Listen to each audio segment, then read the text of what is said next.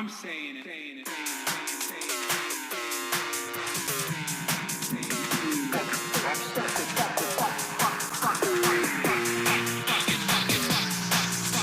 America deserved 9/11.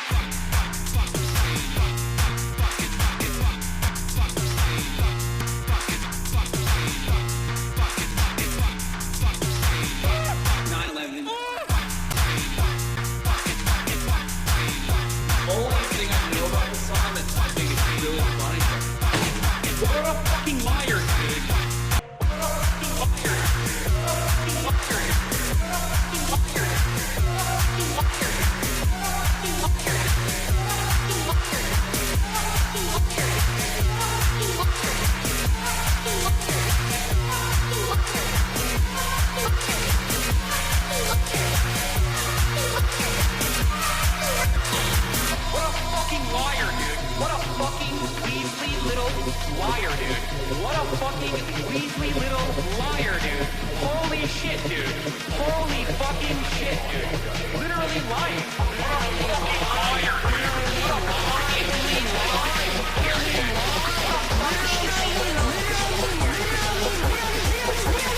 Holy fucking, what the fuck?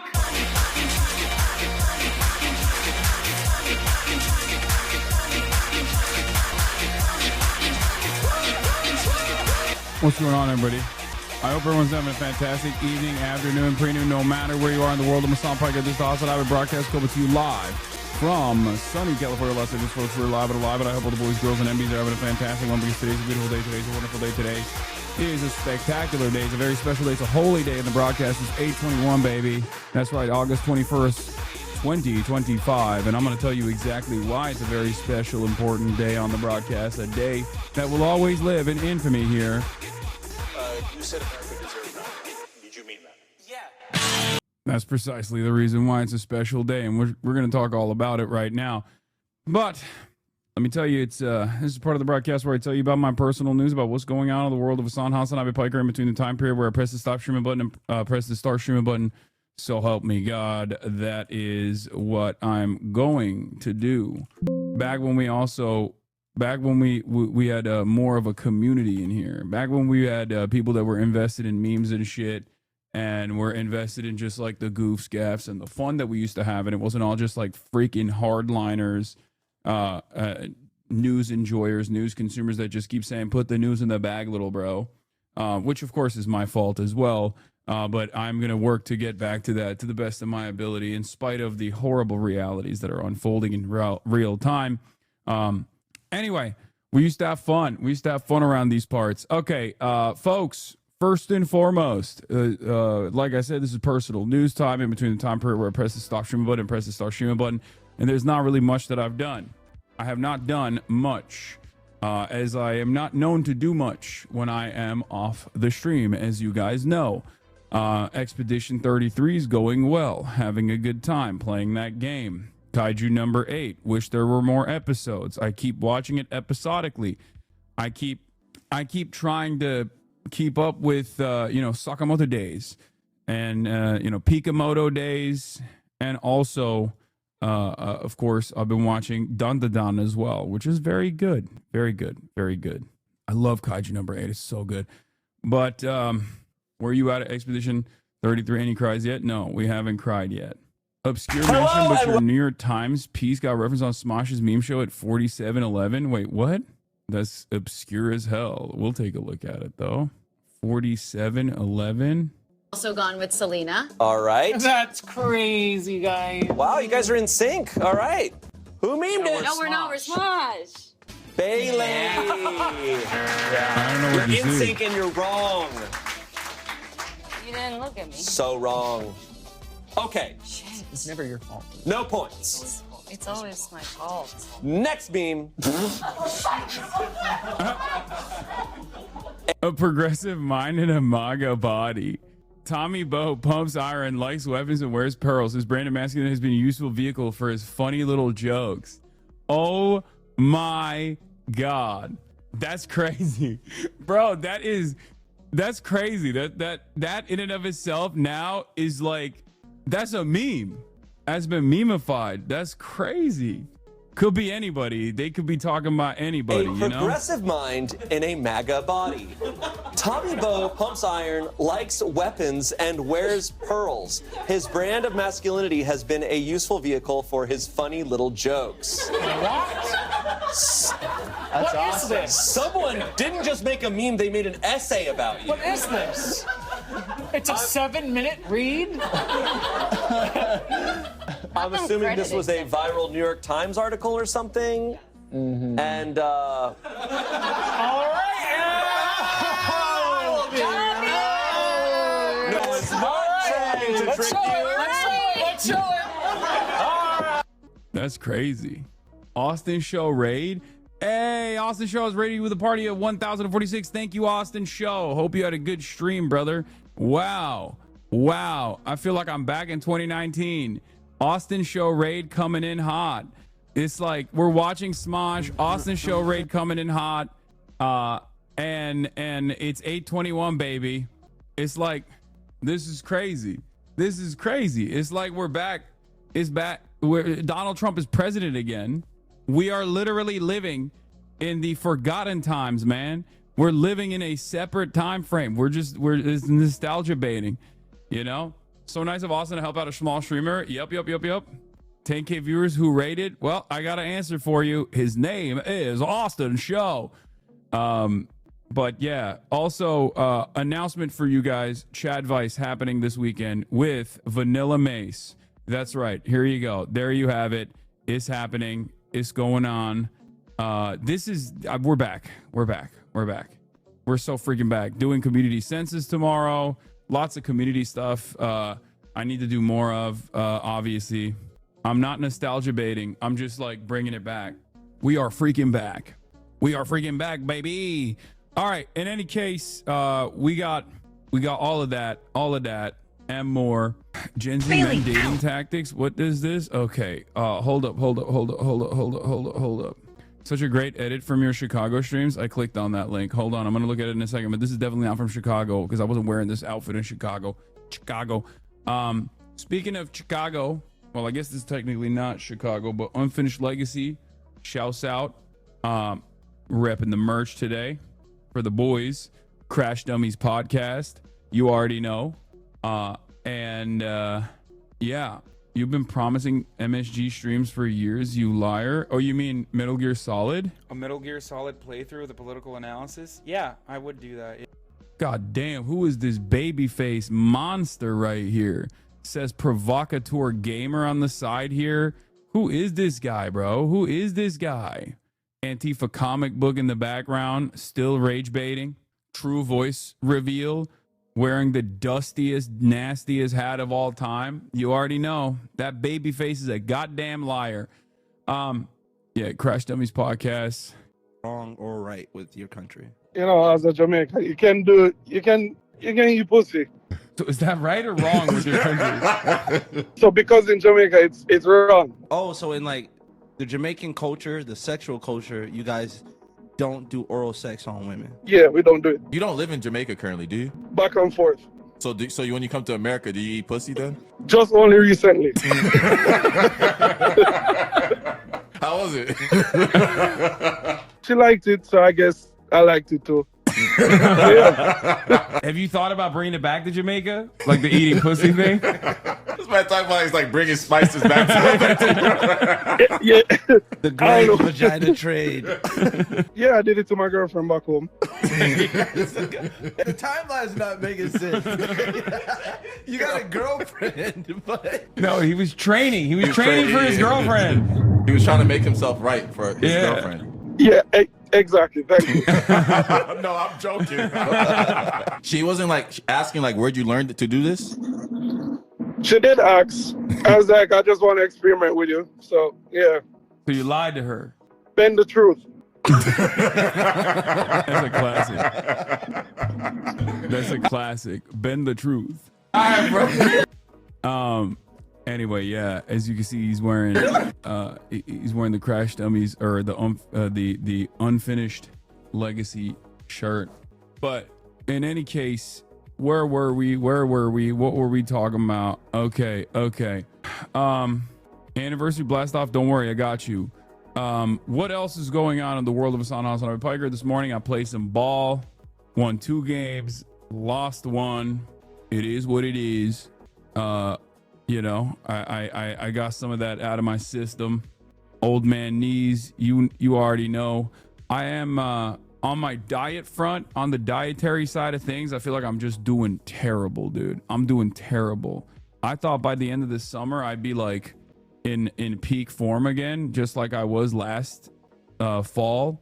Because last year in the fall I hit like 220, like in my 220s, and now every day I'm like bouldering towards 240. It's terrifying, but you know, it's just it is what it is. All right, so if you and Vanilla play some Dress to Impress, my wife will lose her mind. I've never played it. Go to Germany, you will lose so much weight. Yeah, no way. No way. Unkbod unlocked for sure. Trump to patrol DC tonight. Never a slow news day with my guy. Mark Ruffalo being based on threads. Yeah, I'll get to all of it. Don't you worry. God damn, dude. All right, let's blast off real quick. And let's get it twisted. Let's get it going. Hold on. Do you do bulking cutting cycles? No, I've never been able to successfully pull off a bulk. That's an issue for me. When I'm bulking, I'm not doing it deliberately. You know what I mean? It's not happening for good reason. Okay. All right. New IDF leak shows Israel killed 83% civilians. Israel tries to bring back 65K reservists as genocide intensifies in Gaza City. Try reverse Nordic curls for your knee. Mine has never felt better. I do. Chris says overzealous on a stream earlier, but I didn't catch it. Oh, damn. For what it's worth, I'd kill for your ability to eat. I'm hard stuck at 152. My ability to eat is the grass is always greener, chatter. It's not necessarily my ability to eat, although I do have that ability. It's also how much I keep on, you know? Census is not going to be today, right? No, it's going to be tomorrow. Happy 8/21 for all of those of you who celebrate. Okay. Happy 8/21 for those of you for those of us who celebrate. Some of the best and brightest in here. No Twitch notification, no Discord notification. Yeah, I wanted this to be a secret stream. Venezuela invasion? Question mark.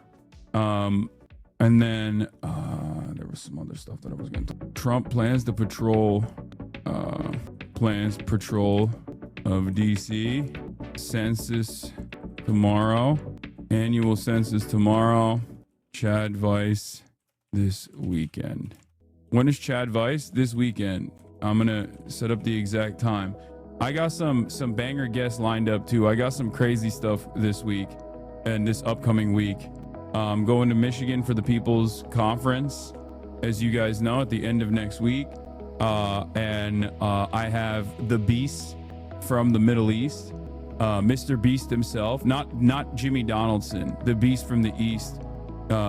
He's a Dr. Mo. He's a doctor who went to Gaza. He was on Piers Morgan's show as well. He's going to be in the building. I'm going to have him here. I also am planning on potentially doing like a Dean, the TikTok debate, Spider-Man Dean, to talk to him about to go through some of the talking points that Charlie Kirk has been deploying and that he hears from MAGA supporters, because he's Mr. Hog Wrangler. Motherfucker. Oh, he has gray hairs. I am old, man, but I don't even know if I have gray hairs because I'm old or if I have gray hairs because I deal with you children and adults that behave like children. Yes, Minneapolis visit for Omar Fateh is also in the works, and also Grant Planter or Platner, however you say it.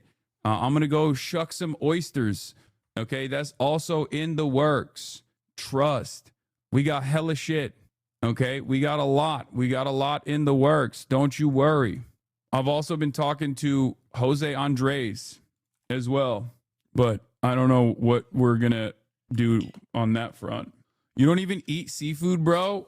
I would eat seafood in honor of the situation, okay? In honor of like going to Maine and doing all that, I will eat seafood just for the occasion. Okay. Jose Andres, the friend of Israel. Okay, yes. All of you need to fucking shut the fuck up. Okay, shut up.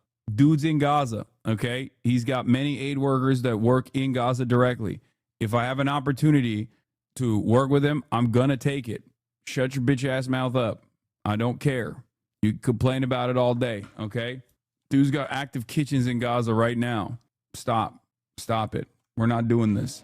Anyway, it's like when I was trying to do an interview with Obama and everyone was like, well, he's a war criminal, bro. It's like, okay, just like, let me do my thing. Okay, calm down. I haven't even done anything yet and people are already chirping. All right, anyway, happy 8/21. There's a lot of new people in this community. Many post October 7 leavers, returners, enjoyers. So for those of you who don't know the lore of 8/21, let me explain to you. On the faithful afternoon of August 20th, 2019, I famously was reacting to Daniel Jedediah Crenshaw, Texas District 2. Ironically enough, also gerrymandered to look like an eye patch. Very strange, I know.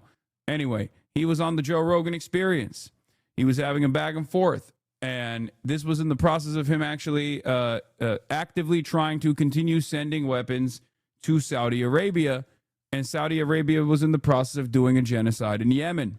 Bernie Sanders had come out with a veto, or not a veto necessarily, but a denial of weapons transfers to Saudi Arabia, citing human rights concerns. Dan Crenshaw was vetoing that. Okay. And he was on the Joe Rogan Experience, advocating for why he was vetoing that, among many other things. Joe Rogan asked him about 9/11 and many other things. And Dan Crenshaw, who had already personally experienced his own version of like going over there and fighting, okay, said they hate us because they ain't us, which of course zapped my brain, my soul, my consciousness. And I responded with the famous words, America deserved 9/11. Okay, those were the famous things that I said. I said some other stuff as well. Which of course kick-started the process. Do we even have like a short explainer of that saga? I feel like there's gotta be an HasanAbi video or something. What is this? 8/21 HasanAbi song. This is from 4 years ago. Ever since, August has always been a famous, notorious month for me. That's usually when I get canceled every year. I don't know why. The month of August is always tumultuous.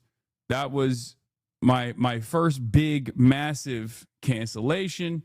I, of course, was talking about blowback and American intervention in the region, inevitably leading to a devastating and very violent retaliation. By people who we had armed and trained, as a matter of fact. Forces that we used against the Russians in Afghanistan to draw them into a long, convoluted conflict in Afghanistan that would inevitably end the USSR. Russia's very own Vietnam. Okay? That was the point. But of course, as always, should have chosen my words carefully. And I didn't. 2019 was the year. People have still refused to let this go. They still try to fucking vilify me over this, even though it's very stupid, very dumb. It's already totally past that point. But I was definitely vindicated in 2021 in the 20th anniversary of the Afghan invasion, where a lot of documentaries basically came out spelling out exactly what I was saying in 2019. And yeah, that's it. Once again, right, but too early. Doesn't matter. People never let that kind of thing go. But it's a day we celebrate.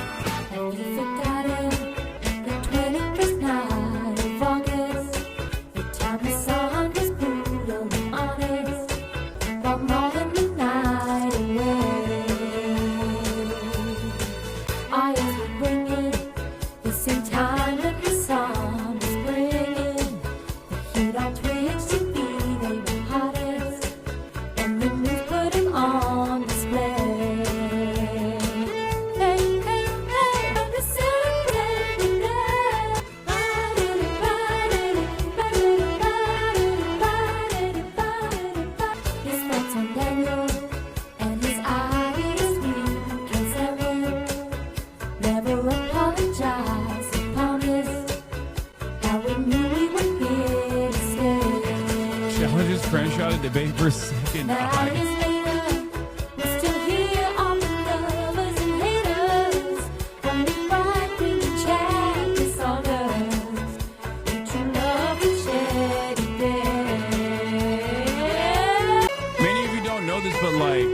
Austin Ox is a OG memer in this community, OG vegan memer, before he became my nightmare, my mortal enemy, and also editor to many in the space, including but not limited to Boy, of course. Yeah. So what is this? What happened to his eye? A tier. Okay, this guy. No shot. What happened to his eye? I guess back, bro. You know what? I look at like all the Zoomers, right? All the Zoomer content creators now, like Phase Boys and stuff, doing girl content. Like I was doing girl content. The OG girl content was me bringing girls over to basically show them Joe Rogan videos. That's it. Hold on. And HasanAbi Productions was farming. Yeah. What happened to his eye? Adapting his COD videos. Yeah. Oh my God. What? What happened to his eye? You're probably wondering how we got here. Dude, but look let how me tell ass you. AI voice was. Out here in the fields. Wait, is this an 820? Oh, this is the 821 video. Okay. Challenges the debate for second eye is the funniest thing in this vid. Bring the painted nails back? Maybe. Kindly, can we blast off? Don't mean to sound like a bozo. I already did, chatter. I don't know if anyone showed you this, but he said it too. I ain't sending this again. What is this? Who is this? Who is this?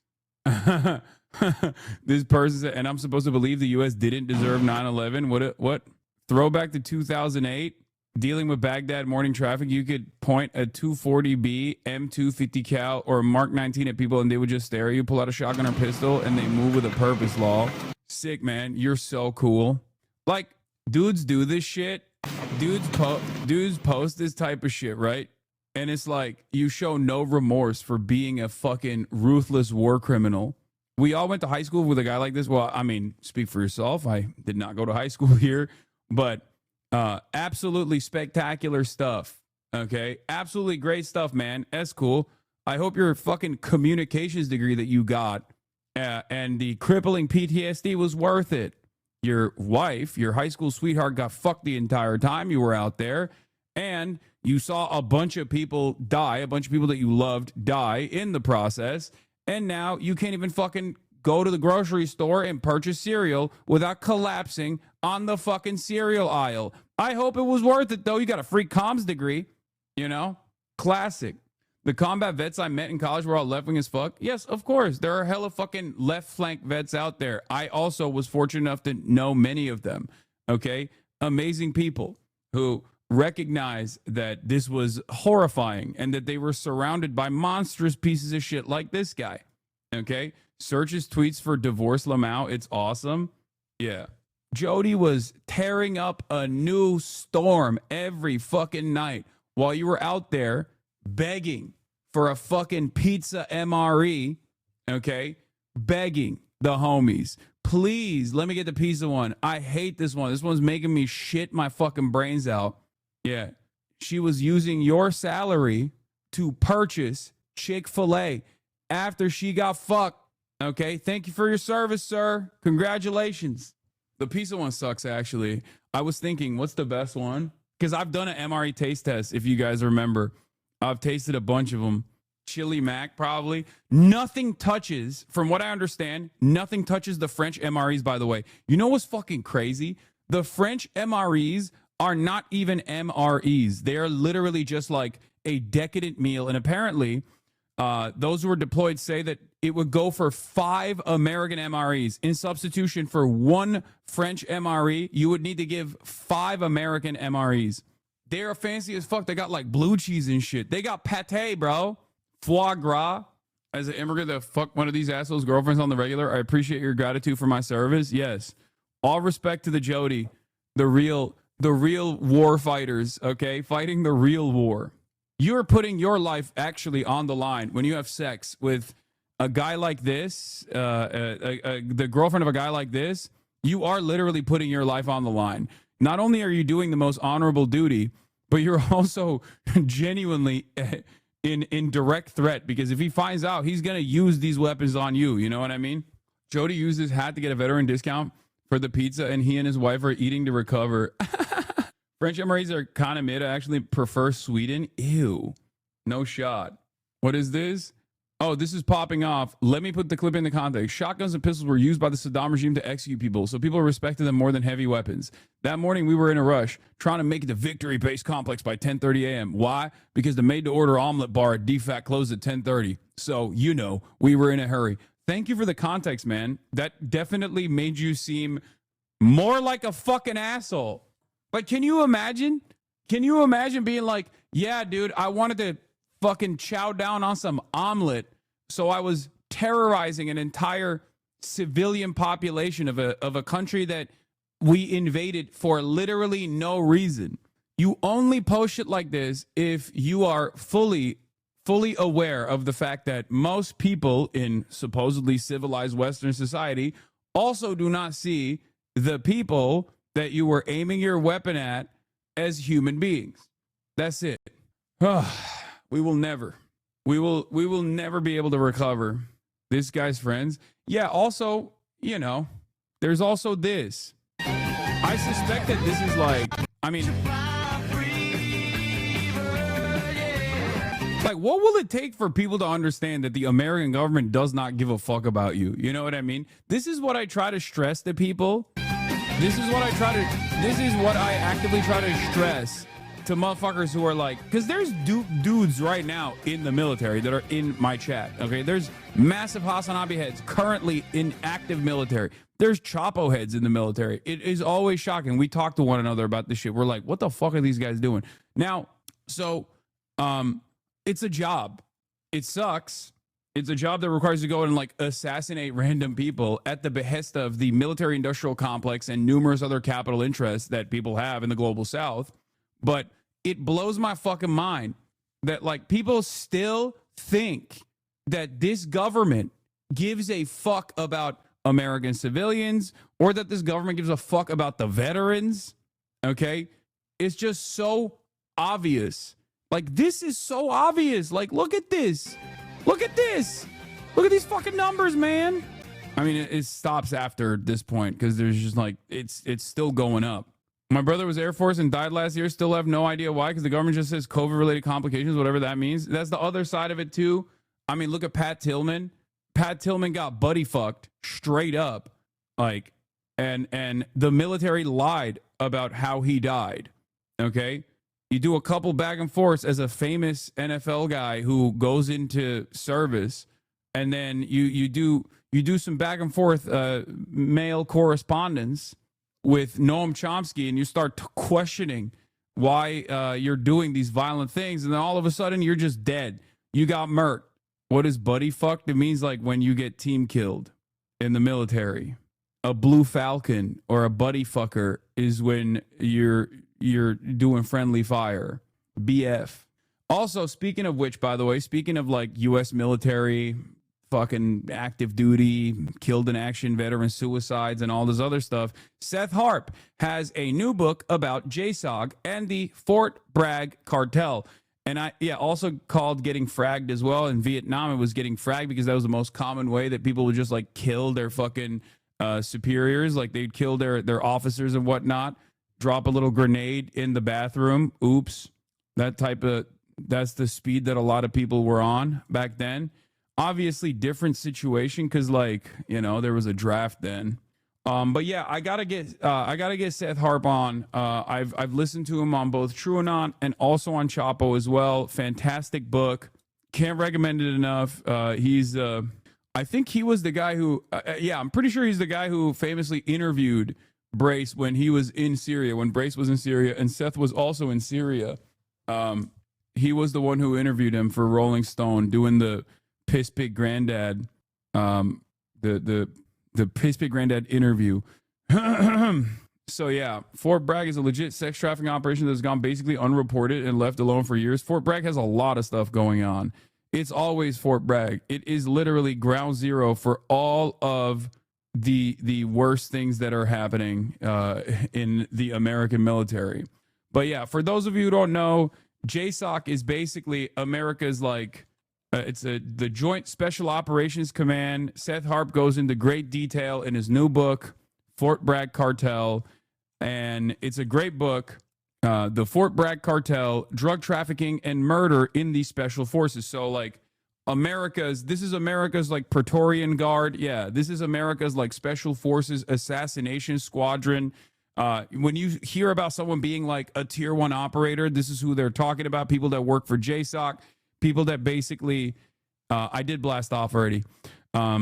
People that basically do like assassinations like Delta Force.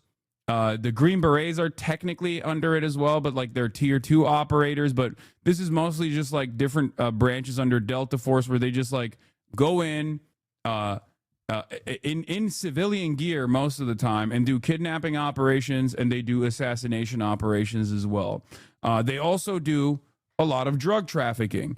And they have trained the cartels. Specifically, I think, what is it? MS-13, like the original formation of MS-13 was directly trained by special forces. They also did a lot of heroin. Personally did a lot of heroin, but also literally did a lot of heroin trade in Afghanistan as well. It was a big part of, Los Zetas was famously trained by the special forces. And then I think, not MS-13. Why did I say MS-13? Sorry, MS-13 is not even in fucking Mexico. Sorry, MS-13 is another American invention, but that's El Salvador. I had a little brain fart there. So, like I said, the book is called, I gotta have him on, man. I gotta have him on. The book is called The Fort Bragg Cartel, Drug Trafficking, and Murder in the Special Forces by Seth Harp. He went in, he basically starts off by detailing the story of a dude, like a Delta Force guy and a Green Beret, who were besties, both from Fort Bragg, and their shared interest over consuming copious amounts of drugs and like a murder that takes place. And it's not the murder necessarily, but it's the cover up that comes afterwards that piqued his interest into. Like diving further into why the American government actively lets these guys get away with whatever the fuck they want to do. And there's some heinous shit that they've done. You might also know a lot of these guys and their stories. Most of them are exaggerated. The ones that do speak out and do the podcast circuit are oftentimes like notorious fabulists and people who exaggerate claims. But, there is like a real tier 1 operator culture that has exploded all around the country at this point. But can you explain how MS-13 is an American invention? Yes. El Salvadoran migrants were purposely kept out of participating in the normal economy. And as a consequence of that, they set up gangs, and then they were imprisoned. And then when they were in prison in California, they set up a prison gang called MS-13. And then the United States of America took all of those guys and shipped them back to El Salvador without telling the Salvadoran government that they were actually active criminals. This created a robust network between California, the United States of America, and also El Salvador, which these guys were able to, with the knowledge and the weapons that they were able to get from the United States of America, basically were able to take control over an entire country. America is such a violent nation that even criminals, even our criminals can basically get together and like take over an entire fucking country. At least back in the day, it was like that. Anyway, that's a brief summarization. You should go into it further. You should look into it a little bit further as well. Okay, so we bust cartel members into another country. Don't we cry about that happening every day here? Yes, for the record. Yes, that is exactly why there is an irony. You have to explain it further than just saying they were shipped from America back to El Salvador. What kind of chicken shit analysis is that? What do you mean? The American government took the Salvadoran migrant prisoners, and literally put them on a plane in civilian clothing and sent them to El Salvador without telling the Salvadoran government that they were actually fucking rugged criminals. It's not chicken shit analysis. It's what happened. I know it sounds stupid, But that's what happened. That's why I said you should explore it further. I don't want to dive into that currently today. There's a lot going on. Anyway, okay. Yeah, it's not even analysis. It's just a description. It's a description of events that unfolded. So obviously we're going to be talking about Israel's final solution, final push into Gaza City and all that as well today, obviously. I don't want to sound like a dumbass, but how do you find all this out? Like, what the hell? I've never heard that. I mean, I don't know. I read. I'm interested in things, I guess. And whenever people say like, oh, what book? There's not like one book, dude. It's many. Yeah, be a political engineer like me. Yes, Dropsite obviously has Hamas's ceasefire agreement. We'll be talking about that. Before I do that, though, here's Mark Ruffalo. The thing that's most upsetting about Jeffrey Schumer, Gillibrand, Buttigieg, Hochul, and Obama not endorsing Mamdani, who outperformed even Hochul and Adams in New York City, is just how unfair and shabby they treat our progressive family. We always go work for them. When Harris would not break with Biden on the Gaza genocide, we still backed her. Mamdani's asking for free bus rides, lower rents, and affordable food, and all these guys are withholding endorsements. It is incredibly disrespectful and unfair. That's what Mark says. Of course, maybe this is a moment of awakening for him to realize that it's because they hate us, sometimes even more than they hate the right. So, you know, it's because the left keeps liberals honest, or rather, the left shows the dishonesty of liberals and their lack of interest in their lack of interest in like actually following through on some of these policies that they claim to care about. What is this? Did you see this? Adam Friedland. Am I crazy for thinking he hasn't been on an ep yet? Just saw him now and he's on the same page as Ethan. Oh my God, that's awesome. Ethan, go on. Ethan should go on the Adam Friedland show. That would be fucking hilarious. All right. What is this clip?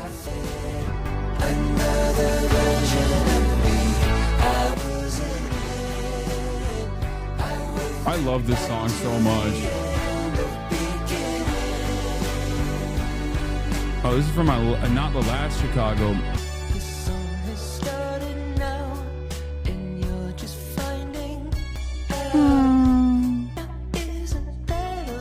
I miss March, man. Where is he? March is dead, bro.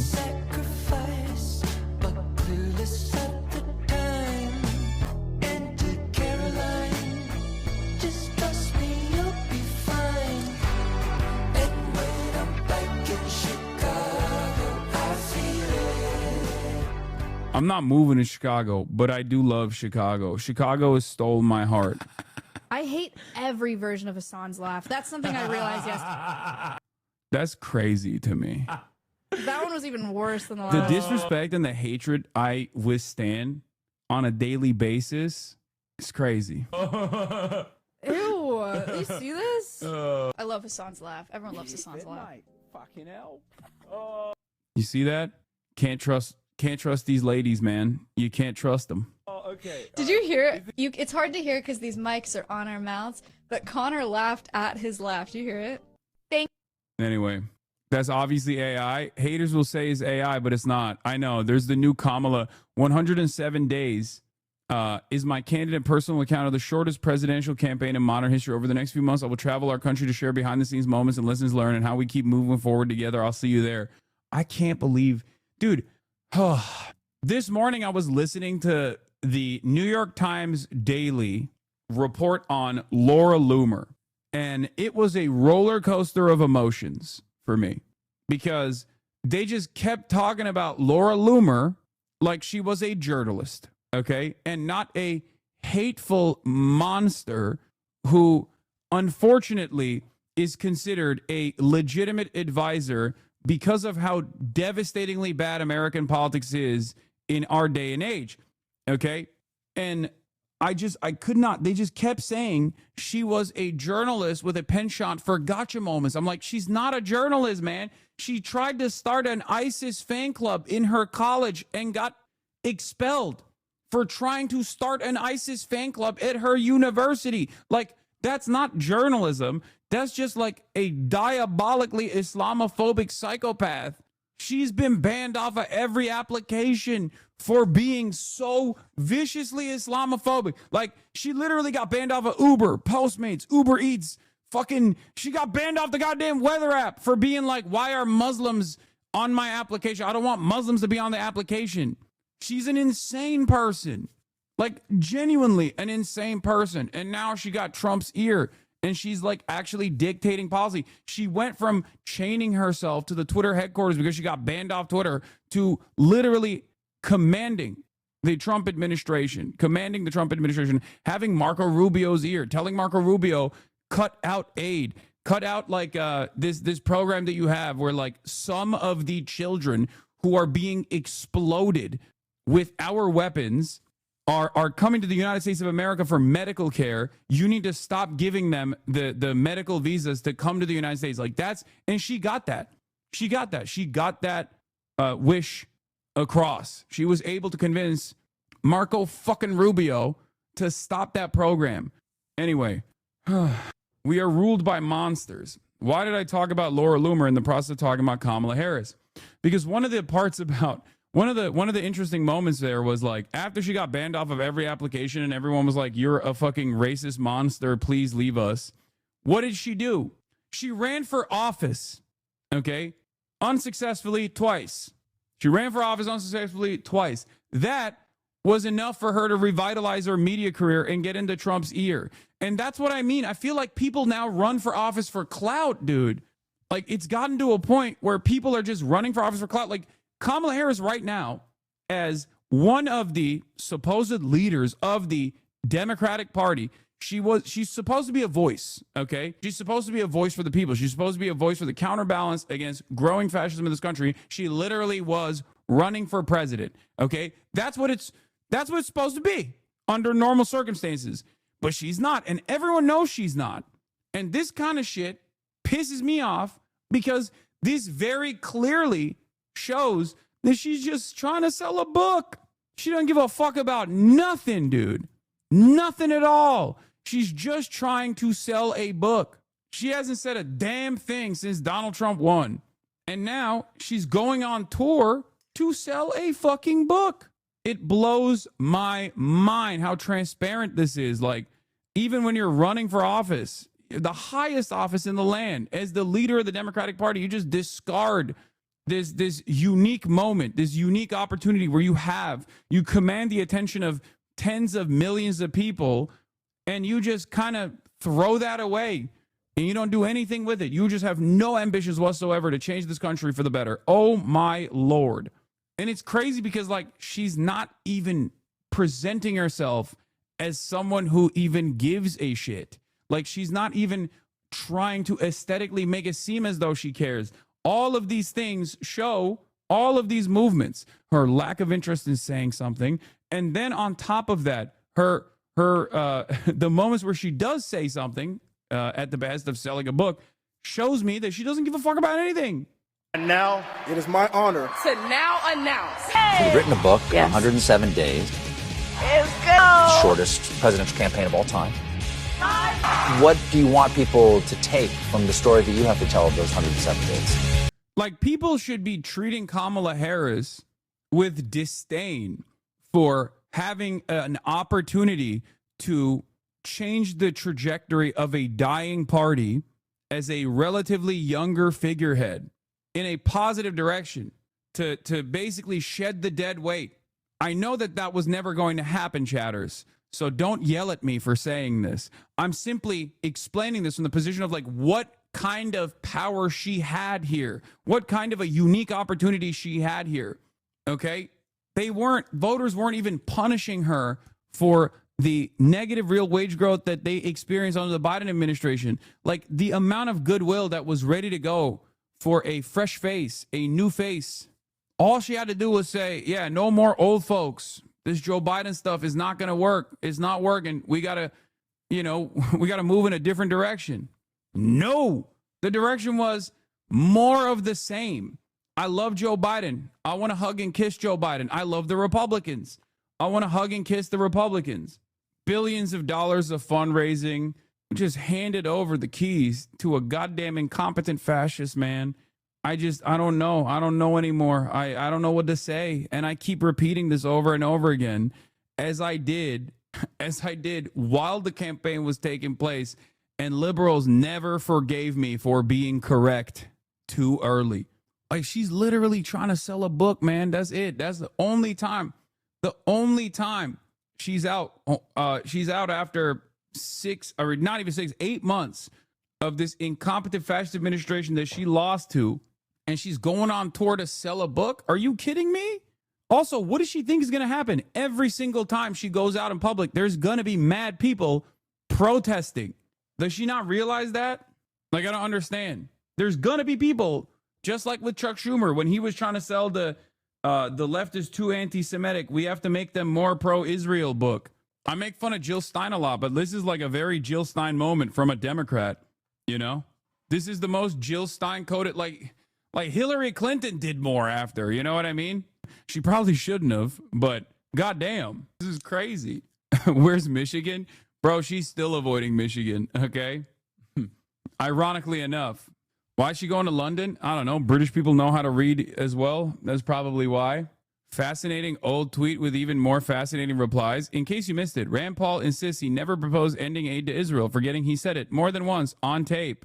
Democrats, ashamed my party supports Israel in spite of the indisputable war crimes. At least Senator Rand Paul struggles with it. Hashtag Gaza under attack.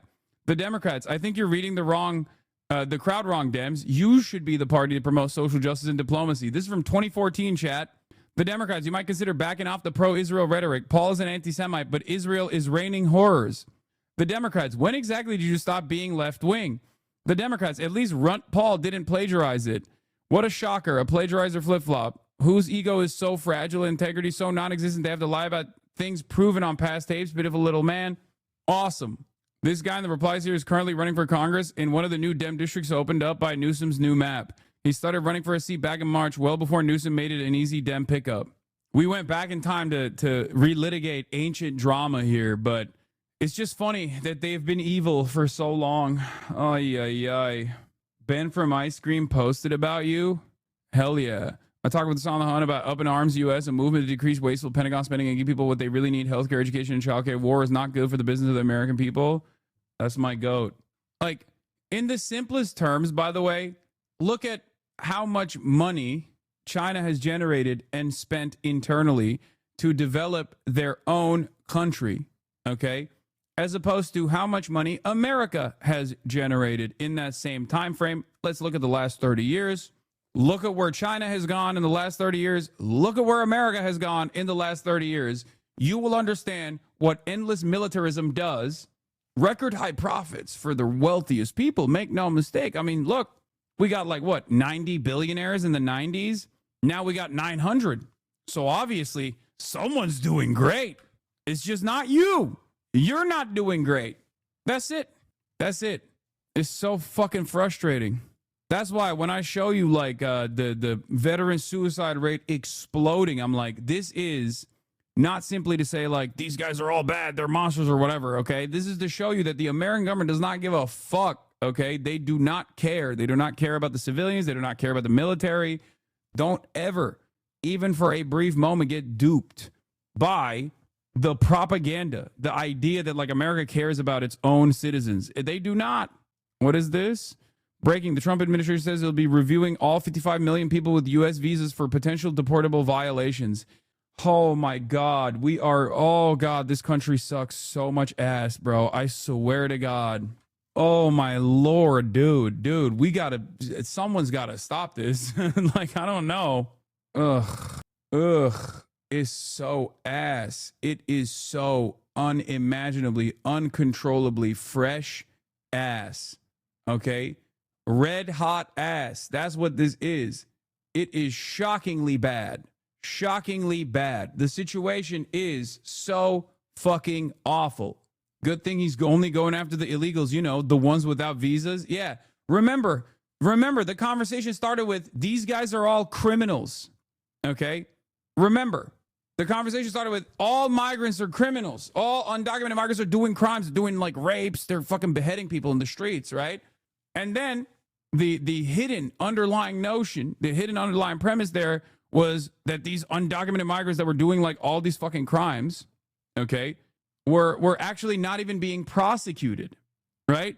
That the Biden administration and the cops under the Biden regime were simply not prosecuting these criminal migrants, right? And Trump was going to do that, and then he was going to subsequently deport them.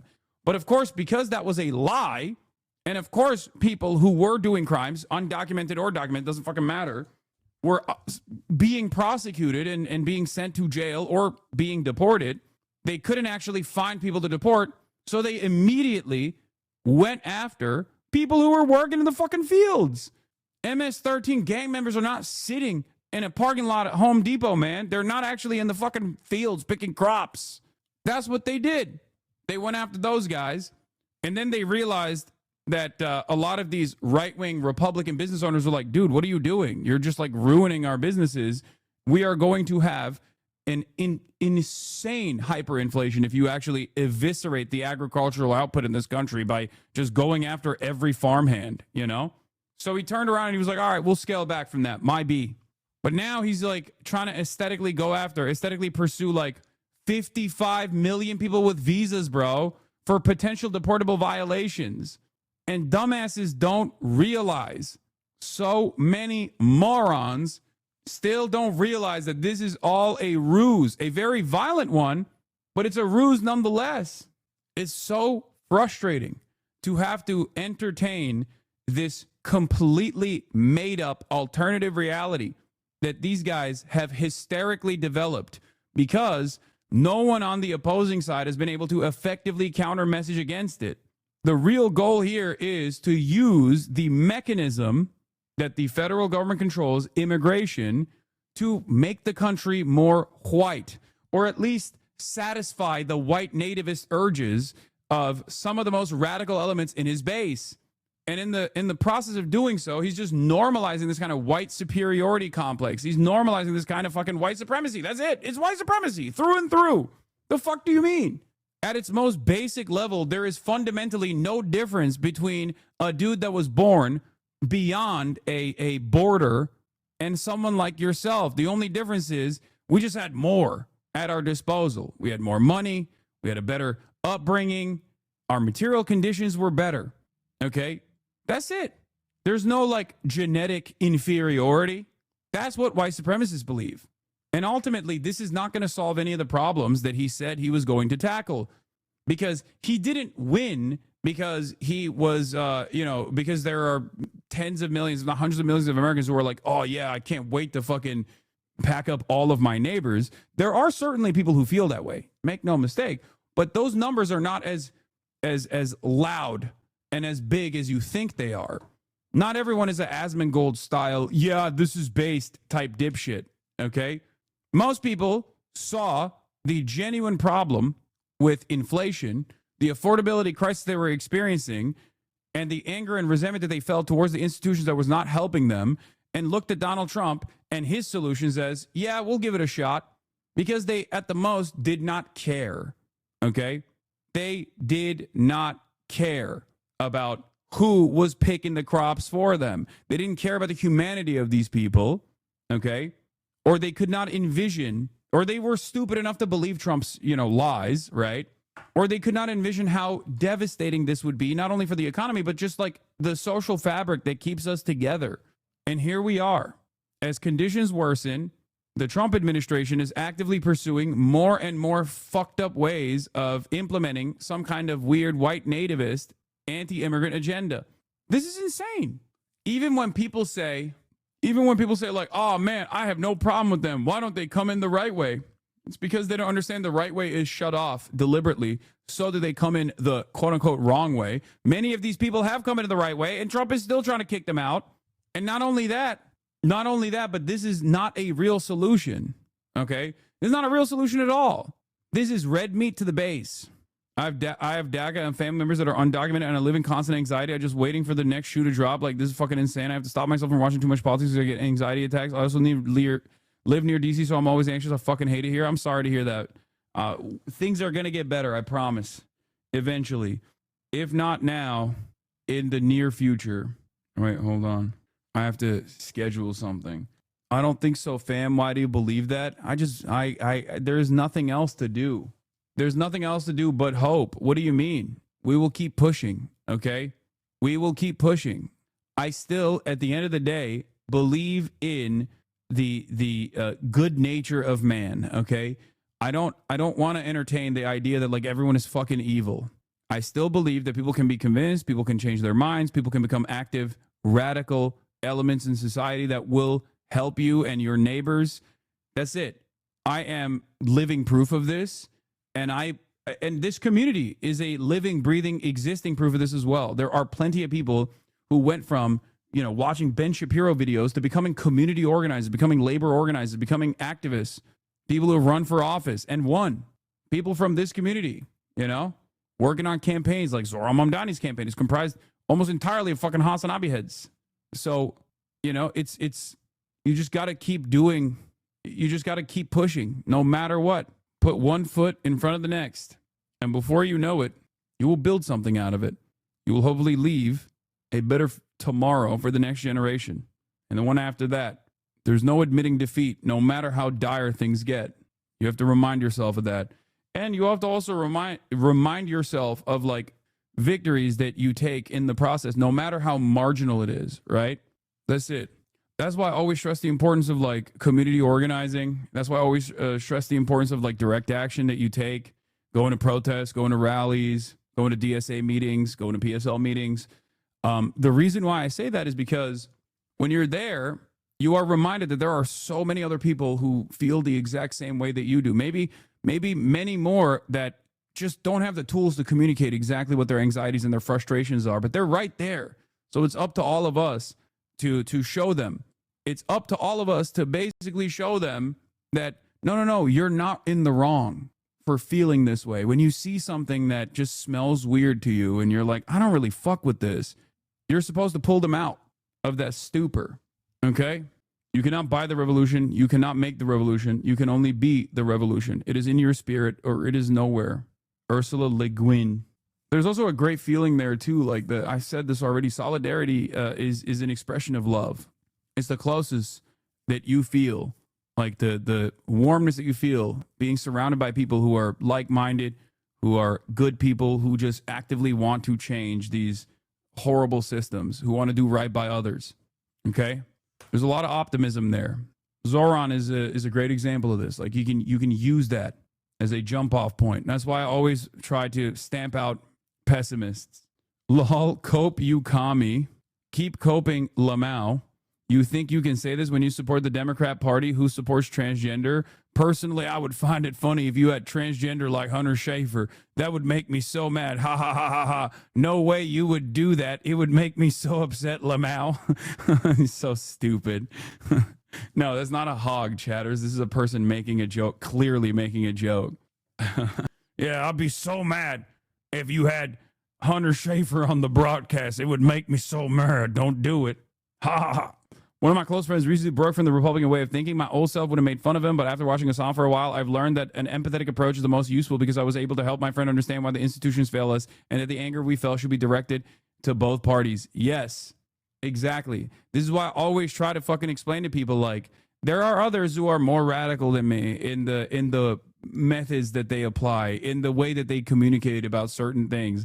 I'm never going to be that person. I'm always going to be the person who tells you, I understand the power of social conditioning and the way that like the average person takes for granted a lot of structural inequalities as just the reality. Okay. And therefore, within these structures, in order to tackle these structures from within, you have to be more graceful with people who are even spewing hateful shit at times. You have to remind yourself that everyone has the capacity to learn. Everyone has the capacity to change. I think hardening your perspective to signal your moral superiority unironically comes across as off-putting to many people. And I totally understand why people go, well, off-putting, tough titties, we're right, they're wrong. I get it, but you're not going to actually win a lot of people on board, win a lot of people to your side by doing that, right? And the goal is to cast a wide net and engage in that deprogramming and try to get people on board. Try to get people to realize what the truth is, that this system is designed in a way where these violent outcomes are taking place. You can't just leave people experiencing those violent outcomes rudderless. You can't just leave those people alone and just like hope that they inevitably arrive at a copy of like I don't know, a copy of like Marxist literature. That's not going to happen. That's never going to happen. You just have to guide them in that direction. You have to explain to people why things are the way that they are. A lot of people I talk to, a lot of organizers I talk to, even people who are running for office will tell me I use a lot of the language that I hear here, you know, in your broadcast, and it's been very effective. It's been very effective at converting people. It's been very effective at like changing people's minds, changing people's perspectives to make them redirect their attention to those who are actually the power players. Okay? That's what you got to do. Hasan talks mad shit on Maoists, but spits Maoist theory so much. When have I talked shit on Maoists? Come on now. Come on now. Some of the greatest political movements that have existed in this country that have been phenomenal in its success have been Maoist, the Black Panther Party. How come you don't self-describe as Marxist? It clearly applies. When have I not done that? What? When have I been like, I'm not a Marxist? You always use the line Maoist third worldist when ridiculing certain leftists. Yeah, the Black Panther Party is a great example of like a demonstration of Maoism in the imperial core by a people that have been undermined and kept as an underclass, but it's not a fucking peasant rebellion, you know? Most hypocrite Marxists ever, Lamau. Let me guess. Rich. That's what you're going to say, right? Shut HasanAbi, you're a champagne socialist. Socialism is when no iPhone, no water, vuvuzela, eating rats. Socialism is whatever I decided socialism is. A guy who doesn't actually know what socialism is at all, and despises it anyway and is terrified of it anyway, is now getting to determine what socialism actually is. Thank you. Anyway, here's what the Democrats are busy with. MSNBC, Jim Vandehei on the rising Democratic MAGA movement. Jim Vandehei. So, Jim, we kind of walked right into your column. Let's read from it. It's titled The Rising Democratic MAGA Movement. You write Democrats needing, quote, their own version of a populist, anti-establishment, MAGA-like makeover. So what does that look like, Jim? Yeah, it looks like what you were just talking about with Gavin Newsom, right? Trying to adopt a lot of the techniques that you saw from Trump, that you've seen from MAGA. Get on social media, be a warrior, curse a lot, try to have a lot of edge, insert yourself into the news cycle. I think the bigger part, though, is what you've seen happening in New York, what you've seen happen in Minneapolis, the popularity of Bernie Sanders, the number of people turning out for AOC events, that right now the momentum in the party is very much for the very progressive wing of the Democratic Party, which is not that much of a shock, but I think is probably problematic in the off-year elections for Democrats. It's just not where... Guys, please look away at the only motion within the Democratic Party, the most popular Democrats. Look away from them. Do not go in that direction. It's very bad. It's the worst, actually. Why? Because I said so. Because I said so. It's really bad. It's going to be really bad, okay? What's really good is what the Democrats have done so far, which is hug and kiss the Republicans, okay? That's really good. Even though it failed, and it continues to fail over and over again, do not do the thing that is succeeding, because that's scary. Why? Because I'm a rich guy, and I am afraid of it, and therefore you should be too. Politics is about putting forward the most corporate-backed candidate that is an empty, hollowed-out suit, a husk, a person with no real interest in making things better for others, okay? That's what politics is about. The more annoying and neoliberal your candidate is, the more adult you are, the braver you are, the smarter you are, because obviously that is what is supposed to happen. What do you mean? What do you mean? You're supposed to have adults in the room, right? That's the attitude, right? The vast majority of the country seems to be. I think it's one of the reasons that the Democratic brand overall is low.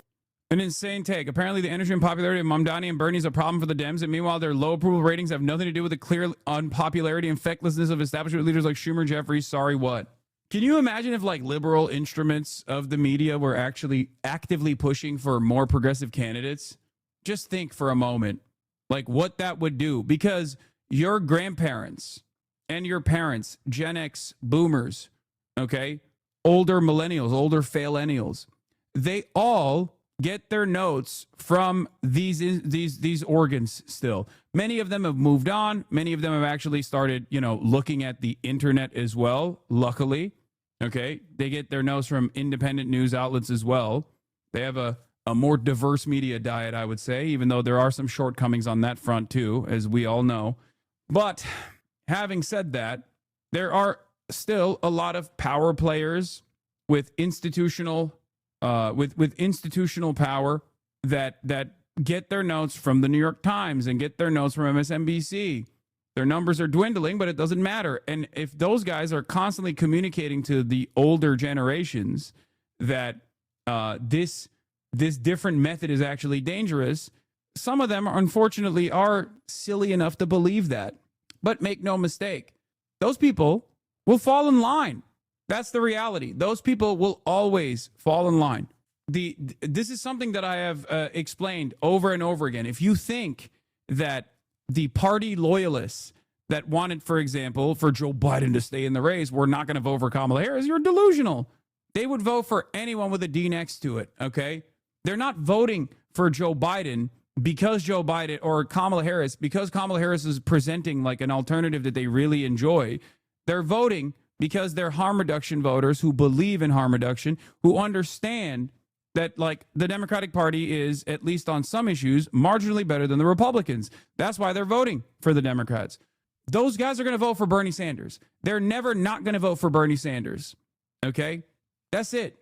It's ridiculous to assume that like consistent blue no matter who voters are going to fucking turn around and be like, well, I really hate the progressive guy that is, advocating for the same things that other candidates that I voted for also advocated for. Why would I not vote for this person? Like Zohran Mamdani is a great example of this because, like, yeah, he's a socialist and that's a good thing. But like his advocacy in the mayoral race is not about like seizing the means of production. His advocacy in the mayoral race and the limited confines of like what that office and the power that the office holds revolves around like free buses, fast and free buses, trying to fix the fucking housing market crisis, freezing the rent. Those are not radical propositions. It's only a radical proposition if your brain is distorted from endless amounts of propaganda from both right-wing outlets and also liberal outlets alike. It's crazy. Anyway, we're obviously going to talk about Israel-Palestine in a second, but we got Ben Rhodes popping off. Again, Obama's very own foreign policy guy, Ben Rhodes, chirping quite a bit about Israel and the Democratic Party's inability to sever ties with Israel, even though it's dead weight. I feel like we are doomed to consistently relitigate the same exact problems. They just don't give a fuck. The Dems just don't care about fixing any of these goddamn issues. Perhaps refusing to endorse a Democratic nominee for mayor who has inspired new people to get into politics in the country is the biggest city where you also live in is a clue for a broader problem. Just one idea. This is an article from the Rolling Stones that says Dems are struggling to register voters and raise money. Everyone is ringing the alarm bells about the Democrats, as I have as well. Okay? I'm not Mr. Electoralism, but I've told you over and over again, voting is still very important, especially for local office, ballot measures, and the like. Okay? It's the most consequential, least impactful thing that you can do. There's never been a moment where you catch me saying, don't vote. Contrary to what all my fucking idiotic haters routinely lie to their audiences about. If only they had actually come here once and listened to me instead of seeing it from a negative framework, and just outright lies, they would know that. So it's the bare minimum, but it's still consequential. Now, I have warned about what I suspect could potentially happen during the midterms, if there are even fucking midterms at all. Okay? And one of the things that I see is the Democrats' inability to even actively put up any fight whatsoever against the Trump administration is causing a lot of enmity against the Democrats. You're such a tool, dude. I love this. He's talking to the son of a billionaire. Your rich dad forgot to pay the internet bill. Just move on. With a really rich dad. Israel's genocide, ? Yes, my billionaire father. If you got duped by an AI article, you are exactly who I'm talking about. Okay. But I'm glad that you're in here so you can hear my words, okay, coming directly out of my mouth instead of like listening to a fucking moron who lies to you about what my positions are. Don't yell at this person. At least he's in here. We can change that person's mind, okay?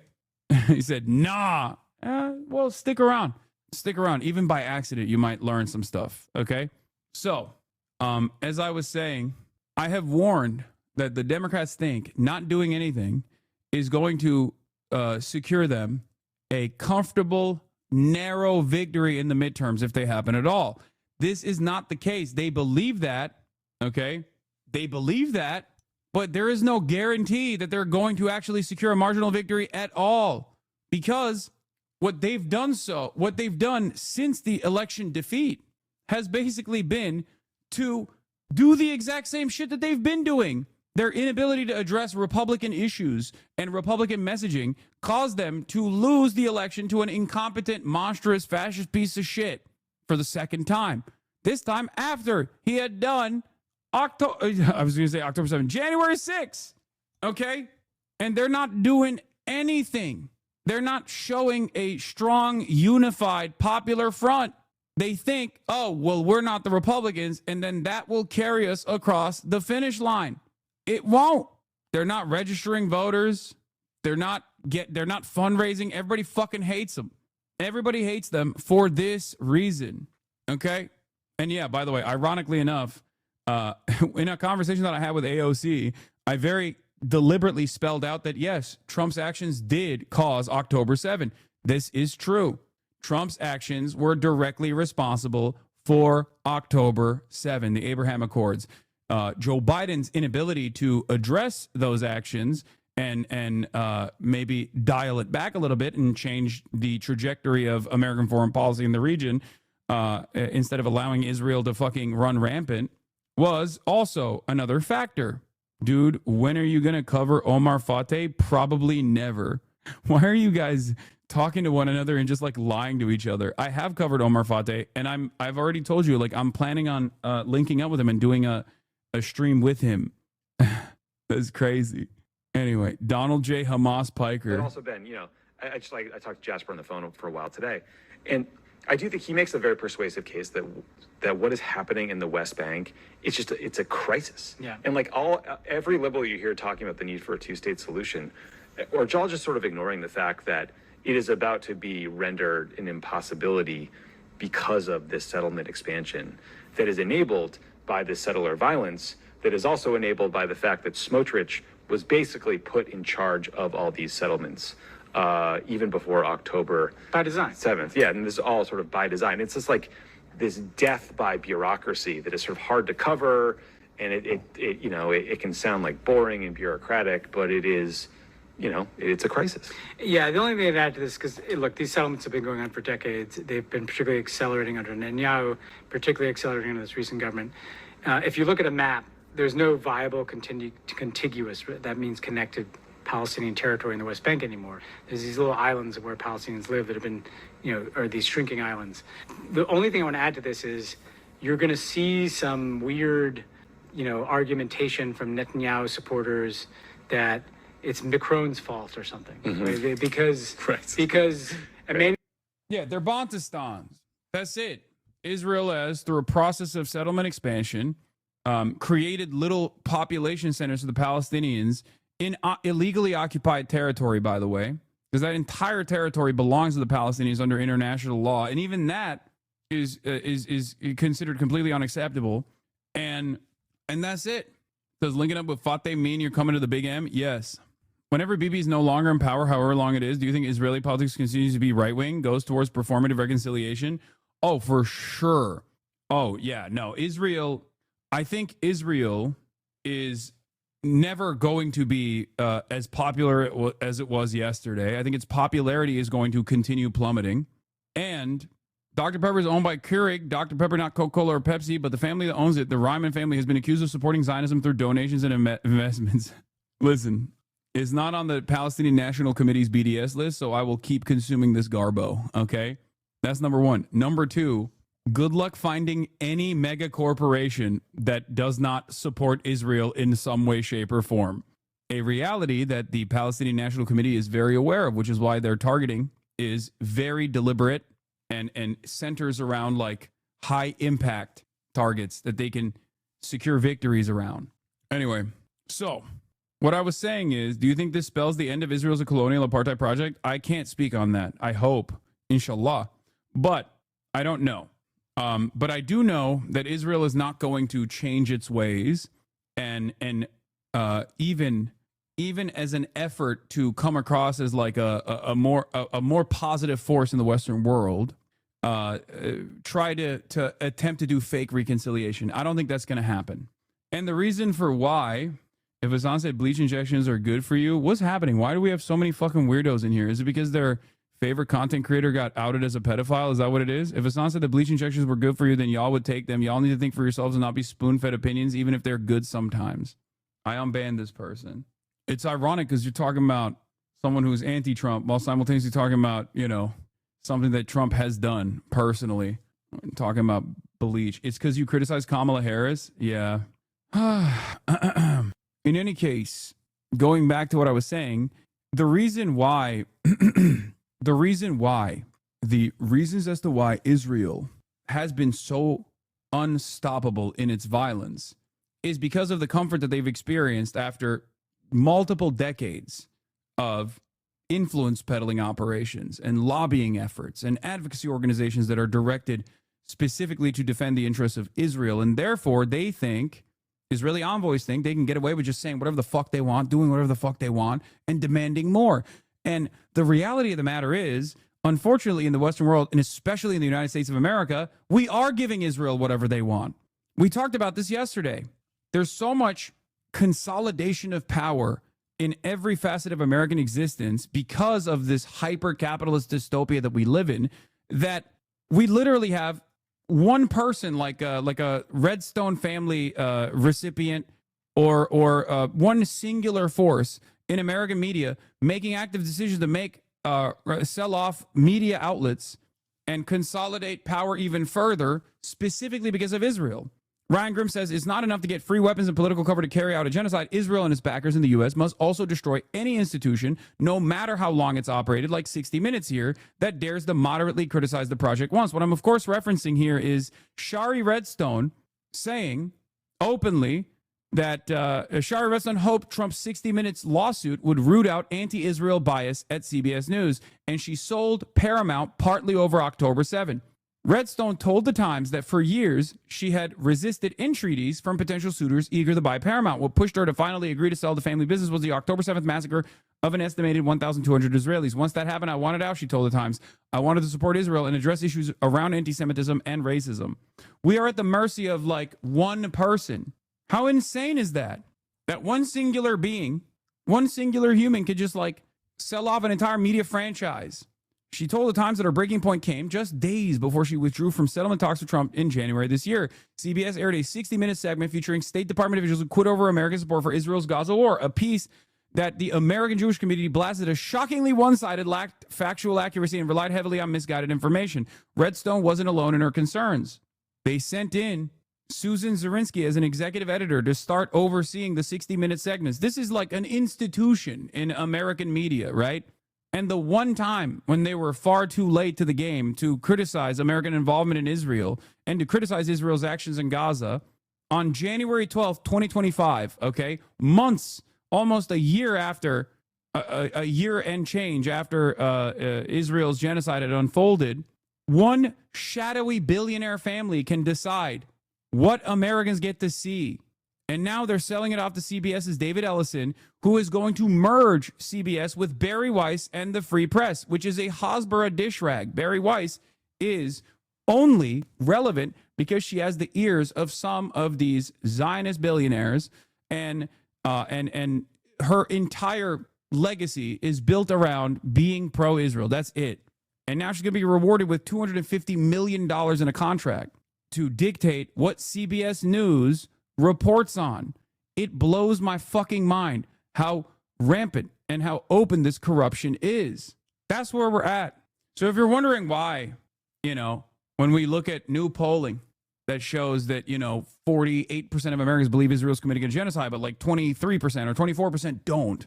You're like, why are those numbers so shitty? Like, this is just a truth, right? This is just what's going on. How can people not see it?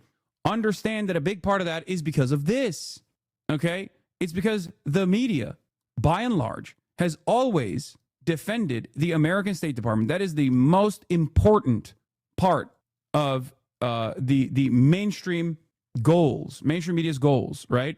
Whether it be lying to pull us into conflict in Iraq and justify the unjustifiable invasion of Iraq, or whether it be to lie at the behest of the Israeli state, which is an important ally by the State Department's analysis.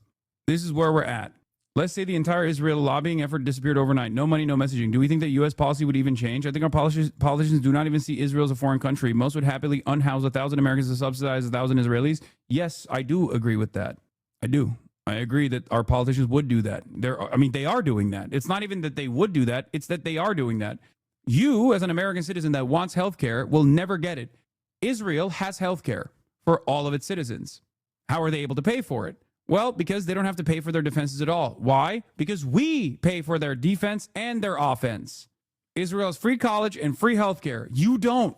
And our politicians keep saying, no, we got to give unlimited funds to Israel, while when you demand free college and free health care, they say, what is that? That's a unicorn. You can't get that. Macron recognized the Palestinian state like at force. That is utter bullshit. They've been doing this last year, 2 years ago, 3 years ago. There's a reason Smotrich is in charge of this, right? So just please discount that argument. They would be doing this whether or not European countries were recognizing a Palestinian state. But also, building on Tommy Vitor and Ben Rhodes' comment, says Jasper Nathaniel, we need to stop letting politicians treat the two-state solution as a sensible way out of this disaster. For decades, it's been the load-bearing wall of liberal support for Israel, pretending to back Palestinian rights while greenlighting their systematic erasure. Unless you can explain how you're going to remove 750,000 armed Messianic West Bank settlers who have the full support of the Israeli government, invoking two states should be treated like climate denial. See Rashida Tlaib in 2019 opposing a House resolution in support of a two-state solution, calling it an unrealistic, unattainable solution that Israel has made impossible. It's time this perspective becomes conventional wisdom. Solution. Because it is. It is the truth. But many Americans don't want to believe it. Many people just don't want to believe it. They think that's the most like radical, progressive proposition that you could ever come up with. It's not. It's ridiculous. The two-state solution is here. This is what the two-state solution is. It's just one state, an apartheid state that is doing a genocide. And it's not like they're shying away. The Times of Israel reports burying a Palestinian state, Smotrich, to approve 3,401 homes in controversial E1 settlement project. They're moving further and further in to the remaining territories within the Bantustan structure that already exists. Anyway, we're going to move into Israel-Palestine related things right now for a brief moment. We got South Park. We got Benjamin Netanyahu's own statements as well. We'll talk about the Hamas concessions and much more. There's a leaked audio of an ex-Israeli military intel chief justifying the killing of tens of thousands in Gaza. They need a Nakba once in a while. The least surprising statement of all time. We already talked about Donald Trump planning to join law enforcement on the streets of D.C. tonight. Oh, my God. Imagine. Anyway, sorry if off topic. Slow typist. I think the hardest thing for people to contend with about you is that nothing you say is original. It's all based on the words and actions of other people, rooting everything in material reality. Neoliberal idealists replace history with what supports their framework at any given moment. Yes, we will be watching South Park, the full episode. Yeah. Also, an update here is, of course, that Hamas has shifted from an organized military force to a decentralized resistance movement engaging in guerrilla warfare, which shields it from Israel's continued operational efforts. This is from the INSS organization. In other words, occupying territory in Gaza or conducting additional military maneuvers is unlikely to bring Hamas to the point of collapse. Rather, this reality may lead to a prolonged and effective guerrilla warfare against IDF forces. After months of unprecedented strain, the IDF is showing signs of fatigue, most evident in the harm to the individual and a decline in discipline. This combo creates fertile ground for unethical and unprofessional behavior, a phenomenon that is likely to increase over time. Unethical and unprofessional behavior within the genocidal occupation army, by the way.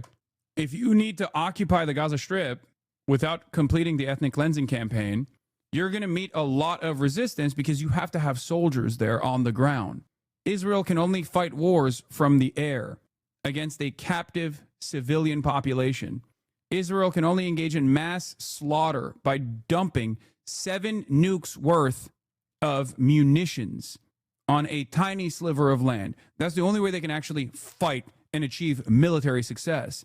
They cannot continue to militarily occupy the Gaza Strip as long as there are Palestinians there, because they will always take up arms and they will always smoke the Israeli occupying force troops that are illegally occupying the Gaza Strip, that are engaging in a genocide, the crime of all crimes. And that's where we're at.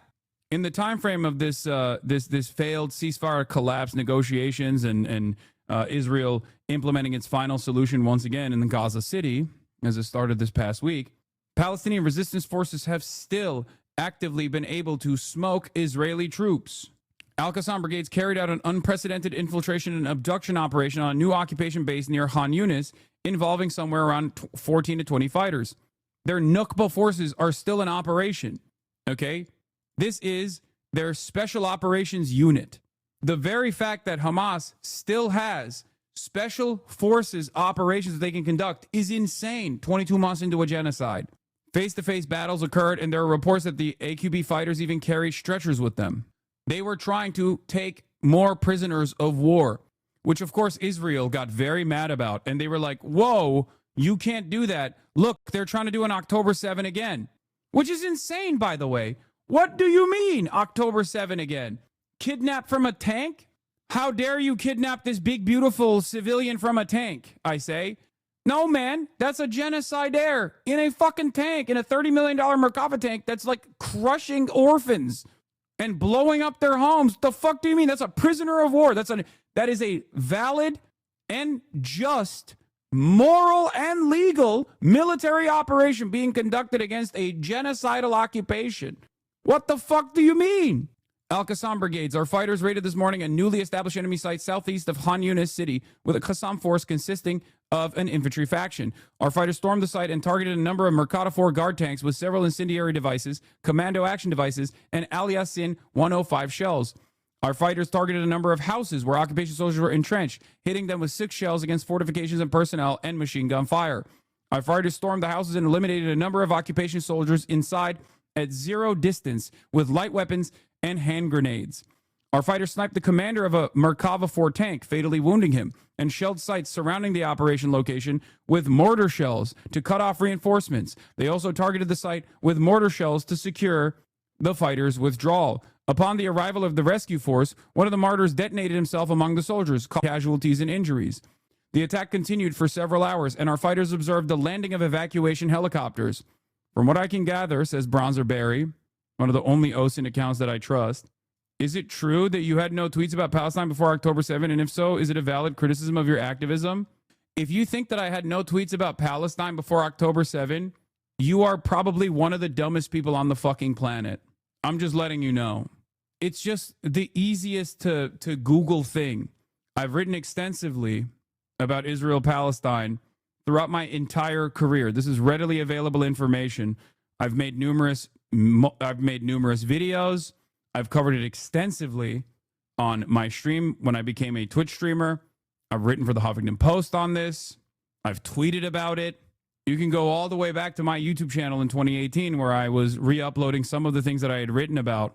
What led you to believe that I, as a political commentator who has been doing this for the past 12 years, have not actually spoken about this at all? Who deluded you into this? Had Chromie on to talk identity, Israel, Palestine, wholesome Canadian socialism, and the good Dr. Jordan Peterson, and it was one of the most fun conversations of forever. I mean, that's not the entirety of my contributions. That chatter already said LSF. I just don't understand why it was people on LSF. No, I don't think so personally, but people on LSF were claiming it. Yeah, they're wrong. Why the fuck would you get your notes from those guys? Yeah, here, this is one of the great. The double standard of brutality in Palestine. This is a video from May 15th, 2018. Israel murders Palestinians and we act like it's totally fine. It's not. I can't believe that this was a point of contention. They're lying, dude. What do you mean? They lie actively. Dude, you were laughing about that rumor yesterday. I know. Of course. Why would you ever listen to those guys on anything? Connor East Pants. It was on Oct 20K, dude. Anyway, let's get back to it. From what I can gather, the only reason why the Al-Qassam Brigade unit ended up retreating when they did is because those cowards had to call in warplanes to battle them. For your information, Israeli accounts started spreading pictures of a resistance fighter surrendering while facing a wall. I'm seeing comrades post now too. The pic is from 2023. This morning's incident is extremely serious and shows the weakness of Shin Bet and military intelligence in the area, says Ma'ariv. In Khan Yunis, there is an infrastructure of high-quality Hamas forces challenging the IDF. The fighting to hunt them down is complex and difficult. The fact is that the fighters gathered advanced intelligence and reached the IDF defenses. By the way, this is Ma'ariv glazing, okay? Ma'ariv is just glazing the fucking, the Nukba Al-Qassam Brigade forces, okay? Which is their, like, special forces. Did you see Aiden responded to your criticism of him yesterday? Wait, what? Aiden? Like, the Yard Aiden? I've never criticized the Yard Aiden. I love him. He's awesome. Anyway, the fact is that the fighters gathered advanced intelligence and reached the... Okay, I gotta stop reading fucking silly-ass shit in the chat. What is happening? The fact is that the fighters gathered advanced intelligence and reached the IDF defense from several places simultaneously with advanced planning, battle management by command and control. The findings of this attack are very worrying. This is not an isolated incident. There's a similar incident that is not being talked about. What happened 2 days ago in Beit Hanun under Division 99 from Walla. In this case, too, the assessment is that they tried to exploit an operational opportunity to kidnap soldiers. Hamas's audacity has increased. Kidnap soldiers is so funny. You don't kidnap soldiers, okay? You kidnap prisoners of war. What do you mean? The Israeli outlets and the way that they cover these things is so funny. It's like even a soldier that is in the process of doing a genocide against the captive civilian population that is mostly just killing children and women, okay, by their own admission, by the way, is still a civilian, apparently, a baby, a former baby. Hello? This is a former baby that you're kidnapping from a tank. No, they're capturing prisoners of war in a just and totally moral and totally legal militant resistance movement against a genocidal force. What an absurd standard. What an absurd dual standard that we have to exist under here. Anyway, I take serious issue with this conflation as a reformed baby myself. Yeah, as a former baby myself. Who amongst us was not a former baby? Yeah, by the way, it's not just like my assertion. An Israeli officer likened soldiers in a hot tank to leaving babies in a closed car. It was a miracle from heaven. 12 people were saved there. It was an incident exactly like the one with combat engineering vehicle that was hit in June when Hamas killed 7 soldiers. I spoke to an officer and told me, you can't stay inside, the officer said. Every summer, we talk about how you can't leave babies in a closed car unless they are Hamas babies. Here, soldiers are sitting in an armored vehicle. The air conditioners don't work because for 2 years this vehicle has been driven relentlessly and they have to open the hatch. It doesn't cool, but at least it lets in air. Imagine what a soldier goes through wearing a flak jacket and helmet in 30 centigrade heat when the temperature inside doubles. Okay, I have a solution. Don't fucking do a genocide. Yeah. The reason why he's talking about this, by the way, the reason why this Israeli officer is talking about this is specifically because they keep their hatches open. And you've probably seen those videos of the Palestinian resistance forces running up to armored personnel carriers and Merkava tanks and just going Kobe and dumping a fucking IED right in there and just killing like 7 of them at the same time. Okay? Turning a $30 million tank into a fucking coffin. Why? Because it's too hot in the fucking tank. Also, I'm not a fucking tactical military guy by any means, but what the fuck are you doing in an urban environment with a tank with no infantry support? That's the whole thing. But these guys are so scared to get out of the tank to do infantry support because they're going to get fucking sniped. So for that reason, they sit in the fucking tank and the tank is too hot. So it turns into a $30 million metal coffin for the fucking diaper force. Don't give the dumbasses tips on how to do genocide better. Brother, trust me, if you think I'm aware of this, you think Israeli military commanders are not aware of this? Of course they're aware of this. They just can't there is no interest in maintaining any sort of like tactical discipline because it's not a real fucking state versus state war. It's not even a remotely just war. I'm not even talking about no like fucking no war but class war shit here, okay? Like it's not even war fighting in the way that like you understand it. It's just a genocide. That is precisely the reason why these dudes hold the fattest fucking L's anytime they go up against a person that is not a child, a baby, that is like holding on to a crumb of fucking aid. Really big story breaking in Israel. Soldiers at a base got hot and then diarrhea from the bad food. So they called their moms who complained, organized a parents' commanders meeting, and took their children, their words, not mine, home for a long weekend. It's just like what do you, this is like even more insane than the American military airlifting Burger Kings, like mobile Burger Kings into a fucking forward operating base so that our fucking incompetent dipshits can still feel at home. You know, this is like this is an even more insane version of that because they're conducting a genocide 40 miles away from their home, from their mommies. It's like going to summer camp, but instead of fucking, you know, I don't know, playing cornhole, you're just murdering children. Soldiers left without air conditioning again in extreme heat. The IDF's outrageous explanation and an apology.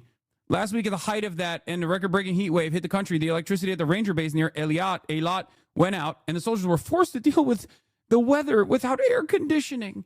The water supply was disrupted and moldy. Inedible food was served. After many complaints from soldiers and their parents, it was decided to release the soldiers from the base for the weekend, except for one company that remained on guard duty at the base. A mother of a daughter who serves at the base in training for a company commander course told Ynet about the poor conditions of the base, even in everyday life. The conditions there are generally shocking.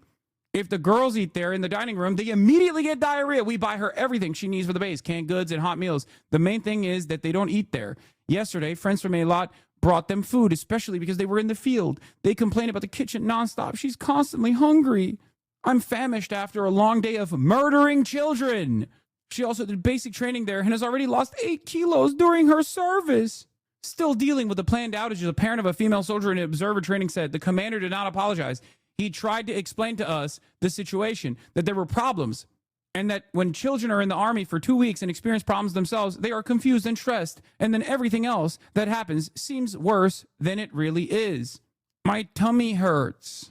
How can you look at this? Like, this is why I say, look, this is why I say, if everyone around you actually learned the truth about what Israel is doing, and if they read like a little bit of Israeli news, okay, they would also feel the same hatred that you feel in your heart. So it's on you to show them, okay? Some of the most pampered monsters on the fucking planet, dude.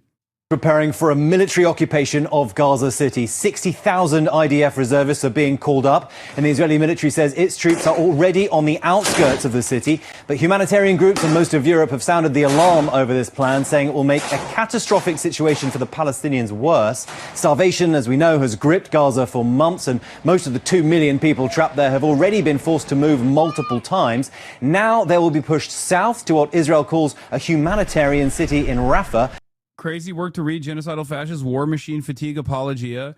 I know, because Israelis are so human and Palestinians are so subhuman in the eyes of the Western press and in the eyes of like our state departments, in the eyes of like Western state departments in general, that you can get away with writing this.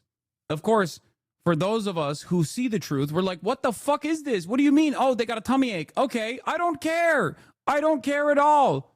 I don't want to say what I actually think, okay? Because I will get banned. They're Nazis working in an extermination camp. What do you mean they got a tummy ache? What the fuck? Oh no. Members of the Gestapo are having a hard time with Panzer Chocolat withdrawals. We must give them more methamphetamine pronto. In the process of like slaughtering Jews, they're feeling like their tummies hurt. What will we do? That's what it is. Because like when people say, look, CNN reports an exhausted military. CNN is more concerned with how tired Israeli soldiers are from committing genocide than the state of their Palestinian victims. As Israel begins offensive in Gaza City, an exhausted military may face a manpower problem. Okay? Doing what? Doing fucking what? Genocide. They're exhausted from murdering too many children. Please, I don't care I can't tell you exactly how I feel about this, like I said, because I will get fucking banned, but you can't stop me from thinking it. You can't stop me from thinking it. But what do you mean they're exhausted from the unlimited child murder that they've engaged with? Okay? Fuck them. Yeah, but this is also from the same CNN that once famously ran an article where an Israeli soldier who killed himself, by the way, since that article came out, or I think this was before the article, he killed himself even before the article came out. CNN once ran an article where an Israeli soldier said he ran over hundreds of people dead and alive, but focused on how it gave him PTSD. American media humanizes and gives voice to the Israelis while dehumanizing Palestinians whose lives don't count and their voices are seldom heard. Like, it's so unimaginable. It's like, this reminds me of like the human zoos that they had in like Belgium. Okay, not that long ago, by the way. When you look back at that, you're like, how could people be so fucking insane that they just had like little black kids in a human zoo? Okay, yeah, Belgium mention. Sorry to the fucking Belgians, but 1958, human zoo, black child with onlookers throwing food at her. How could people be so cruel? We ask ourselves. Well, here is how. There are plenty of fucking people who are still behaving that way. That's it. If you were wondering how people actually propped up, justified, and defended chattel slavery, it's the exact same dehumanization that is taking place right now against Palestinians, Arabs, Muslims as a whole. It's evil as fuck, dude. It's crazy. The Einstadtgruppen are too exhausted and hungover from drinking away the trauma of the Holocaust by bullets type beat. Also, there were human safaris, like in the siege of Sarajevo, where rich psychos paid to snipe civilians. Hey, by the way, that still exists. Apparently, you can pay like 10 grand to Russian mercenaries and go on a naval human safari against Somali pirates. Did you know that is legal? You can just hunt Somali pirates, which is crazy because those dudes are literally like the way we look at Somali pirates. Okay, we're like, oh, these guys are, oh, I'm the captain now, right? Like people always fucking make jokes about that shit. It's like, bro, those are Somali dudes in their own fucking backyard, okay, protecting their own territorial waters. What the fuck? They're fighting for survival, and we're out here flying in from all different parts of the world to go and fucking shoot at them. It's psychotic. Anyway, yeah, they're fishermen whose lives have been fucking destroyed. For the record, this isn't to say that, like, before people get in their fucking feelings and go, Hasan, you're defending Somali pirates. I'm not, okay? But it's important to understand where this kind of violence comes from, okay? It doesn't happen because they're like inferior and inherently violent. It happens because they're starving. And if you don't fucking understand that, you will never be able to figure this out. You'll never be able to understand it at all. You'll just keep deluding yourself. None of this stuff happens in a fucking void. Okay? Ugh. Suffering isn't a justification for violence. Bad take, not gonna lie. Brother, how many times do I have to describe to you that systematic violence that people are experiencing, especially in countries like Somalia and in the global south, is not seen as violent, and any sort of retaliation or any sort of fucking movement at the behest of survival is seen as violence? You've been in here for 6 months. This is a very basic concept that you should be able to comprehend. Anyway, the most just solution in this process should be to allow, to stabilize Somalia, okay, to stop with the constant interference, and to create a robust economy that is not exclusively reliant on U.S. foreign aid, for example, that has been able to successfully gut the agricultural industry. People do not understand how these places become so radicalized and so violent. I can't wait for this to be on fucking LSF2. It's on defense Somali pirates. Anyway, in the process of me saying, like, it's fucking insane that you could just, like, fly from all around the world to go and just shoot at a bunch of the poorest people on the planet.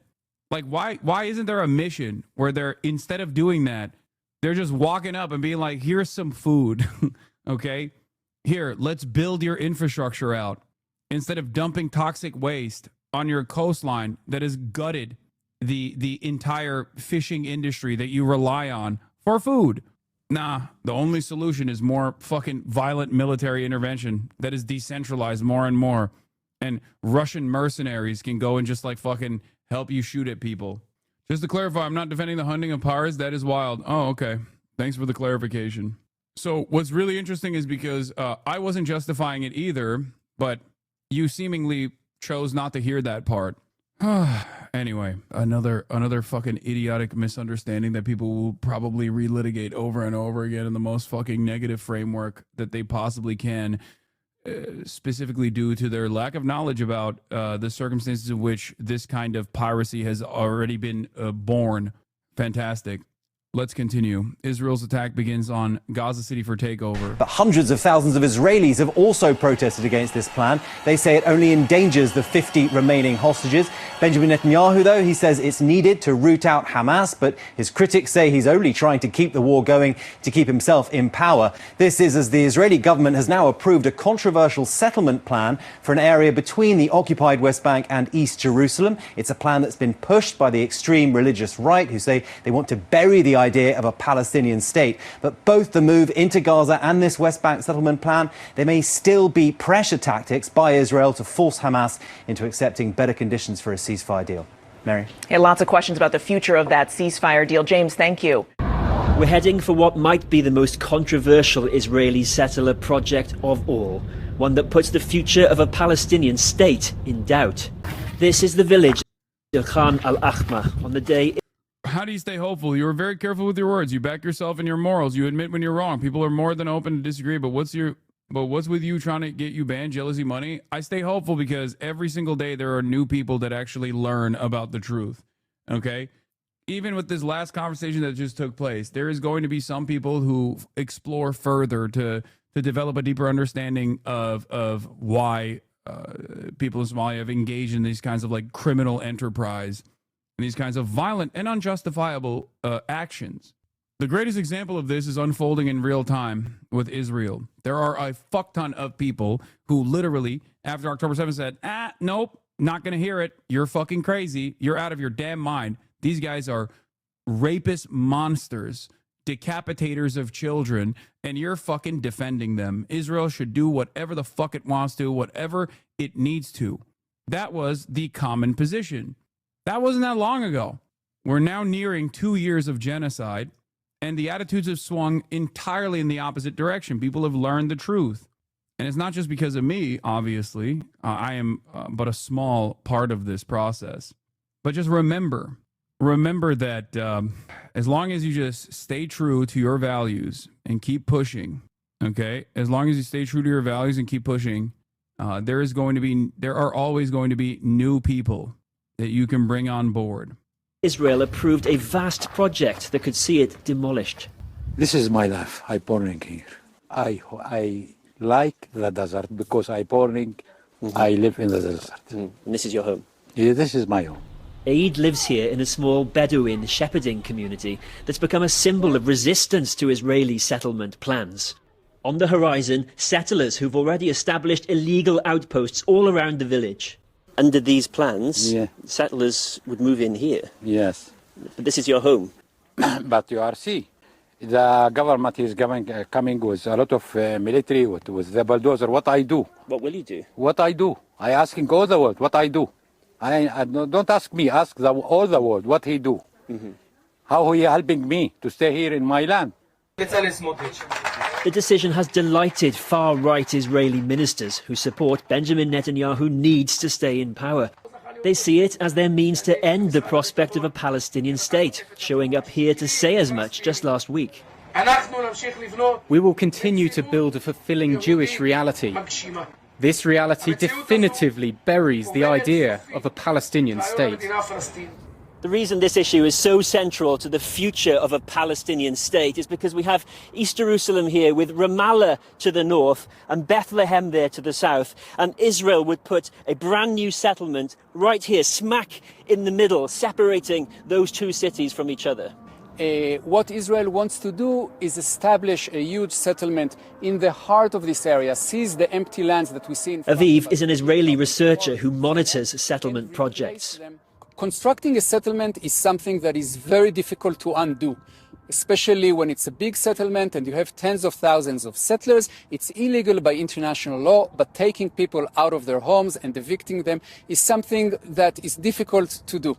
Now, when you establish such a settlement in the heart of the West Bank and you think, or Israel claims that this is irreversible, what kind of Palestinian state can you have? It's broken up into enclaves, into the small parts that Israel has left it, and it doesn't make any sense.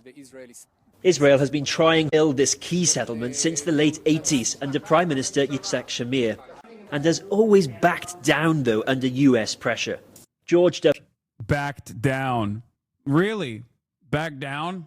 How the fuck did 750,000 settlers get there in like the last 40 years, by the way? How the fuck did that happen? If they were backing down due to American pressure.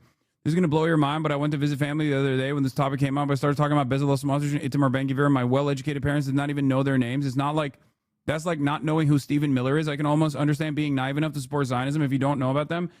That is, it's so fucking, that makes me so mad, dude.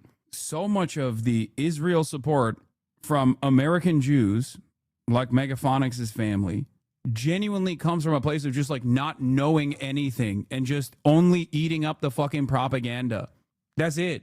It's just pure, utter social conditioning and blind faith.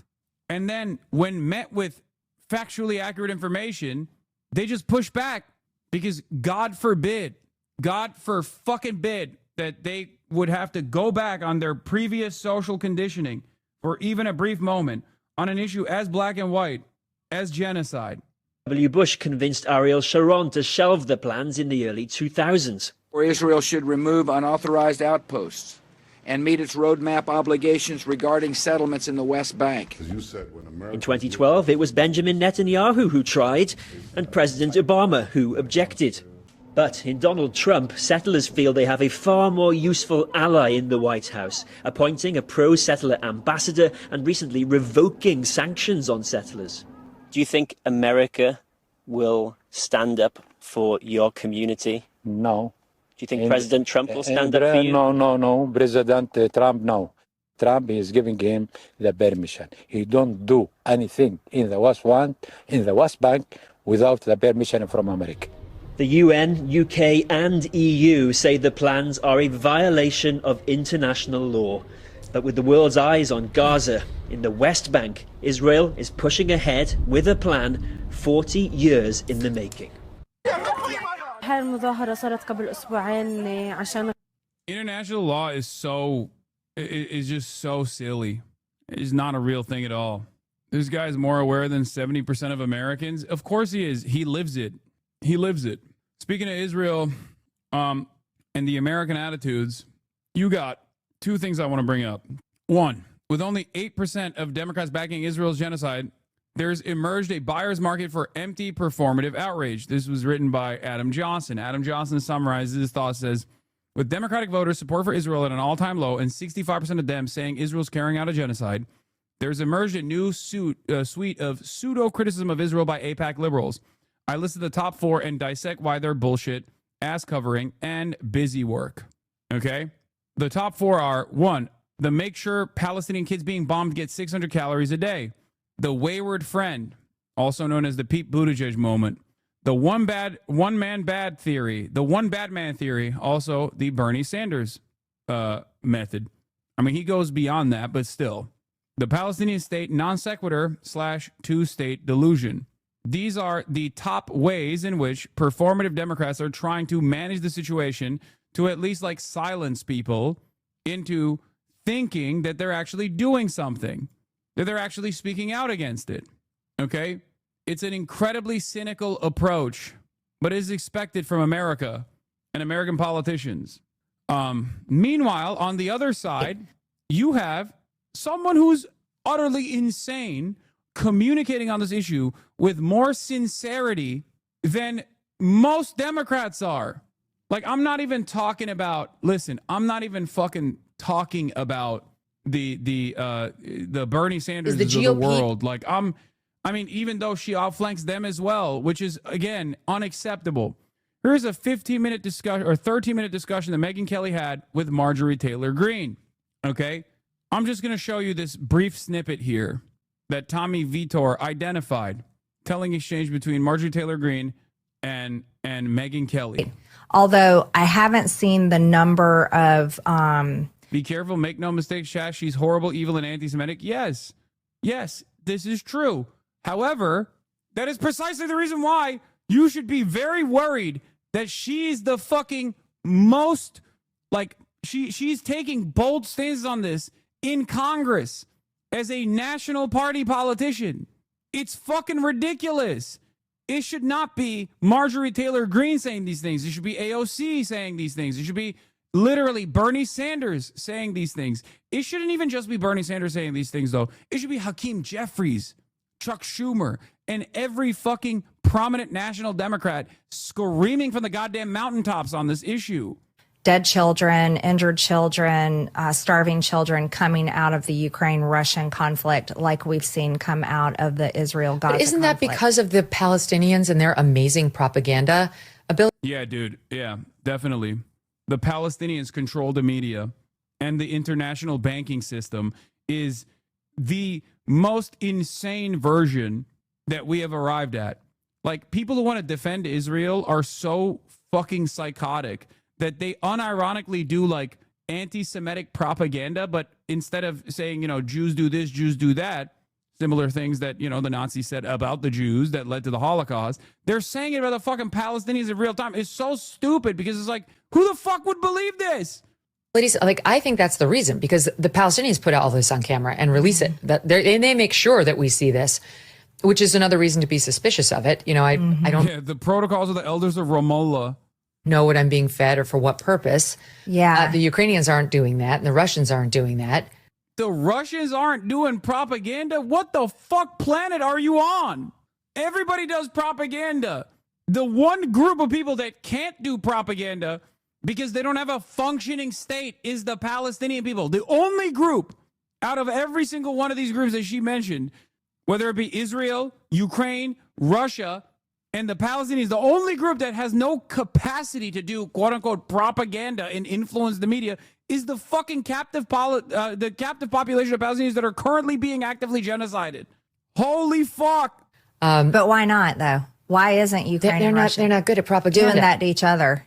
See, this is Well, why I don't know. I think Zelensky's pretty good at propaganda. Maybe, but Oh my God, then they fucking agree. It's just, yeah, only Zelensky's doing propaganda. Get the fuck out of here, bro. What are we talking about? Come on, man. I can't deal. Everything is a lie. I don't know how to deal with this. Like, even when I'm supposed to agree with someone here, which is, you know, unlikely, the incredibly, unimaginably unlikely scenario where, like, Marjorie Taylor Greene has, like, arrived at a sincere position on one thing. Whether the primary motivation there was like Jews having space lasers or controlling the weather machine or whatever, I don't know. But clearly, she has become a champion of this cause. But like, every part of this conversation is just wrong. Every part of this conversation is an insane lie. One that is like, one that falls apart with like just a little bit of scrutiny. How? The question is how? Like, how are Palestinians capable of doing propaganda? What are you talking about? What do you mean when you say propaganda? Like filming themselves being blown up by American missiles that Israel seemingly has unlimited supply of? I guess he doesn't have like the lifelong commitment to it that the Palestinians. I mean, since I've been in news, I said it's wild that there's a significant number of Israel defenders that looked at the Nazi Holocaust and basically used it as a checklist for Israel down to the denialism. Here's another example from Mohammed Al-Safin. Does the Holocaust education system in Israel just teach Israelis how to use Nazi propaganda? What is going on? Here's Emily Schrader saying, when Palestinians move in masses to any other territory, to any other country, they wreak havoc in this country and they move to the rootless cosmopolitan Palestinians. This happened with Jordan. This happened with Lebanon. And they, Arab states, know that the Palestinians are troublemakers by nature. This is bar for bar, verbatim, what Nazis said about Jews, about the international Jewry, the Jewish question. This is what that is. She just changed Jew to Palestinian and named the countries from Western European nation states to Arab countries. That's it. Countries in the Levant. Control C, Control V. What the fuck? This is verbatim Adolf Hitler, man. I'm lost. How is this anti-Semitic? Wait, what?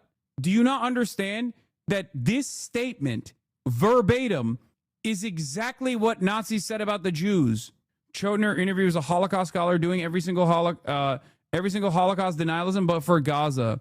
The Holocaust historian defending Israel against charges of genocide. Great stuff, man.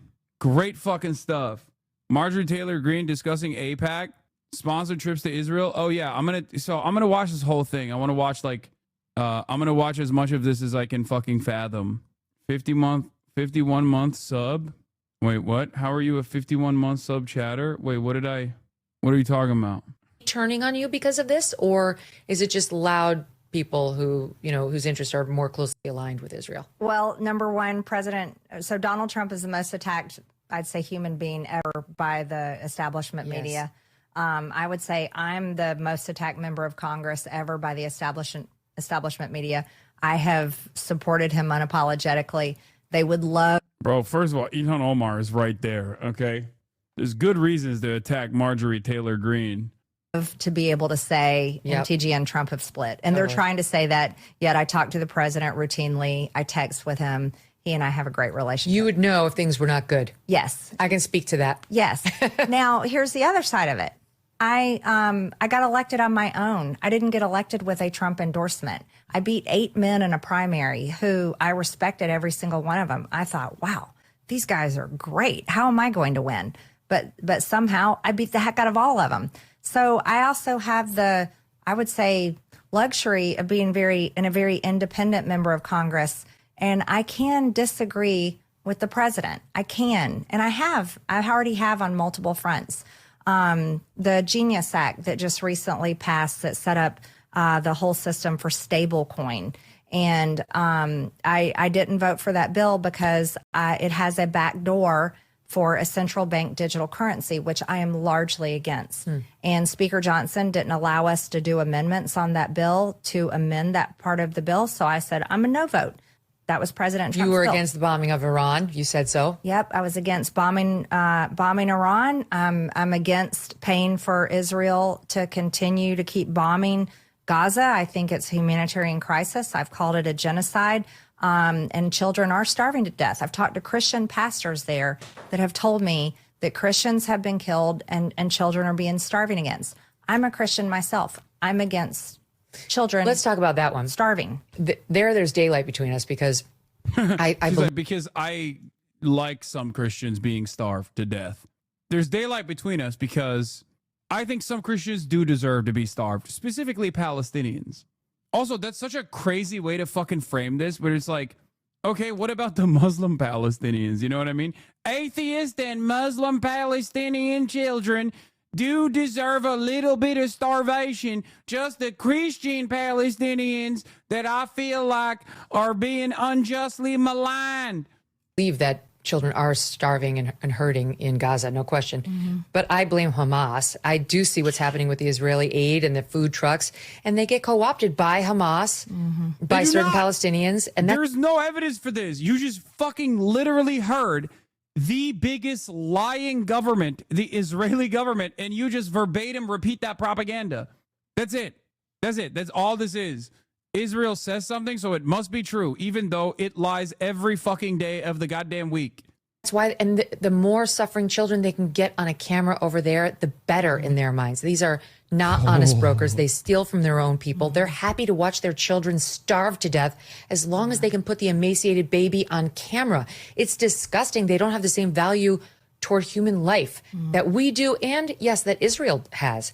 I'm not saying Israel's perfect. They haven't executed this whole thing perfectly, not by a long shot, but when I see what's happening with the starving children, I blame Hamas. They haven't executed this genocide perfect. Hamas. Well, they Am started I wrong? it. Why they started it. So October 7th was unbelievably horrific. it's unspeakable what Hamas did. I totally blame Hamas. The war wouldn't even be happening if Hamas hasn't done all the things that they've done, right? Firing rockets into Israel, kidnapping and murdering all these people, suicide bombers over the years. Absolutely. They started this and it's horrible. I think it's Israel's, they can pinpoint areas, but they're just mass bombing everywhere, and the videos coming out of there are terrible. I'll also say this, Megan, that conflict has been going on I'm 51 years old. It's been going on way beyond before I was born or any of us were born. I can't even tell you I qualify to solve it. It's crazy how stupid propaganda shit like this can propagate so freely with the internet being a thing. It's because of so much Islamophobia that even Marjorie Taylor Greene, who is like outflanking many other congresspersons on this, probably like one of the most outspoken definitely one of the most outspoken on the Republican side, with the exception of Thomas Massey, and like obviously doesn't come anywhere near like Ilhan Omar or Rashida Tlaib, but like the reason why she is one of the now seemingly leaders of this fucking movement to say fuck Israel is still choosing her words very carefully while talking about the Christians, is because most people have this idea that Muslims by and large, and Arabs by and large, which is like only seen as a collective Muslim monolith, deserve it. They deserve the violence. They deserve the death and destruction.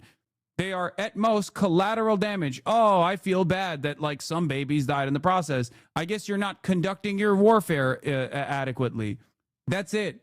What? You have no explanation for why Hamas dropped Israeli bombs on Palestinian children, do you? Yeah, this person is being sarcastic, chatter. It's obviously making light of the way that these guys do commentary on this issue. Everything is Hamas, everything is Hamas, everything is Hamas, over and over and over again.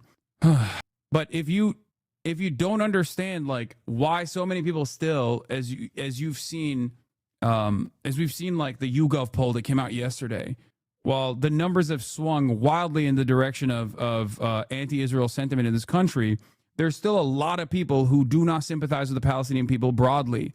And that is because they still are operating with a fucking multiple decade faucet of propaganda about Muslims deserving it. Okay? Many people do not reckon with the reality of America's failure of the war on terror. At most, they look at it as 12,000 brave soldiers died in the process for no reason, and also $6 trillion or $7 trillion was just wasted in this. They don't think about the millions that were slaughtered. They do not think about the tens of millions that were destabilized and displaced from their homes. They do not talk about the tens of millions of people that will never live a normal life because of these actions. Because in the process of doing this fake war on terror, the American media, through every facet, justified these actions of conquest. And the first step in that justification comes from dehumanizing the enemy, a monolithic force of evil, Islamic terror. Why are they so barbaric? It's because they read the Quran and they believe the Quran, and the Quran is a violent text. Hasan is a gay faux commie, lol. Yes, I'm a fake commie and also gay. This is the reason why so many people still, on the one hand, say like what Israel's doing is unconscionable, but on the other hand, cannot find sympathy in their hearts cannot sympathize in their hearts. They can't find the humanity of Palestinians. They just don't see it. I think God is the only person that You don't can think solve Mara Gaza is the solution? No. No, not at all. My problem is, when you use the word genocide, like, I don't believe that, but I also don't have any meaningful video or picture source that I trust. Yeah, You know? I think it's fair to say that no one does, right? Although I haven't seen the number of dead children, injured children, starving children coming out of the Ukraine-Russian conflict like we've seen come out of the Israel-Gaza But isn't conflict. that because of the Palestinians and their amazing propaganda abilities? Like, I think that's the reason, because the Palestinians put all this on camera and release it. That they make sure that we see this, which is another reason to be suspicious of it. You know, I don't know what I'm being fed or for what purpose. Yeah. The Ukrainians aren't doing that, and the Russians aren't doing that. But why not, though? Why isn't Ukraine They're and not. Russia They're not good at propaganda. doing that to each other? See, this is Well, why I don't know. I think Zelensky's pretty good at propaganda. maybe, but I guess he doesn't have like the lifelong commitment to it that the Palestinians. I mean, since I've been in news, the Palestinians have been doing this. Yeah, and they're very good manipulators of media. Yeah, the Palestinians control the media. They got their tentacles in every orifice of Western civilization. Of cameras. You've been in the news business much longer than me. I've been burned enough times by them. Like I've gone with their numbers over the years enough times. I've been like, oh my God, this is another fucking lie. All you do is make up lies and numbers. Right. Then you run with it. And you know, if you're smart, you pay attention, you get burned. Then you realize, oh, I do not trust the Hamas Ministry of Health. So that's kind of how I've come to it. But I also feel like it's also undeniable that at this point, Israel has lost, or most charitably is losing, the propaganda war. Mm-hmm. And I know why. They're not fighting it as well as Hamas. They never have. Mm. And I think people gave them a huge benefit of the doubt in the beginning of this war. It was like we were still getting bombarded by images and false facts by the Palestinians. But it was like, you know what? We're impenetrably on Israel's side. We saw what you did on 10/7. But it's been 2 years now. Yeah. And I know Israel says, well, we still have 20 hostages left, or whatever the exact 20 number that are is. alive. 50, but I think they think 20 or so That are alive. Yeah. But my question is, how long, and with all due respect to the hostages, how long can we justify nonstop war based on the hostages? And it's not that I have no empathy for the hostages. It's just at some point, war must stop, or at least we have to stop funding it at some point. See, that's where I'm at. We don't need to fund it. That's where I'm at. I can't fix it. I can't even step in there and come up with a solution to repair it. You want to know why? I can't even relate to it. I don't live there. I don't live on either side. I certainly do not support Hamas ever, never couldn't even defend them in any position. However, I do know all the videos and pictures I've seen of these children. I do know that, but I can also say Americans don't want to fund this anymore. We just don't. And I also can say Israel, and even Lindsey Graham said it recently. He said, if Israel wanted to commit genocide, they could. It could. And you want to know what that is? That's an admission by Lindsey Graham saying that Israel is completely competent. Therefore, why are we funding it? Can I ask you that? Because my understanding is the reason, generally that we fund Israel so much more than a lot of other countries is where we started. That they really are the only democracy in the Middle East. There's only one Jewish state. There's some 30 Muslim nations, but only one Jewish state. So they need to exist. They have no place else to go. It's not an area of the world that's very hospitable to Jewish people. Right. And they are allied with the United States. They seem to share a lot of our values. So you watch, this is a weird way of looking at it, but I look at what's happening in Dearborn, Michigan, with the call to prayer 5 times a day on the streets of an American city, and Muslim immigrants coming over here and having 7 children each family. And look at the birth rates in Europe right now, which are largely non-existent for white native Europeans, but sky high. This is why, without solving the Islamophobia part of the equation, you can't actually have a serious discussion about this. Because even the person who is actively calling this a genocide still has a bunch of insanely toxic opinions about Muslims in general. So it doesn't really make sense. If both of these blonde women on screen believe that Muslims are barbaric rapist hordes that are backwards, that are trying to destroy the Western civilization, and they don't think that they're like human beings, okay, then one side's attitude is, well, their wholesale slaughter is too costly. The other side's attitude is, no, we should just keep killing him. Who gives a shit? They have a disagreement. They have a disagreement on genocide, but ultimately it's not too big of a point of contention. You know what I mean? For Islamic immigrants, many of whom are Islamists. And I think this is an existential situation here. Is it so bad to have this one country in the middle of the Middle East, which is a very rough neighborhood, Syria, Lebanon, that likes us, that will help us, that would, if we ever had a conflict there, help with our military staging, that has amazing intelligence, that it shares with us, that, has amazing abilities to affect, terrorist takedown plans, which is also helpful. So like these strategic reasons make sense to me too, for our understanding we don't have endless funds to spend some there. Yeah, that's been the thinking. And that's what Americans have largely believed. And that's how the U.S. government has largely functioned for as long as I can remember. Although if you look at Israel, you have to recognize in the context of these conversations, not only are they such a strong economic country, not only have they proven that their military they're annihilating their enemy almost, and they're going to finish the job, and they're saying they're going to finish the job. They also have nuclear weapons.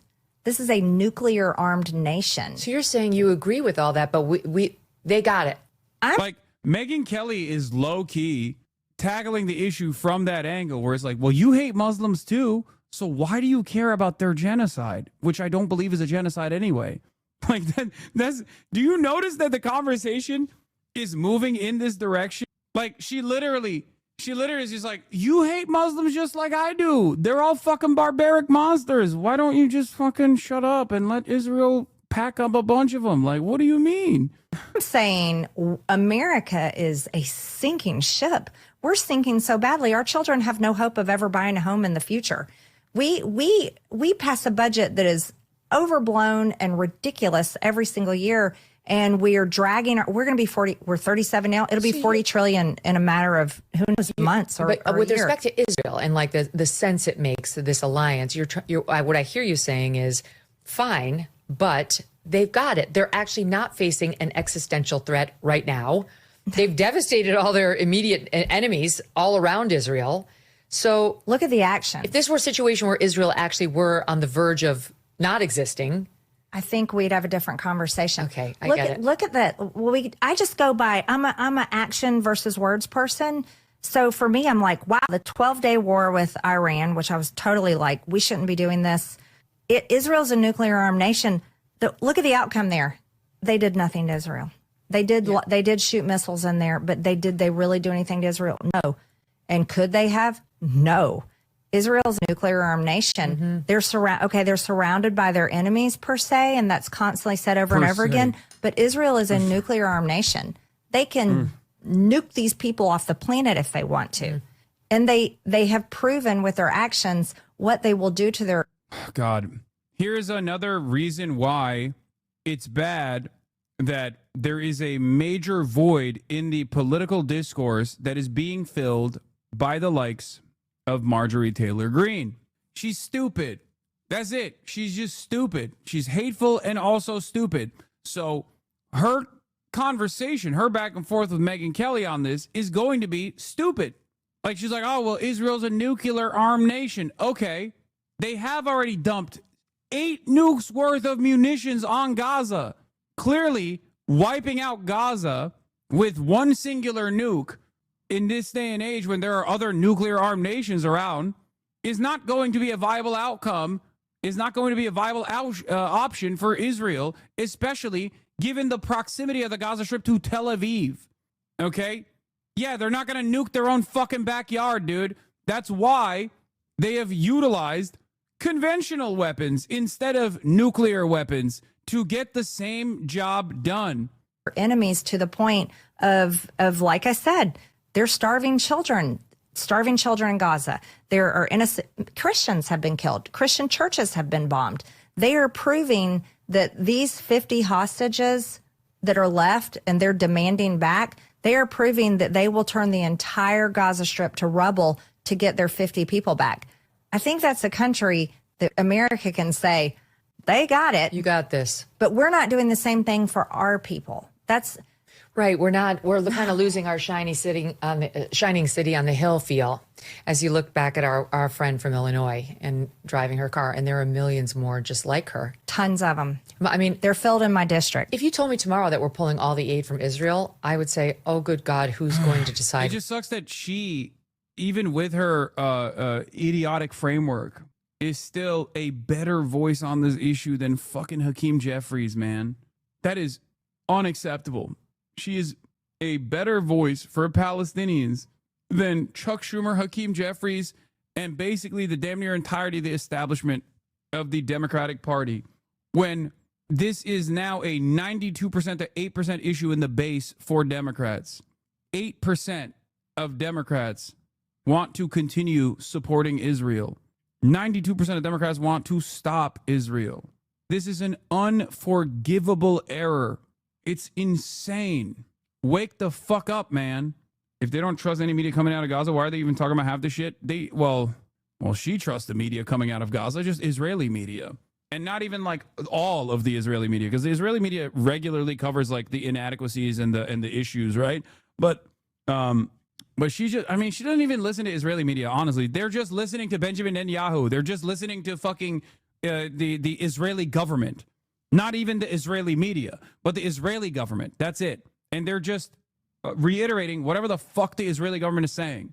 A government that, much like every other government, lies routinely, but a government that lies in even dumber ways than at least like the somewhat sophisticated propaganda operation that like even Russia will engage in. Okay, the sinister ways in which other countries and their governments operate propaganda in.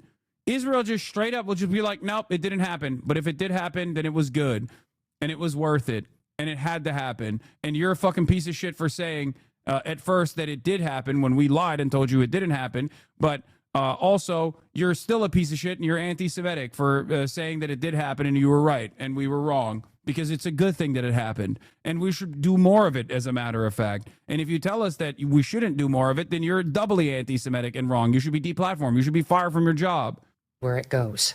That's one of my other concerns here. Like, write a check to Americans. Right? Yeah. I mean, that poor woman in her car, or it's like Trump actually made some noise about giving rebate to people from the tariff income. And everybody was like, thank God. Real people were like that. Yes. But, sort of talking heads who work for like muckety muck magazines always said, tisk, use it to pay down the debt, which is another thing. But right. They didn't want that woman in the car getting it directly. Yeah. No, the sad reality is that, so here's what I keep telling everybody in Washington. I'm like, oh, you think we're going to win the midterms by spending all this stupid money again, not solving everybody's problems? Really, everybody's going to run out and vote for Republicans again? It's not going to happen. Mm-hmm. I think people... Especially when Trump is gone. So what do we think the effect... Dangerous prospect that Marjorie Taylor Greene is literally still, with all of her faults and failures, outflanking most of the Democrats and most of the Republicans on this issue. It is unacceptable that there's only a handful of Democrats that are better on this issue than Marjorie Taylor Greene. Okay? It's ridiculous. It's completely unacceptable. No, I haven't covered Omar Fateh's endorsement being revoked. I don't know what the fuck that's about. Hold on. But yeah, the Minnesota Star Tribune wrote about it. Does anyone have a paywall free link on that? Because this is the one I have. Live. Sources say DFL to revoke Omar Fateh's endorsement for Minneapolis mayor. On here. Here's the paywall free option. Thank you, chatters. Why isn't this working? Jesus Christ. Okay. The state's party rules. Here it is. Live. DFL is revoking Omar Fateh's endorsement for Minneapolis mayor. The state's party rules committee heard scores of challenges to the historic endorsement that drew national attention. The Minnesota DFL is revoking the local party's endorsement of State Senator Omar Fateh in the Minneapolis mayor's race, citing substantial failures in the convention's voting process. Fateh, a Democratic socialist challenging Mayor Jacob Frey, won the endorsement at the end of a raucous July convention that prompted dozens of challenges amid delays and miscounted votes. The state party's Constitution, Bylaws, and Rules Committee reached a decision on Tuesday, according to sources, and had planned to release its findings publicly on Friday. Instead, the party released a draft of its findings Thursday afternoon following reporting by the Minnesota Star Tribune. DFL releases draft findings. DFL party chairman Richard Carlbaum said the committee reviewing the process found substantial failures in the Minneapolis convention's voting process at the July convention, including local party officials' acknowledgement that the mayoral candidate Dwayne Davis was errantly eliminated from contention. The party said it vacated the mayoral endorsement as a result. Here are their full findings. What is this? Lisa Goodman? On that. Lisa Goodman on all of MPLS Frey PAC call. Okay, this is a PAC for Jacob Frey, the incumbent. I'm holding checks from a lot of people who contributed to this multi-candidate expenditure in W7 to support DFL endorsed candidate Schaefer. Those checks will be withheld unless Fateh's DFL endorsement for mayor is overturned. Sue? Yeah. Hey, Lisa. Hi, Jacob. So Yeah, DFL is the Democrat Farmer Labor Party. It's just the Democratic Party in Minnesota. They call themselves the Democrat Farmer Labor Party. I'm holding checks, Lenny, from a lot of people who contributed to this multi-candidate expenditure in our ward to help Elizabeth, because some of the largest contributors at the 5,000 level didn't feel comfortable giving the money to the DFL. If the decision is overturned, I have permission to cash a bunch of those checks. You're welcome to add to the pot, by the way. And we've raised, Lou Remley and I have raised roughly $25,000 to help Elizabeth get another staff person. But it's clear that people don't trust the DFL in our world and don't want the money spent if Fate is going to be the DFL endorsed candidate. You can reach me offline for more info. Okay, David Brower says, stories out about DFL mayoral endorsement being revoked. Remember, as you talk to folks, 1, Omar Fate had nothing to do with the faulty tabulation. Frey finished with 30%, which is pathetic for an incumbent. Maybe pay attention to the guy actually hurt, who came out of nowhere to grab 20%, Dwayne Davis. If you never want to work for the DFL again, and this guy, if you never want to work for the DFL again, I feel you, even if that's what the worst people want. But I hope we can all channel our feelings into direct candidate work. Hopefully, the park board candidate endorsements stick, what I've heard so far. I think this is, regardless of the fuck-ups, okay, regardless of the tabulation faults, the idea that, like, once this endorsement kicks in, the idea that you're, like, going to revoke it and create a big stink in the primary process, specifically because you don't like to have a progressive person become mayor, it's a rat fucking. Call it exactly what it is. This is low-key because of Zohran Mamdani, by the way. Because the Democrats saw the momentum behind Zohran, and they want to do everything they can to stop another Zohran from coming to power, even if it's a mayoral position. Yeah, nice bathroom is right. So the Dems can do something. It's just that they always use the unlimited smoke that they have for their left flank and never for the Republicans. President. Interesting. It's clear that people don't trust the DFL in our world. Goodman, I'm holding checks from a lot of people who contributed to this multi-candidate expenditure. The largest contributor at the 5K level didn't feel comfortable giving the money to the DFL. If the decision is overturned, I have permission to cash a bunch of those checks. It's clear that people don't trust the DFL in our world and don't want the money spent if Fate is going to be the DFL endorsed candidate. Why do you love the Dems so much? Third party now? Chatter, are you fucking stupid? This is literally forcing the hand of a person to run as a third party, which makes things infinitely more complicated if he were to do so. That's the whole point. The answer to the question was, I mean, it's a rhetorical question. You have to be stupid if you don't understand why people like this run as Democrats within the machine that already exists. The report says clearly it's the exact same thing they did with David Hogg, elevating minor procedural issues that would not have made a difference in the result to overturn the result. And before you say the election is nonpartisan, it doesn't matter, okay?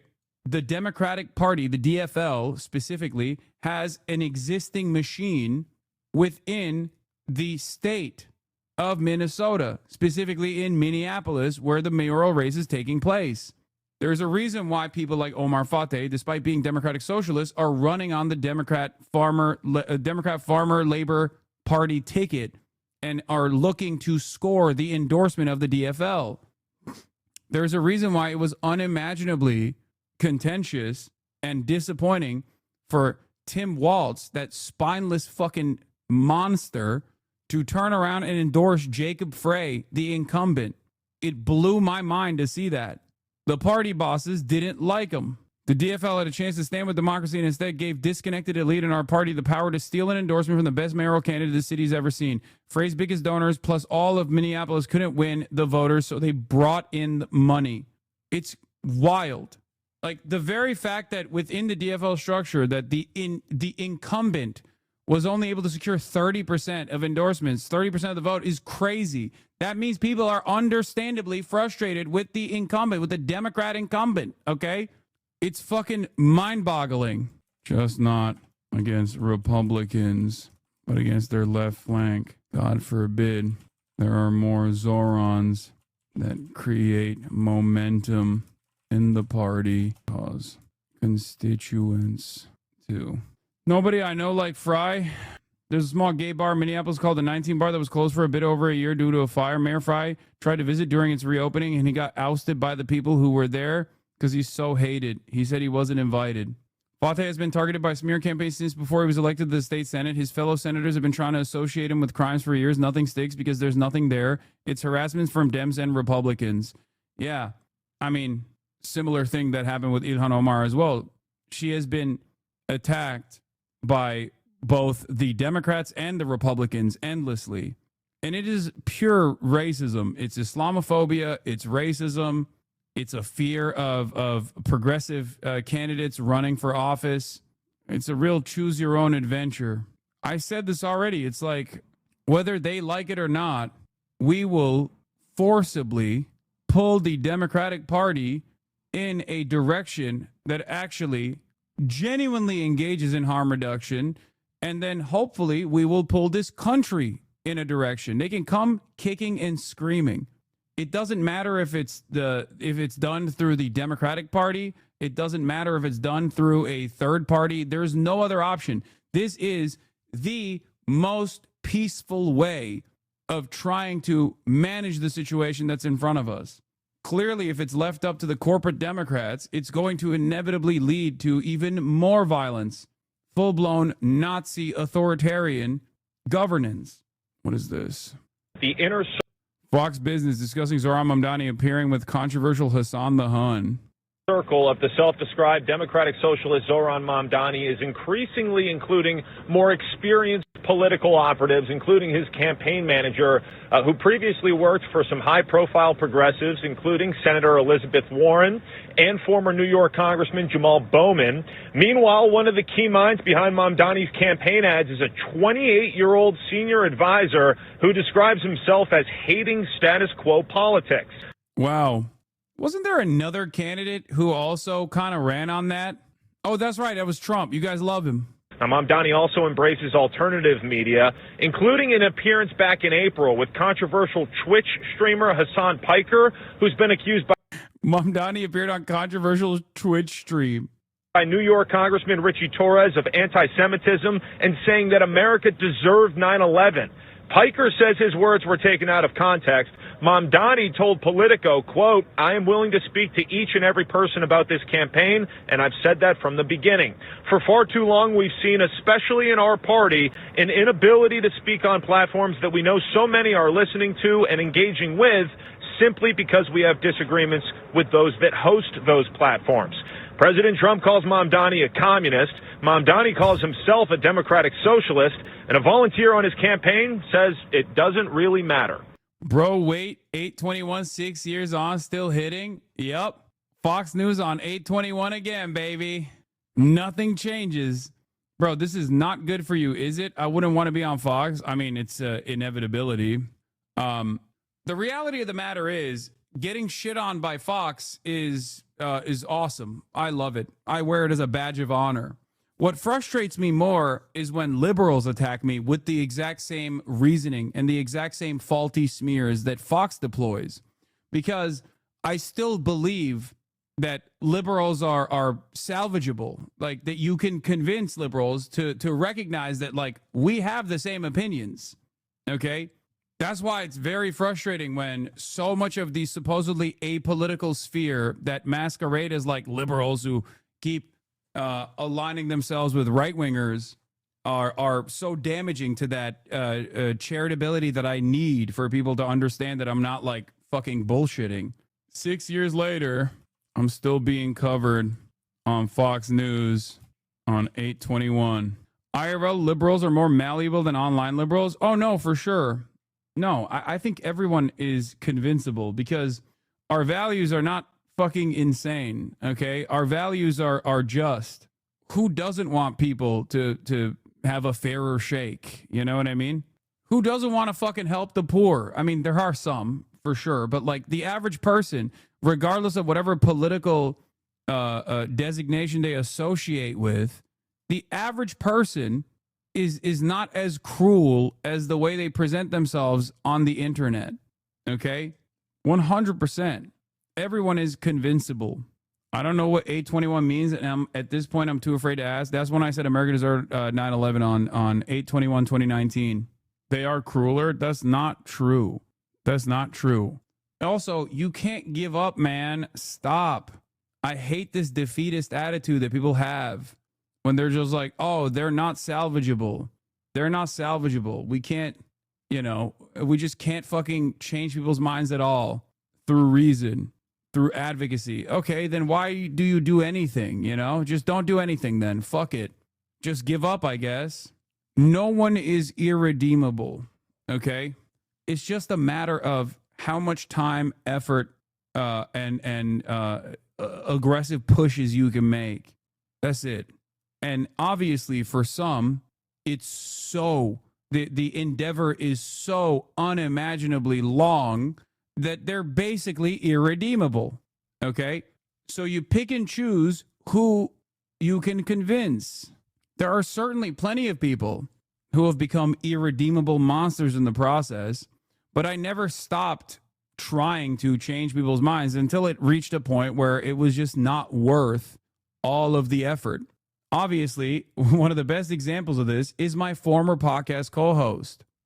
I'm not saying there isn't a point where you just like give up on people. Yeah, it's good for your mental sanity, and I think it's good to try to find better targets. But that doesn't mean that your starting point. What is this? C9 Reaper Faker Killer Hide on Lane Pole Belter Testosterone. Okay. If I didn't have this stubborn mindset, I would not be able to achieve any fucking results. There wouldn't be a community this large, okay? There are plenty of people in here. Who's had their minds changed on one issue or many issues. This is the Palestinians risking arrest to protest this war in Gaza. I'm going to skip this, actually. We got Hurricane ERIN. Let's do Hurricane ERIN updates. The beaches along the East Coast are taking a beating as Hurricane ERIN spins about 200 miles from the North Carolina shore. Does the no one is irredeemable include fascists? Yes. Technically, it also includes fascists as well. But you're missing the other point that I'm making. Oh, fuck. Hold on. I forgot the other key component of my Israel coverage today was going to be this. Before I move on from this, sorry. And get into hurricane updates. I know Stinky's waiting. Yes, no one is irredeemable. Okay, no one is born a fascist. They become a fascist. Okay, and technically, yes, even the most extreme example that you can think of is not a completely irredeemable person. But that's why I say, like, there is a limit to how much time you have at your disposal. So obviously, make more productive uses of your time, which is precisely the reason why I said it's okay to, after fighting and trying, at a certain point, you're gonna have to give up. We're working with Clark. Oh, the ride along is happening now? One of the big ones, the biggest here by far, actually. And we're going to be not so much building, it's cleaning and fixing and redoing and putting brand new surfaces down on your roads and streets. And when people come in from the airport all the way to the Capitol or the White House or any place else they're going to say, boy, this place is spotless. So we're doing that. Most importantly, though, we're going to have a crowd of people that are going to be happy. I've received more phone calls from people in the last 4 days than I ever have. I've been here now 4 years plus. And by the way, I think we had about the best 7 months, they're saying, that any president's had. We've done a lot of work. We've done a lot of good work, including the biggest tax cuts that you've ever had. I know you guys don't care about taxes, so you don't care about saving a little tax, but you saved a lot of tax, actually. But we've had a great period of time. But I've never received so many phone calls thanking me for what we've done in Washington, D.C., from people that haven't gone to a restaurant literally in 4 years. And they said, what you've done it's unprecedented, because what they said it was just unsafe. We couldn't do it. We'd go out and you'd see the stories, you'd read the stories, you'd see all of the things that are happening. And they said we couldn't stand it, sir. And now I take my wife and my kids to dinner. One of them said he's gone out 4 nights in a row, and he hadn't gone out for 4 years. So it's a great tribute to you. And when I look at Again, every part of this is just made up. Okay? Every part of this is just fucking made up. Oh, people can't go out to get dinner for 4 years because of the crime. That is insane. Either you are talking to an insane person, okay, who is experiencing bouts of insanity in the process of telling you this story, or you just made it the fuck up. But it doesn't matter because people don't live in D.C. And those who don't live in D.C., when you're making this a national story, will believe you. One, because you're the president, and two, because you're responding to like already age-old tropes, like D.C. is a black city. Black people are scary. They're criminals. They're violent. Black teenagers are going to come and do the knockout game challenge or whatever. I just wanted to thank you all. You're doing incredible. You're incredible people. You make the country run, frankly. You make the whole place run. We're going to have the best Capitol ever. We're going to have it's going to look better than it ever did. Even at the White House, I'm building a ballroom. They've been after a ballroom for 150 years, but they never had a real estate guy as a president. You know, I've done a lot of ballrooms, and we're going to make this one the best of them all. But we're doing a real job. As far as the country is concerned, we're respected again. We had a country that was... Yeah, also, D.C. dining has already plummeted, except it's because of Trump's crime crackdown. D.C. restaurant dining plunges as Trump's crime crackdown continues. The number of patrons dining out in D.C. has plummeted since President Trump deployed federal troops across the city. It turns out people don't want to go out and fucking enjoy a nice night out when there are literally armed thugs roaming the fucking streets, masked Gestapo officers. The fucking military. The largest drop-off was last Wednesday when the number of diners dipped by 31%. Despite this data, the president told Ukraine's President Volodymyr Zelensky in the Oval Office on Monday that restaurants in the district are busier than ever. But hey, guess what, dude? You could just make up a completely fucking fabricated reality. You could just make it up. Who's going to check you? It's the same as Donald Trump's militancy against migrants and tourist visa recipients has caused a major dip in tourism into the country. Okay? Turns out when you tell people over and over and over again that, you know, they shouldn't come here because we'll throw you in jail if you come here because we fucking hate you, because we're violent monsters, then people go, okay, I guess I'm not coming to America then. But it doesn't matter because Trump was told by other world leaders that America is hot, hot, hot. In other words, we have to at least double it up to be competitive and to be leading. And we're more than doubling it up. And what I'm doing is I'm letting all of these very rich companies, and they've got nothing but they got a lot of money, and they want to invest it in the United States. And they're building big plants, but they're building electric plants with it. I said, you build your building, and these are buildings that cost 30, 40, 50 billion dollars when you include everything that's inside, all the technology. I said, I'm going to let you build electric plants to fire your own electricity, and anything that you have left over, you sell it back into the grid. So all of these big factories that are being built are building their own electric plants fired by oil and gas. They're not fired by wind, by the way, because wind doesn't work, but we won't say that. It destroys everything. It looks terrible.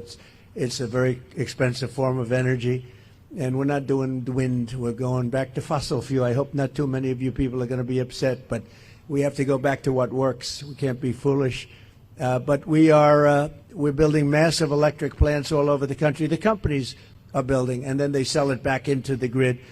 But we're building numbers that nobody's ever seen. We're auto plants. We have many auto plants going up, whereas during the last 4 years, as you know, we had like none. People weren't investing here. So where they weren't investing and they were leaving. But I just finished by saying this. So I was with the King of Saudi Arabia. I was with all of the NATO leaders a couple of weeks ago, and they are putting up not 2%, but 5%. They said 5% of GDP, that's a lot of money. They'll have trillions of dollars put up. They were putting up 2, but they weren't paying it. Now they're putting up 5, and they're all paying it. And they all said the same thing. They said, 1 year ago, your country was dead. We never thought it was coming back. And now you have the hottest country anywhere in the world. These are the leaders of other countries, the prime ministers and the presidents, every one of them said essentially the same thing, said we had a dead country, and we were. We felt that way, and we were. And this place was emblematic of it with the crime, the horrible crime. And, you know, I watch these phony reports. Oh, we were on the way back. They weren't on the way back. It was worse than ever just a short while ago. But now it's going to be, I think now, right now, it's better than it has been in years. And in a couple of weeks, it's going to be even far better than that. And everybody's safe now. Everybody feels safe. And they're all coming in. And people are now coming in. They're making reservations to come in. They want to be in Washington, D.C. One of the things we're going to be redoing is your parks. I'm very good at grass because I have a lot of golf courses all over the place. I know more about grass than any human being, I think, anywhere in the world. And we're going to be regrassing all of your parks, all brand new sprinkler systems, the best that you can buy, just like Augusta. No, it'll look like Augusta. It'll look like, more importantly, Trump National Golf Club. That's even better. But we're going to have all brand new, beautiful grass. You know, like everything else, grass has a life. Do you know that? Grass has a life. You know, we have a life and grass has a life. And the grass here died about 40 years ago. So we're going to be rebuilding all of your parks, and it's going to happen fast. It's going to go up like a miracle. So you do the job on safety, and I'll get this place fixed up physically, and we're going to be so proud of it at the end of 6 months. But let's say at the end of a year, this place will be maxed out in terms of beauty. You'll have all new surfaces. You'll have all new medians. Everything's going to look beautiful. A lot of your signs are going to be taken down. They've been up for 40 years. They look like hell. They're barely standing up. They're falling off their holders. And we're going to have all new everything. And I want to just thank Doug for doing such an incredible job. You've been unbelievable. You're a popular guy. No, he's an amazing guy. He's an amazing guy. Everybody loves him. We love you. And his wife is so incredible. But thank you very much. I appreciate it. And Pam, thank you very much. What a job. People don't realize. They're going to see. She'll go down as the greatest Attorney General we've had. I really mean it, too. And where's my Christy? You dear. Thank you very much. She's been incredible. And she can ride a horse like nobody. She gets on those horses. She rips those horses around. But I want to thank you very much. And Steve Miller, so fantastic. And Todd Blanche, who's been with me so long, and he's one of the best lawyers you'll ever find. And we're having a lot of victories. I had a victory today, you know. They stole $550 million from me with a fake case, and it was overturned. They said this was a fake case. It's a terrible thing. But that's a nice victory, you know. I mean, it's not bad. You know, we all have our limits, but this was a terrible thing that done. It was a witch hunt, and I've had more witch hunts than any human being, I think, in history. And here we are with the President of the United States, so it didn't work out too well for them, but maybe now it's turned a little bit. These are very dishonest people. We have to fight. We have to win because we have to win. And you people are winners, and I just think it's such an honor to be with you. And the D.C. remodel is just a testing ground for military takeover of a major city in the country, and it's one that they can actually do without like a lot of tremendous resistance because D.C. is not a state. It's a black city. Okay. And we'll always be with you. And also on top of that, it has different rules, I guess, because it's a District of Columbia, not like a fully fledged American state. Thank you, everybody. President Trump, on behalf of everybody that's here in law enforcement, I think I absolutely want to extend gratitude to you because under your leadership, you're bringing back respect for this profession. No, the majority population is not black. You go, and some of these folks know wherever you that's not like backstage before you speak. On average, black people represent 13% of the population. So when we say a city is like a black city, we mean that it's like higher than 13%. And even D.C. in and of itself is no longer as black as it once was. President Trump's ended 6 wars. He's brought taxes down, regulations down. He's brought record foreign investment like he was talking about. He's done all of those things in 6 months. But what does he really care about? You hear him talk about the wars. He wants to end the killing. And here in D.C., he wants to end the killing. He wants to end it in every city in America, because if we're the greatest country in the world, you shouldn't be afraid to be able to go out for dinner. He cares about the people that live in this city and in every city, and that's why this is happening right now, and this is what leadership looks like, that in a matter of a week, this is a message to every city in the country, and it's a message to every capital in the world, that America, the greatest country in the world, is going to have the most beautiful capital and the safest capital in the world because of all of you. So thank you, everybody that's here tonight. Thank you, President Trump, for making it all possible. Thank you all. President, I'm looking at all these faces. They're out here every single night. I'm getting to know everyone on a first-name basis. All of our great Metro PD, General Blanchard with the Guard, all of our federal agencies are out here, our amazing Park Police. They are working hand in hand to make D.C. safe. They're out here working midnights every night because they love our country, they love our city, and they love you. They're all telling me that. Are we going to get to meet? Look at them getting a thumbs up. They're all out here going, are we going to meet the president? I told you. So, and I think you brought some food for him, didn't you, President? So we have great hamburgers cooked by the White House, and we have pizza that I said don't do it in the White House because we went to a place that makes the best pizza. So we'll concede. But we have a lot of it, so we're going to have some fun. We'll eat, and I'll eat with you, and we're going to have a little fun. We're going to celebrate, but then we're going to get back to work, and we're going to take care of these criminals. We're going to put them where they have to be. You're going to say, don't play around with us. Don't play around with us. So let's go have something to eat. You're going to like the hamburgers? Would you rather have hamburgers from the White House or pizzas from a good place, huh? I think you want, they want the hamburgers. Have a good time, everybody. Thank you very much. Christy, thank you very much, darling. Thank you, everybody. I can't get over how fucking stupid this is as well, by the way. It's just like, it's an objectively stupid action. Like, everything is objectively dumb. It's not just like violent, hostile takeover, testing grounds for like a military takeover elsewhere. Wait, what is this? We have Leo 2.0. Whoa. Judge, I didn't see you over there. It's lucky I spotted her. It's lucky I spotted her. I would have been in big trouble. And Leo, Leo 2.0, we love Leo. He's a great prosecutor, that's for sure. They both started off really as law enforcement and top lawyers and judges and law enforcement, and that's how they became famous. Then they went into show business, and everyone thought, gee, were they real? But they were the real deal, and you're both doing great. Thank you very much. Pam, do you want to say something? Janine, please. Yeah, I just want to say thank you to all of you. Every night when you hit the street, you make a difference, not just for us, but for everyone in the district. They are grateful for what you do. They are. Okay, I can't. Okay. Washington, D.C. isn't even the top 25 U.S. cities by violent crime rate. Here are the top 10 in 2024, all objectively more unsafe than D.C., Memphis, Oakland, Detroit, Little Rock, Baltimore, Cleveland, Kansas City, Milwaukee, St. Louis, and Dayton. Here are the top cities by specific crimes tracked in FBI's uniform crime reports. Murder, Birmingham, rape, Anchorage, robbery, Oakland, aggravated assault, Memphis, arson, Eugene, burglary, Seattle, larceny, Memphis, motor vehicle theft, Oakland. Someone says, I was just in Memphis and had a great time free of crime. ERIN responds, yeah, because crime rates are not guarantees of danger. Just as it's true that D.C. has a genuine issue with gun violence, it's also true that the overwhelming majority of visitors to our city come here and have nothing bad happen to them. Trump calls Washington the most unsafe place anywhere, but with 78% of D.C. residents say they feel very or somewhat safe in their neighborhoods, and only 17% support a federal takeover. New from Washington Post. New poll from Washington Post. What do you say to people who just appreciate this and want it done to other cities? Oh, you just sit and wait. When it does happen to their cities, they'll realize that it's not so great. There are plenty of people who voted for Trump in my city. There are plenty of people who voted for Trump in my state. And once the fucking mass thugs came around to fucking start kidnapping people at like courts and shit, they realized, oh, it's not so great. This was a lie. This wasn't a good idea at all. This was a very bad idea. That's it.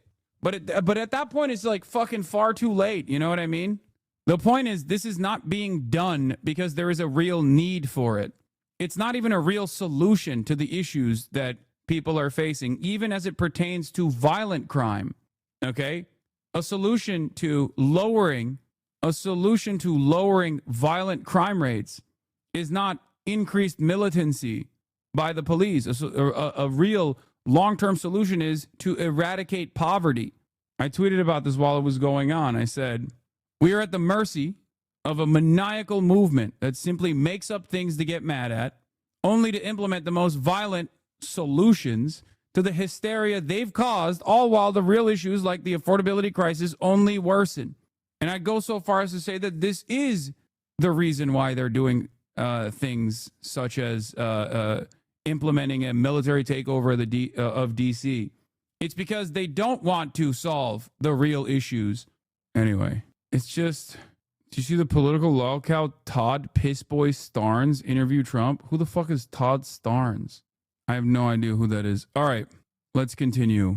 A couple things I wanted to cover with updates. As the Gaza City forcible military occupation is worsening by the moment, Israel is demanding that 65,000 reservists get called back into duty. Unfollow? Okay. Sorry, I don't know who Todd Pissboy Starnum is. Have a good one. All the while, Plus 972 magazine reports Israeli army database suggests at least 83% of Gaza dead were civilians. Classified intelligence from May reveals Israel believed it had killed some 8,900 militants in its attacks on Gaza, indicating a proportion of civilian slaughter with few parallels in modern warfare, a joint investigation finds. 23 months of genocide, and Israel's own internal estimates show that they've only killed 8,900 quote unquote militants. Okay. And for the record, this number is actually far worse, because if the number is 8,900 matched up with the official estimates, that is a severe undercount, then the percentage is actually far worse if you look at the totality of the death. This is not new for Israel, of course. Here it is. Noah Colwyn. Named fighters listed as dead or probably dead in Israeli database as of May 2025 in comparison to other conflicts and global conflicts tracked by UCDP since 1989. Civilians made up a greater proportion of the dead only in Srebrenica, although not the Bosnian War overall, in the Rwandan genocide, and during the Russian siege of Mariupol in 2022, Peterson said. These numbers are already cooked as well, for the record. But Shael Ben Ephraim, former Zionist, now turned anti-Zionist, also has some choice words on this, because 8,900 is most likely not all militants regardless. Civilians are also being considered, like people who work for the police force in Gaza are also considered active military combatants or whatever. Okay. Srebrenica şeklinde değil, Srebrenica. Okay. So that's number one. Number two, the total number is not at 52,000 or 60,000. The total number of killed Palestinians is far larger than that, which means that it's not even 83%. IDF is not targeting Hamas. They're targeting Gaza civilians. This certainly is a lower count than in reality. The IDF calls all sorts of civilians terrorists. For example, journalist Anas al-Sharif is considered a terrorist by them. An Israeli intelligence source told Guardian, people are promoted to the rank of terrorists after their death, said one intelligence source who accompanied forces on the ground. If I had listened to the brigade, I would have come to the conclusion that we had killed 200% Hamas operatives in the area. Remember the IDF, number three, remember the IDF knows the names of Hamas members and not of civilians, so is far more likely to record them. In addition, the Gazan authorities are more likely to know Hamas names than those of random civilians who disappear, since they are better connected. Therefore, the list likely overestimate Hamas and underestimate civilians. Number four, many bodies have never been recovered or identified, especially those buried under rubble or lost in the destruction. The Gaza Health Ministry only counts recovered bodies, so thousands of civilian deaths are likely missing from the official tallies. The IDF's militant lists are based on seized documents and intelligence, which may not include newly recruited underground fighters. Meanwhile, civilians who disappear without record are less likely to be counted, skewing the data towards undercounting civilian deaths. In the chaos of war, soldiers may misclassify casualties, often labeling unknown people as militants to justify strikes and avoid accountability. This inflates militant numbers and hides civilian deaths. Number seven, displaced persons and unregistered residents who die or disappear may not appear on any list, and in some cases may be incorrectly recorded as militants if suspected of affiliation. Number eight, indirect civilian deaths caused by destruction of hospitals, infrastructure, and lack of humanitarian access, such as from starvation, disease, or untreated injuries, are often not counted as war casualties, hiding the full civilian toll. Therefore, the real numbers are likely significantly worse. I strongly believe there are over 100,000 dead directly and indirectly, that it's closer to 9 out of 10 are civilians. It's even higher than that, because the number is even higher than 100,000 most likely. Even 100,000 is a low estimate. The 90% of casualties in war are civilians thing is a myth based on a misunderstanding. when the percentage gets into the 80s, it's basically only infamous genocides that reach that high of a percentage ratio. Even through direct combat, there's two different metrics that you need to apply here. If you obviously factor in like additional deaths born out of like no access to a healthcare infrastructure or things of that nature, or displacement, you obviously arrive at a much larger estimate. But if you look at just simply civilians and combatants that have been slaughtered by the Israeli genocidal army through direct warfare, like just like bombing a building and then there's civilians in the building, okay, then even those numbers are much higher, I think. Those numbers are most likely higher than 100,000 as well. I've talked about the limitations that the Gaza Health Ministry has in terms of collecting the most accurate data, because Israel has destroyed every hospital in the Strip. So all we have are estimations. We can't figure out an exact number and the number remains around like 62,000 or something. And that is a severe undercount due to the fact that there are tens of thousands of people under the rubble that have not been collected, due to the fact that there are still mass graves that are being unearthed in areas where Palestinians are allowed to go back to. The only way to figure out exactly what that number looks like is by matching up the previous population before October 7 and then matching up to the end, the population of Palestinians that remain in Gaza after the final solution has been implemented, it seems, when the dust is settled, or hopefully when the peoples of the world are capable of stopping Israel's genocide. It is unimaginable cruelty. That's what genocide looks like. Meanwhile, here's what Benjamin Netanyahu's bullshit is when he's talking about the further military incursion into the Gaza City, trying to turn Gaza City into Rafah, just like leveling it to the ground. We are in the decision-making stage. I arrived at the Gaza Division today to approve the IDF presented to me and to the Minister of Defense for taking over Gaza City and defeating Hamas. I greatly appreciate the commitment of the reserve soldiers and the regular army to this vital goal. At the same time, I instructed to begin immediate negotiations for the release of all our hostages and to end the war on terms acceptable to Israel. These two things, defeating Hamas and releasing all the hostages, go hand in hand. I think they're going to fail to mobilize reservists. I don't think that they're going to get the numbers that they feel are necessary. No way. Israeli occupying force soldiers, terrorists, keep fucking smoking themselves over and over again. They keep killing themselves. They have consistently underreported the number of casualties as well. They deliberately keep that stuff hidden.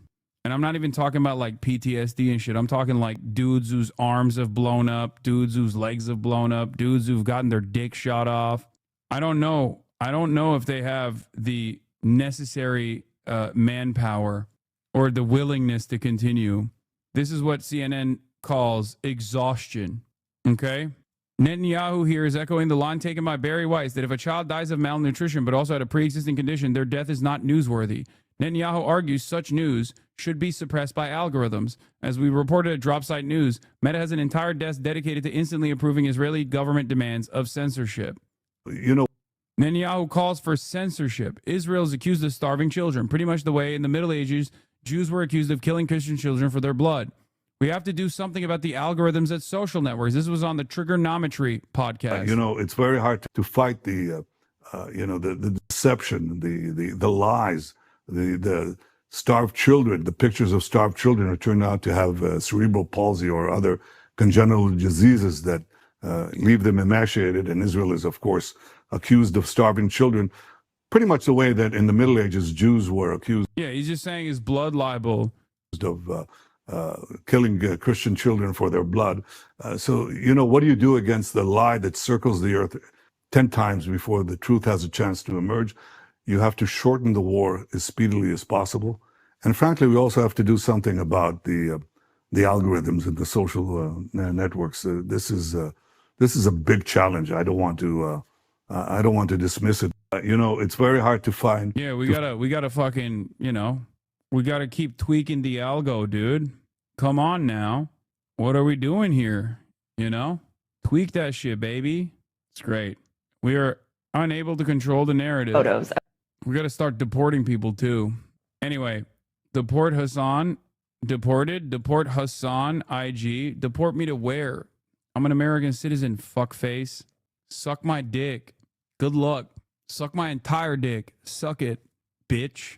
Deport him. Deport him. Deport Hassan, bitch.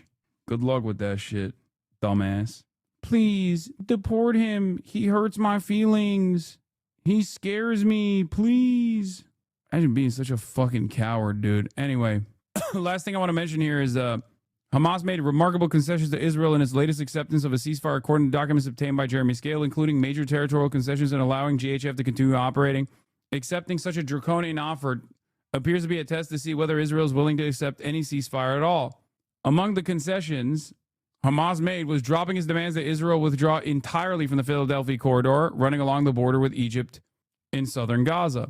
Hamas also agreed to remove language that would have prevented the U.S. and Israeli-imposed aid scheme run by GHF from remaining in Gaza after a ceasefire went into effect. Over 2,000 Palestinians have been killed seeking aid since GHF took over distribution in May.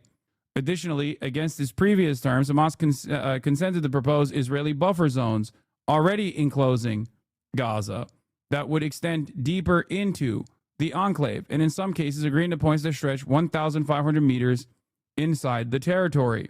Before people fucking come in here and say some dumb shit like, oh, Hamas wants people to die. It's just they are not. Like, their demands were unimaginably reasonable.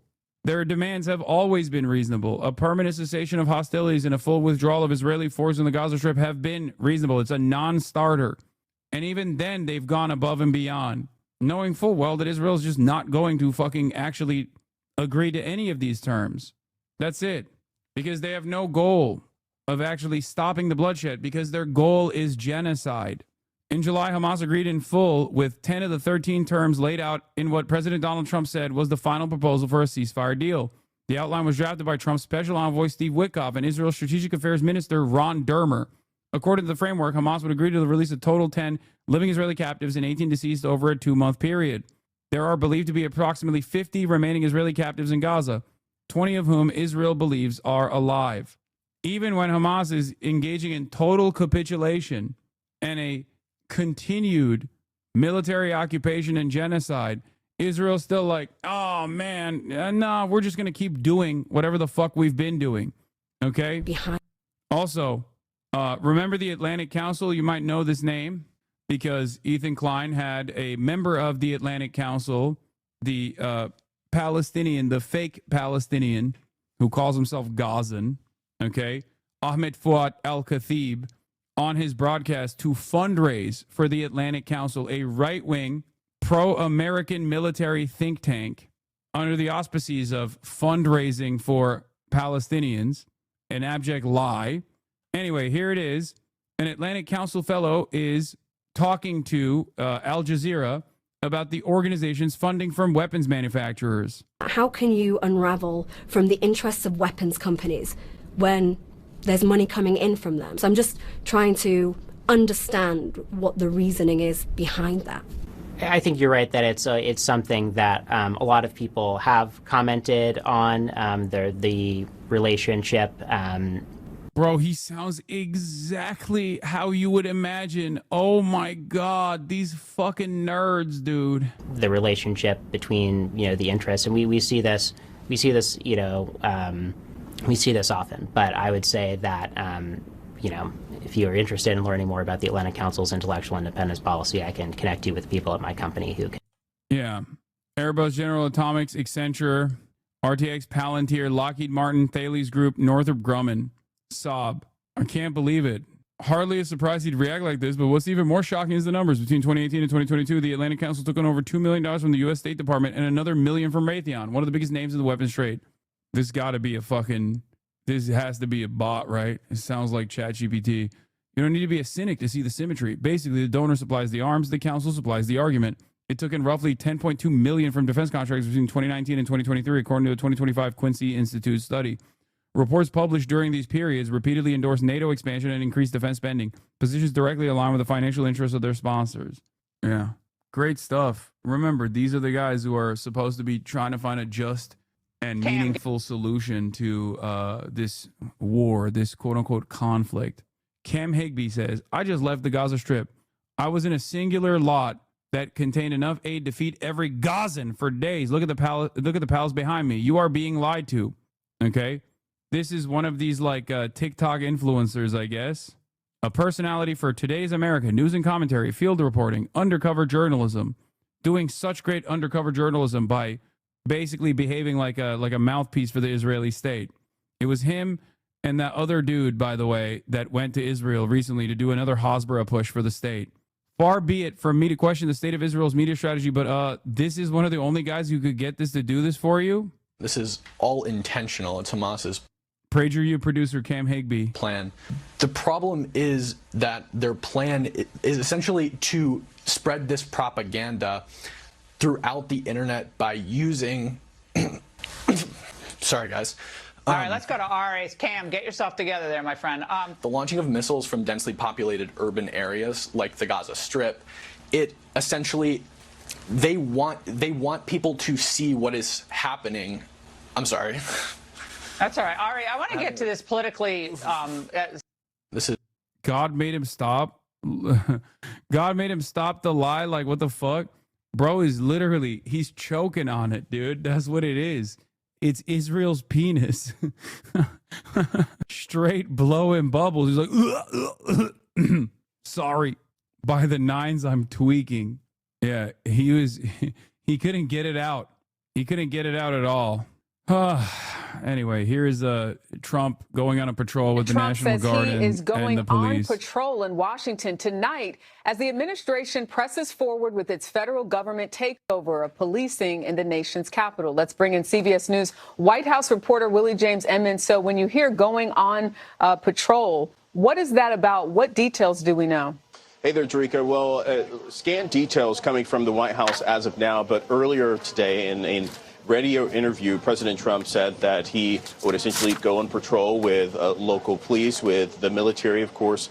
The president called the National Guard into parts of D.C. to patrol. He also called for federal agents from multiple government law enforcement agencies to patrol the streets of Washington, D.C., as well as that federal takeover of the police department for at least the next 30 days. We, of course, know that Vice President J.D. Vance visited Union Station, that is the central train station here in D.C., to visit and thank troops. But we'll, of course, bring you more details once the White House releases that information in terms of when and where President Trump will go. As of now, the guidance from the White House, there's no public events for the president, but we'll, of course, bring that to you once we have it. So I want to turn, Willie James, to the U.S. and European Union. They've unveiled new details about the framework of its trade deal. Oh, yeah, this is the other dude that went he's also PragerU. Xavier Durousseau, Uncle Tom's favorite nephew, Gen Z activist, PragerU personality.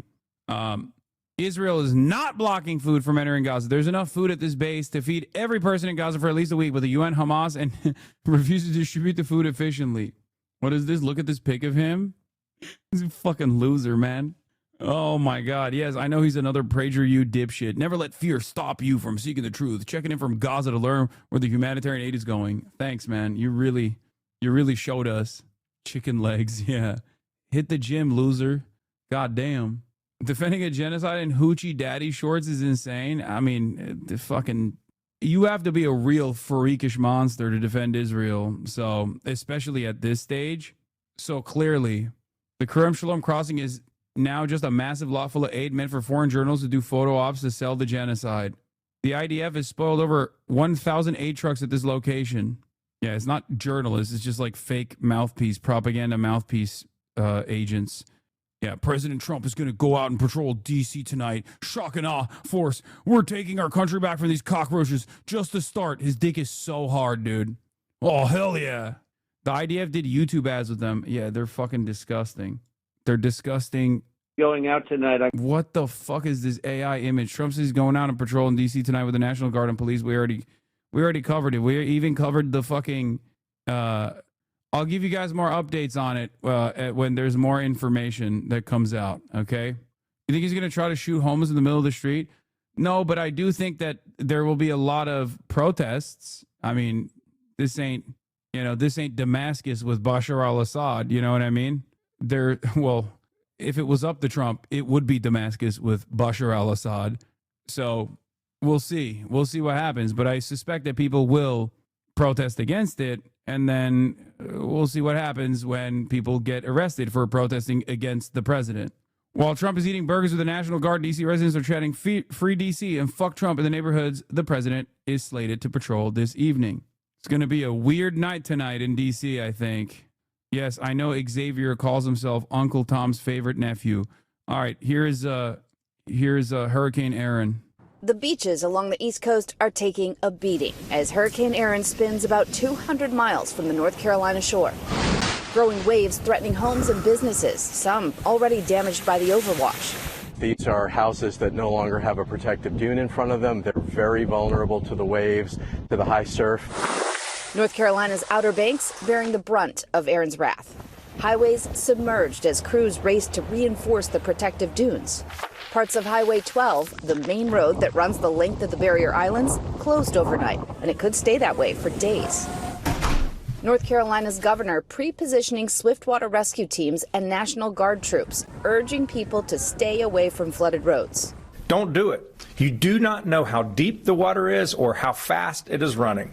As hurricanes move north, they expand. And Erin's tropical storm force wind field is huge, extending 320 miles outside the center. Like a bulldozer shoving water at the coast, it's whipping up powerful rip currents. Many beaches shut down.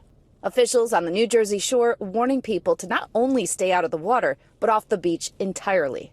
You can get a rogue set of waves coming in, and if you're on the beach, comes in or take your feet right out from under you and pull you right out. So when high tide comes in tonight, you have the water already pushing up. Imagine doubling the waves. Those homes are some of the, concerns when you don't have that barrier to protect them. Let's go straight to the satellite because I want to take you through the path and the timing here. Most importantly, this is about as close as it gets to the Outer Banks. So they're feeling the biggest impacts now. It will keep moving to the north, then northeast, and it will jet away. But now I love when these reporters will be like, hey, by the way, just so you know, reporting from the beach, don't come here. It's very dangerous to be on the beach where I'm at currently. Please do not come here. Stay away from the water. Do not stand in it, as I am doing at this very moment. Not before it has all these coastal flood alerts for 1 to 3 feet of inundation from New Haven, Connecticut, all the way down to Myrtle Beach. Those tropical storm warnings in place for parts of Virginia and North Carolina. Look at the winds because it's, breezy out here, I'd call it, but it is downright gusty in the Outer Banks, up to 50-mile-per-hour gusts. We will see that by tonight. Look at Atlantic City at 40 miles per hour. That's Thursday, 7 p.m. Nantucket's kicking overnight. And then by tomorrow night, things... Stinky. Erin is the first hurricane in the Atlantic of 2025 Atlantic hurricane season, already made history over the weekend. Hurricane Erin went through an explosive rapid intensification cycle where it went from 75 miles per hour, Cat 1, to 160 miles per hour, Cat 5, in over 24 hours. Its minimum pressure experienced 70 millibar drop within the same period, going from 996 millibars to 915 millibars. At its peak so far, Erin had wind speeds of 160 miles per hour and a minimum pressure of 950 millibars. On Saturday night, EST, Erin went through an eye-wall replacement cycle, which caused the storm to weaken, but only down to a Cat 4. This is not uncommon, as storms restructure themselves often, and is good for us, as it causes the storm to weaken. Sorry, not trying to be annoying. Okay, thank you, Stinky, for the update on Hurricane Erin. Feels good as fuck for the hurricane when it's restructuring its walls. Feels good as fuck for the hurricane when it restructures its back walls.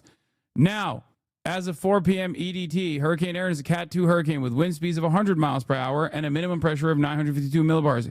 Erin is following its predicted path and pulling away from the coast and moving out into the Atlantic. Also, Erin is something like 700 million miles in diameter. Allegedly, that number will not likely be 100% accurate until the tropical cyclone report is published in a few months. A tropical storm warning has been issued for Bermuda, and the beachgoers are still cautioned against swimming on the U.S. East Coast beaches because of deadly surf and rip currents. Storm surge warning is still in effect for the Outer Banks. North Carolina tropical storm warning is still in effect for the northern coast of North Carolina and Virginia coast up to Chincoteague, VA, New York, New Jersey, as banned swimming as a result of rip/surf currents. Okay. Back to Donald Trump now. The vice president, or not the Secretary Donald Trump, of Defense, but Vance and Hexit laugh in D.C. protesters' face. Based. And Stephen Miller showed up at Union Station, that they weren't necessarily warmly embraced. Well, you showed me video of the National Guard playing with some kids in one community. We know that the vice president and Pete Hegseth were there at Union Station buying Shake Shack, buying food for the National Guard. They've arrested 550 people, made D.C. safe again. One of the points that the vice president made was the demographics yesterday. And he was talking about how, I don't know if a lot of people know, but the nickname for Washington, D.C. was once Chocolate City because of the large amount of black residents that were there. And the vice president made the point, why do you have these white liberals out there condemning this when the black residents are praising this because they want to feel... Yeah, black people love being under military occupation, famously. Dude, everyone's a liberal at the end of the day. Remember, look at this. How is this any different than Joe Biden being like, well, black people don't want me to drop out, so you're racist if you want me to drop out? Just make some shit up. Black people actually like this decision, and it's white liberals who don't like this decision. Actually, black people that love this decision of a permanent military occupation on their streets. Future too. A small percentage of the population shouldn't be able to determine if people are able to. Meanwhile, the admin is literally posting photos of people that they're just like grabbing from the street and arresting without any conviction whatsoever, by the way, just simply on charges. And they're just posterizing them. Incredible stuff, man. Most of the people that they're posting are black, by the way. Live safely in their community. So you have the president going after the drugs, going after the theft, going after the murders in their community. So kids and... It's just crazy because they haven't done that at all. It's weird because they keep posting anytime they arrest someone. And it's always like possession of a weapon or just like a marginal amount of fucking marijuana or some shit. So I don't know what the fuck these guys are talking about. Families can live safely again. I don't understand why anyone would be against this. More policing, more people being arrested that are criminals. I would love for this to happen in New York City. I hope our city's next. 90% of the people in that city voted for Democrats, and that's what Vice President and the Secretary of Defense walked into yesterday. Listen. This is the guy who look at them like maniacs. No, they're maniacs. No, they actually love him, dude. They love him. They're saying, boo, show us your face more, actually. What does he mean, free DC? Are you looking at the crime stats there? And that's with the fudge numbers. So yeah, does that seem like a free city? This guy, that guy's screaming. Right, and they're getting rid of the homeless encampments. They're putting them into facilities. They're cleaning up the... Yeah, Fox is not showing the crowd calling J.D. Vance a couch fucker, it seems. Oh, look! It's couch fucker! You gonna fuck a couch buddy? Right here. Do not go past this. This is Vice President.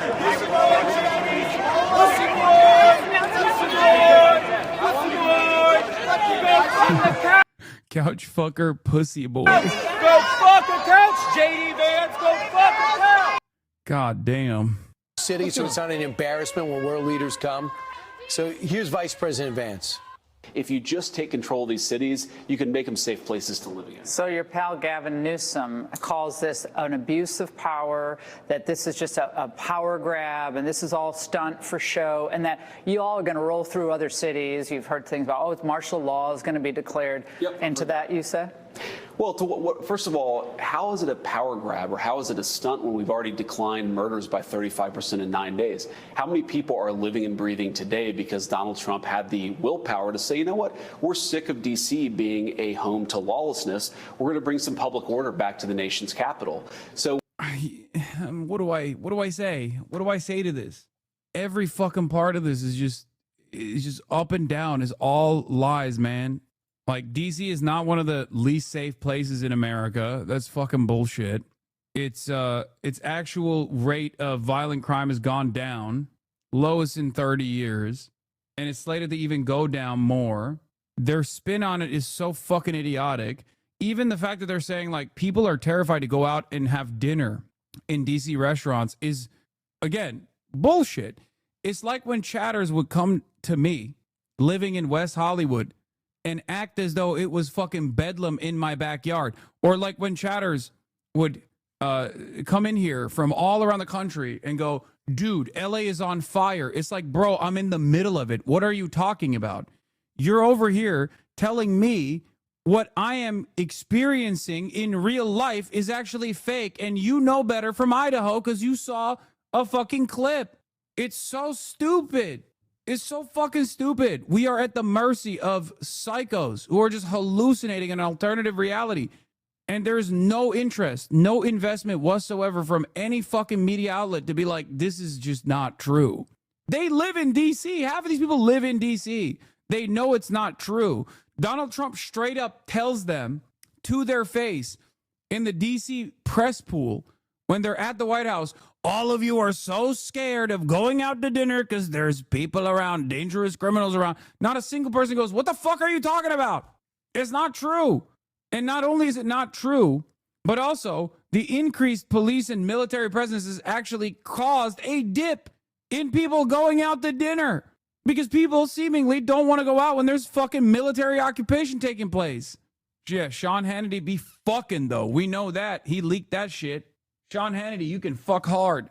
Now, especially when there's no one else at the restaurant. It'll just be you and your Fox News girlfriend. Pipe away, Sean. I did this for you, Sean.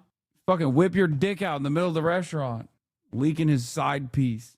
What I would say to Gavin Newsom or to anybody else in some of these... Before you guys say, it's because Donald Trump called into the Fox and Friends, or the morning show, and was like, Sean Hannity and the beautiful one sitting in the middle over there can now go and have a dinner in peace without being harassed by criminals.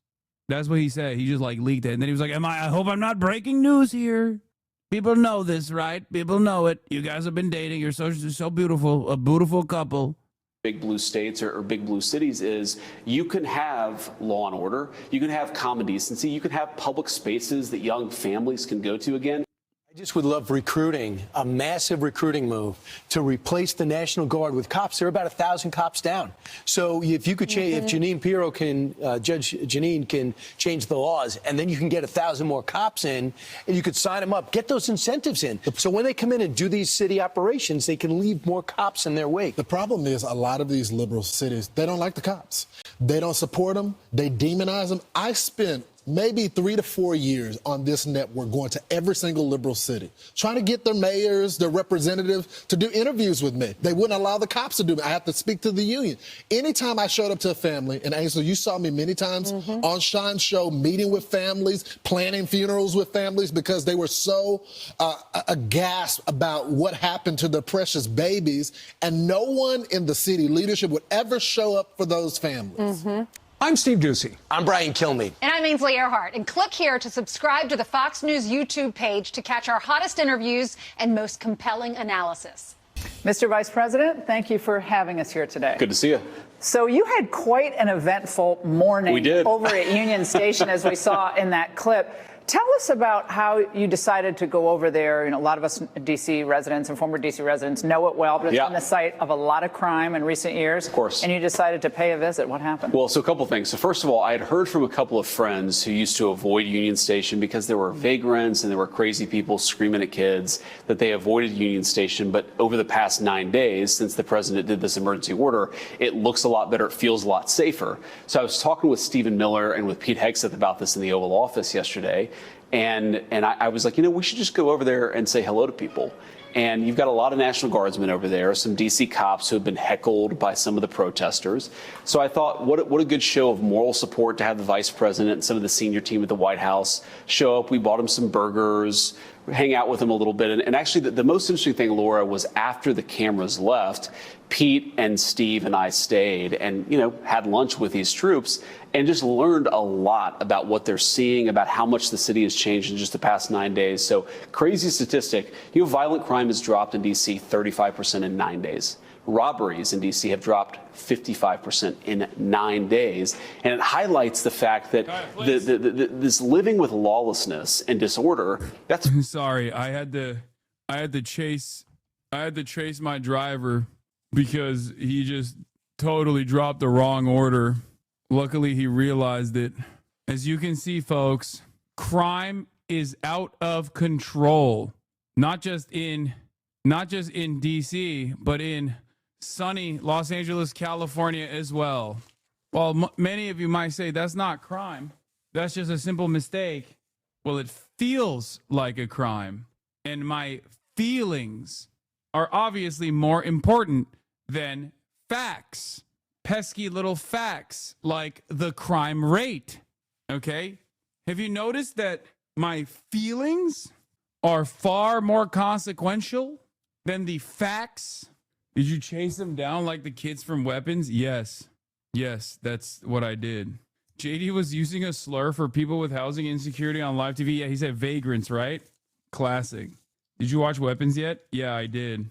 There's a guy at my local park that runs in a straight line every day.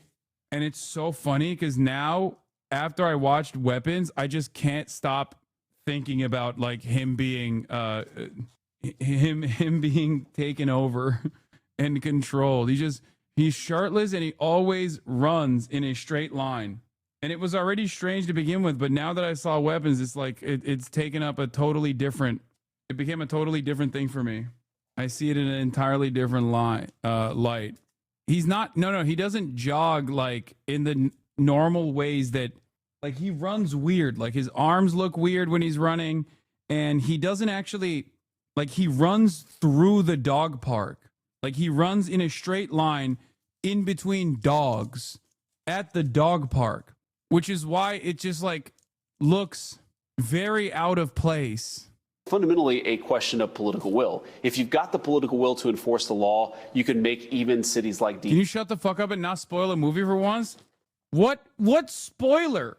The first scene in the fucking movie is kids running, dumbass. It's in the trailer. You got to take it over. That doesn't even make sense for the movie. I was trying to fucking find a way to say, like, that doesn't even, just watch the fucking movie. Shut up. God damn. You guys are so stupid. DC safe again, and that's what we're demonstrating. And I hope that the American people take an important lesson from this, because obviously DC is a federal city, New York, LA, these places are not. I hope the American people just recognize that you don't have to live with lawlessness. You don't have to live with third world murder rates. If you just take control of these cities, you can make them safe places to live in. So your pal Gavin Newsom calls this an abuse of power, that this is just a power grab, and this is all stunt for show, and that you all are going to roll through other cities. You've heard things about, oh, martial law is going to be declared. Yep. And to that you say?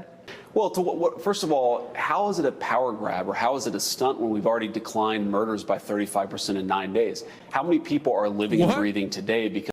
Wait, what kind of statistical analysis is being conducted here where murders went down by 35% in 9 days? What are you saying?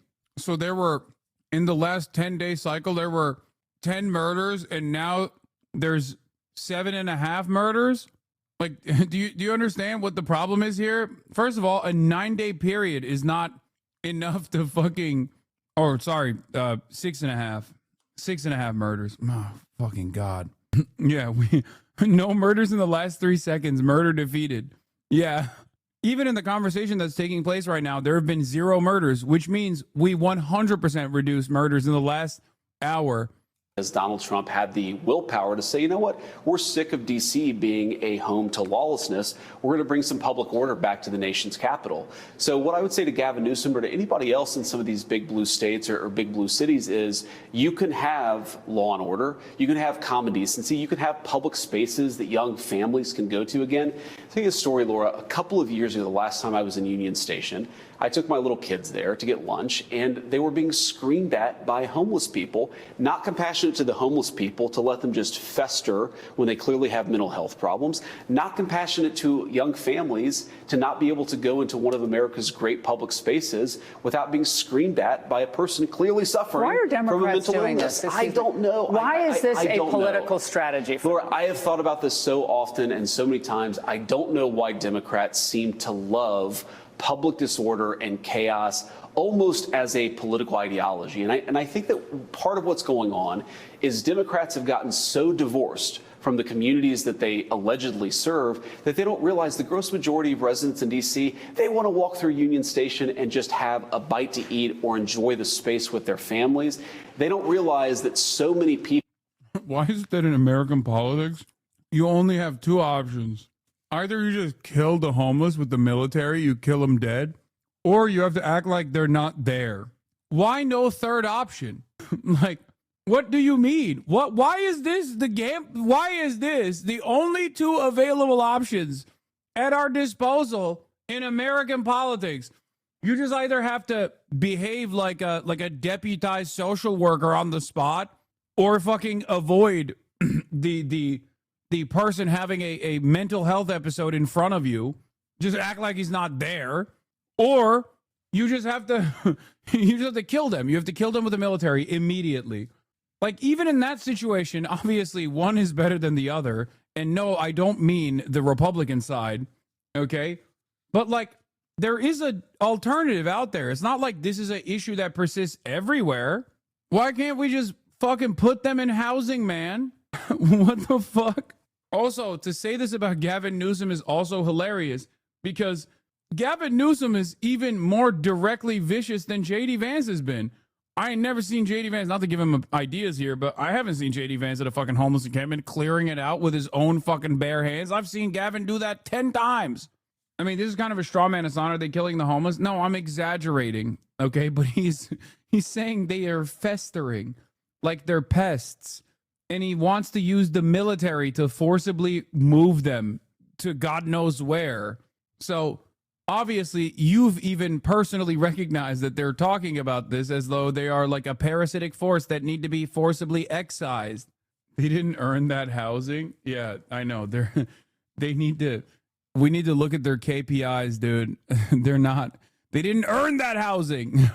I don't know if you know this, but like, homes are for shelter, okay? Crazy idea, I know. Not a speculative asset. If someone is in desperate need of shelter, we should give that to them. We're rich enough. God. Yeah, homes are not to be lived in. It's for the shareholders, dude. People have been absolutely terrorized by Democrat crime policies, and so maybe they just don't make the connection between what Gavin Newsom says and the fact that places like D.C. or Los Angeles have some of the highest murder rates in the world. And the D.C. police are being investigated for potentially manipulating their crime data. I've heard this from other police forces across the country. Great cops, beat cops in places like Chicago have said, some of the crimes are reclassified to make a burglary something that's more of a disturbance, and that kind of stuff happens. But is this a federal issue at this point, if this is a manipulation of data and if it's widespread? Well, it's certainly something that's being investigated, and I hope that we'll uncover what's going on. But even aside from any manipulation of data, when you have 911 wait times that are so long, a lot of crime doesn't even get reported. And we heard this all the time. People would say, well, my home's being robbed. I'm not even going to call the police because it's going to be 45 minutes before they show up. And that's not an indictment of the beat cop, by the way. They're so overwhelmed by how... Yeah, maybe because they're dog shit, dude. They suck at their jobs. Bro, I swear to God, there's no other fucking job on the planet other than like maybe a CEO that gets this kind of treatment for being shitty at their fucking jobs. It's so strange. Like, I'm a advocate for making cops do their fucking job instead of roaming the streets, terrorizing like black people and shit. Like, actually solve crime, actually stop crime. This shit pisses me off so much. How much violent crime there is that they're unable to actually bring public safety to these communities. So what we're doing is just changing the balance a little bit. We're putting more good guys on the streets, and we're taking more bad guys off the streets. And we think that's the sort of thing that's going to bring public safety back to D.C. Again, it's already working in a very big way. Now, on to Ukraine. Your February meeting with Zelensky and the president, that was quite something to behold. It was good how did you all break the ice this time?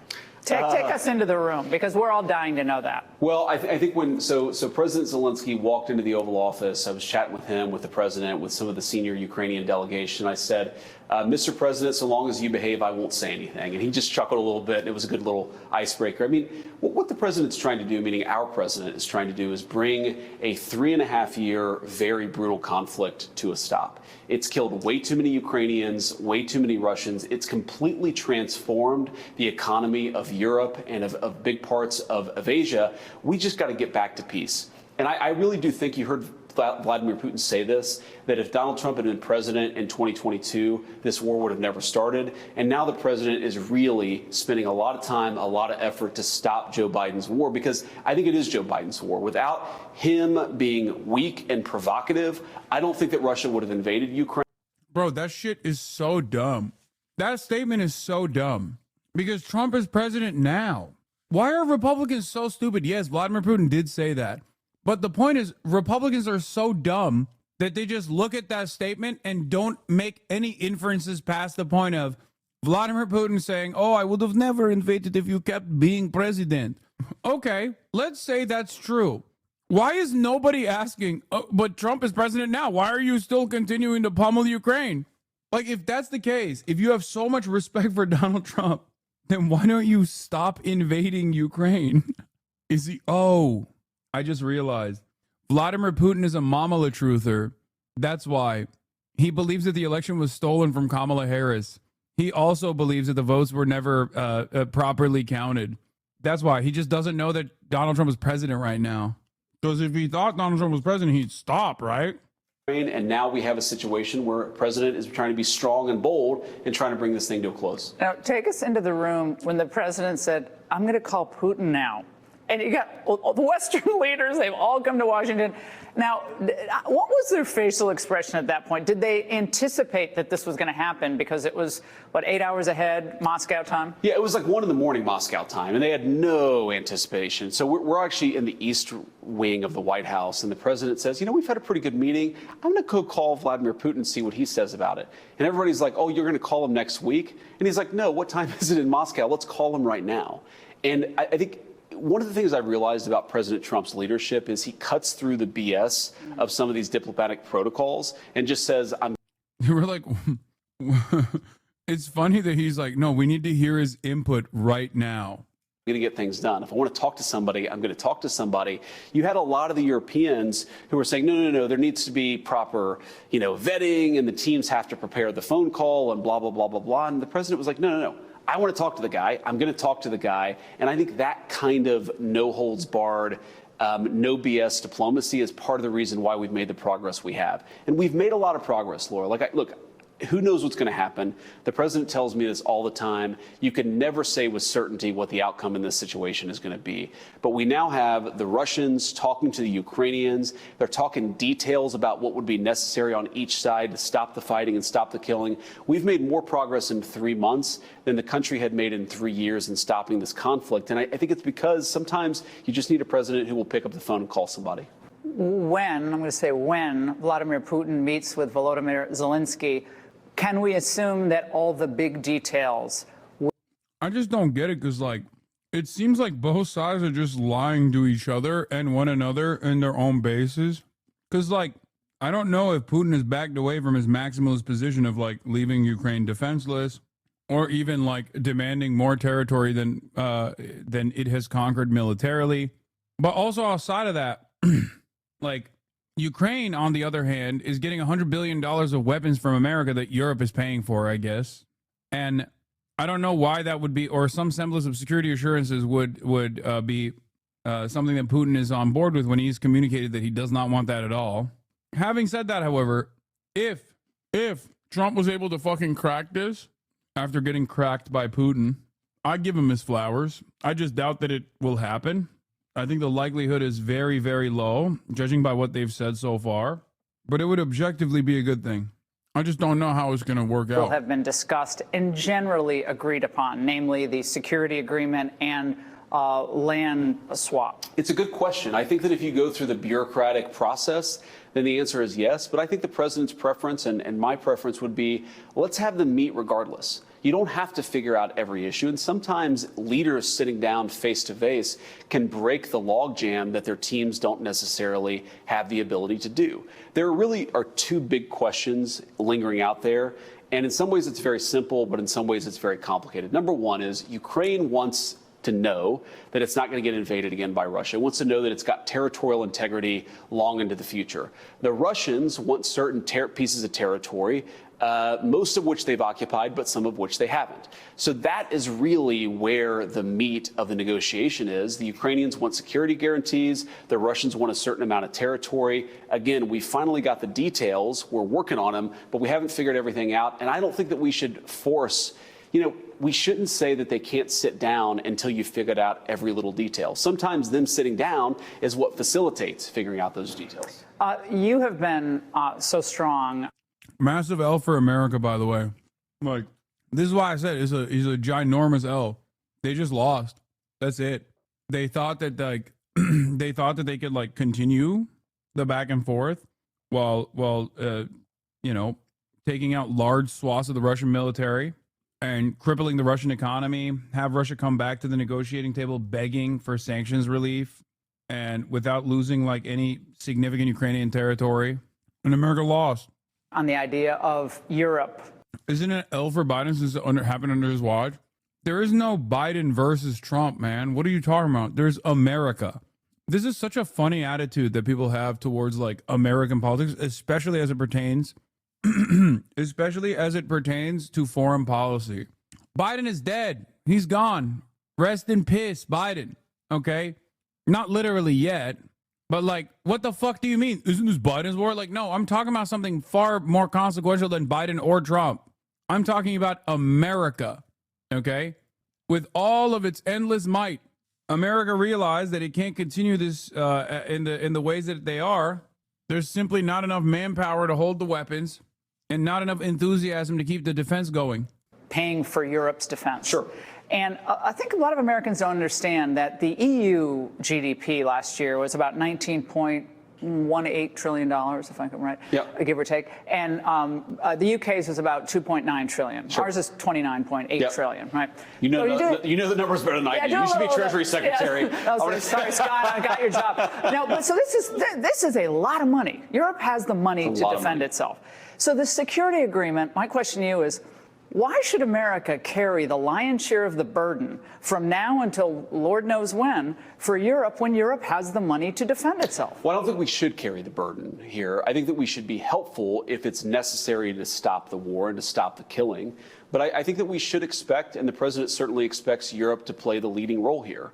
And what he said very clearly is, look, the United States is open to having the conversation, but we're not going to make commitments until we figure out what's going to be necessary to stop the war in the first place. And I think that it's, the president is very good. He never takes anything off the table. He never puts anything fully on the table because he doesn't want to give away his leverage. And this is the private conversation that we're all going to have about what's necessary to stop the war. But no matter what happens, no matter what form this takes, the Europeans are going to have to take the lion's share of the burden. It's their continent, it's their security, and the president's been very clear they're going to have to step up here. What's it like meeting Putin? What was he like, just one-on-one? So I've actually never met Putin. The president did that meeting. I've talked to him on the phone a number of times. It's interesting. He's more soft-spoken than you would necessarily expect. The American media has a particular image of him. He's soft-spoken in a certain way. He's very deliberate. He's very careful. And I think fundamentally he's a person who looks out for the interests as he sees it of Russia. And I think one of the reasons he respects the President of the United States is because he knows the President looks out for the interests of the American people. And while they often disagree about issues, and obviously the President has been very critical of Vladimir Putin, the President's also willing to work with anybody if he thinks it's going to accomplish an important goal for America. And we all agree an important goal is to stop the killing. Let's move to the economy, because that is still the number one issue in the United States for most voters. Sure. The Democrats seem to be banking on an economic downturn, just like they seem to be banking on chaos in the streets against the National Guard. Sure. How do you see the economy in the next 6 months as we're seeing some continuing uncertainty regarding interest rates and Jerome Powell? Well, unfortunately, you have the Democrats. I think they really are betting against the United States. We're betting on the United States and the American people. There are a lot of good things happening in the economy. You have a lot of new investment coming in part because the tariffs. People are trying to avoid the. When Republicans are actively trying to destroy the country, when Democrats are in charge, they're never betting against the United States. You only hear this rhetoric. When Republicans are in charge, where they're like, oh, you hate the president? You must hate America. Oh, you hate the president? You want him to do bad, huh? You want Americans to suffer. It's like, no, dude, you're making Americans suffer. You're making Americans suffer. And it's such a funny, it's such funny cope for them to be like, yeah, it's the Democrat Jerome Powell's doing. That's the reason why the economy is not picking up steam. Stock market's fine. Stock market notwithstanding, obviously not exactly a great measure of the overall economy, overall health of the American population. Always and forever, bro. It's like dumbasses being like, oh, Hasan, you hate America. Why? Because you're criticizing things that America's doing and demanding that it do better by its own citizens and everyone living on U.S. soil. So you fucking hate America. No, man, I think the Republicans hate America. I think any politician that, for example, actively demands more funds be transferred to Israel, more funds be transferred to the American military, to send more American men and women overseas to go fucking die so that American corporations could turn profit year over year, hate America and Americans a lot more than me, motherfucker. I don't want that to happen. Yeah, I hate America so much. I want everyone to have socialized medicine. It really, truly blows my mind, dude, that like dudes like myself and people like yourselves that say stuff like, hey, why don't we just like spend some money on ourselves? There's clearly a lot of it going around. It's just like staying in the hands of super wealthy people. Maybe we should spread it around a little bit. Maybe we should fund some social programs a little bit. And they're like, oh, you're a terrorist. You're a socialist terrorist. Fuck you. Oh, you don't want to keep funding Israel's genocide? Wow. You're anti-Semitic terrorist, you piece of shit. Great, man. Thank you. That's right. I'm the one who fucking hates America and Americans. Yeah, you got it. Because I said there's better use of all of the wealth that we are generating than to dump it directly back into endless military conquest. Meanwhile, don't worry. I know I'm not an economic streamer, but do not fucking worry. We haven't even gotten to my number one I told you so moment. Throughout my career as a professional media broadcaster, there have been numerous instances where people have come to me and said, Hasan, I'm trying to get into insert specific fraudulent industry. One of the major ones was NFTs. Not only were early adopters constantly trying to give me money so I could huck out and farm NFTs to my audience, which I, of course, chose not to do because clearly that shit was busted and it was fraudulent from the get-go, and scam coins alike. There was a lot of people in that process that kept yelling at me and said, oh, Hasan, you just don't want me to make money. You're socialist piece of shit. Seems like you're just scared that we're going to get rich and hate you. No, it was because I did not want to use the power and influence that I have over a large audience for evil to fucking line up my goddamn wallet. That's the reason why I didn't do it. Because I saw it for what it is. A fucking scam. Well, here's another bubble. Here's another scam that I called out that many people have yelled at me for. The overemphasis placed upon LLMs, AI in general. It's about to pop. As a scam engineer, I believe not is future-proof. The same people that fucking slapped NFTs and Web 3.0 onto every goddamn grift that they were trying to line up, weirdly enough, moved on to AI. So strange that the exact same people, like using the same language, they just copied, they cut out Web 3.0 and slapped on AI instead. Is so odd. And people just fell for it, just like they had fallen for the fucking cryptocurrency grift. Yeah, I saw this. It's sick. Yeah. He has a Free Palestine poster from 1995, Grand Planter. Free Kosovo. I think it says Free Kurdistan, too, which is pretty cool. Like, that's crazy. This motherfucker knew what Kurdistan was. That's wild. In 1995, as a white boy in America. I remember when the NFT chatters tried to get you to register the deed to your house as an NFT. You need to set up an example of how we can decentralize the concept of home ownership was how they pushed for it. Yep. Yeah, bro knows ball. Anyway, is there a good video that we can watch about the AI bubble popping a little bit? No, you don't get it, dude. We're about to have AGI. Please, bro. We're not out of ideas. I promise. Just one more data center, bro. Next model will be fire, bro. I promise. AI is so dangerously unstable and so volatile as like as like a new vector that we are fully investing into, it was genuinely alarming. Yeah, I've talked to Ed Zitron about this issue before. It was genuinely shocking how much Donald Trump was actively moving into this like totally fucking fake bullshit. Even after one of the first things that happened was the first bubble pop, or at least the deflation of the AI bubble, when China came out with a market competitor that was done with pennies on the fucking dollar. I don't know if you like him. It's Graham here, and I think it's about time that we talk about something that probably has crossed all of. Yeah, I think it's a false start like the dot-com bubble and will come back in a few years when the tech is matured. So you don't think it's going to replace jobs? No, the sad part about it is that it doesn't have to be good for it to replace jobs, because there are plenty of bullshit jobs that it could replace.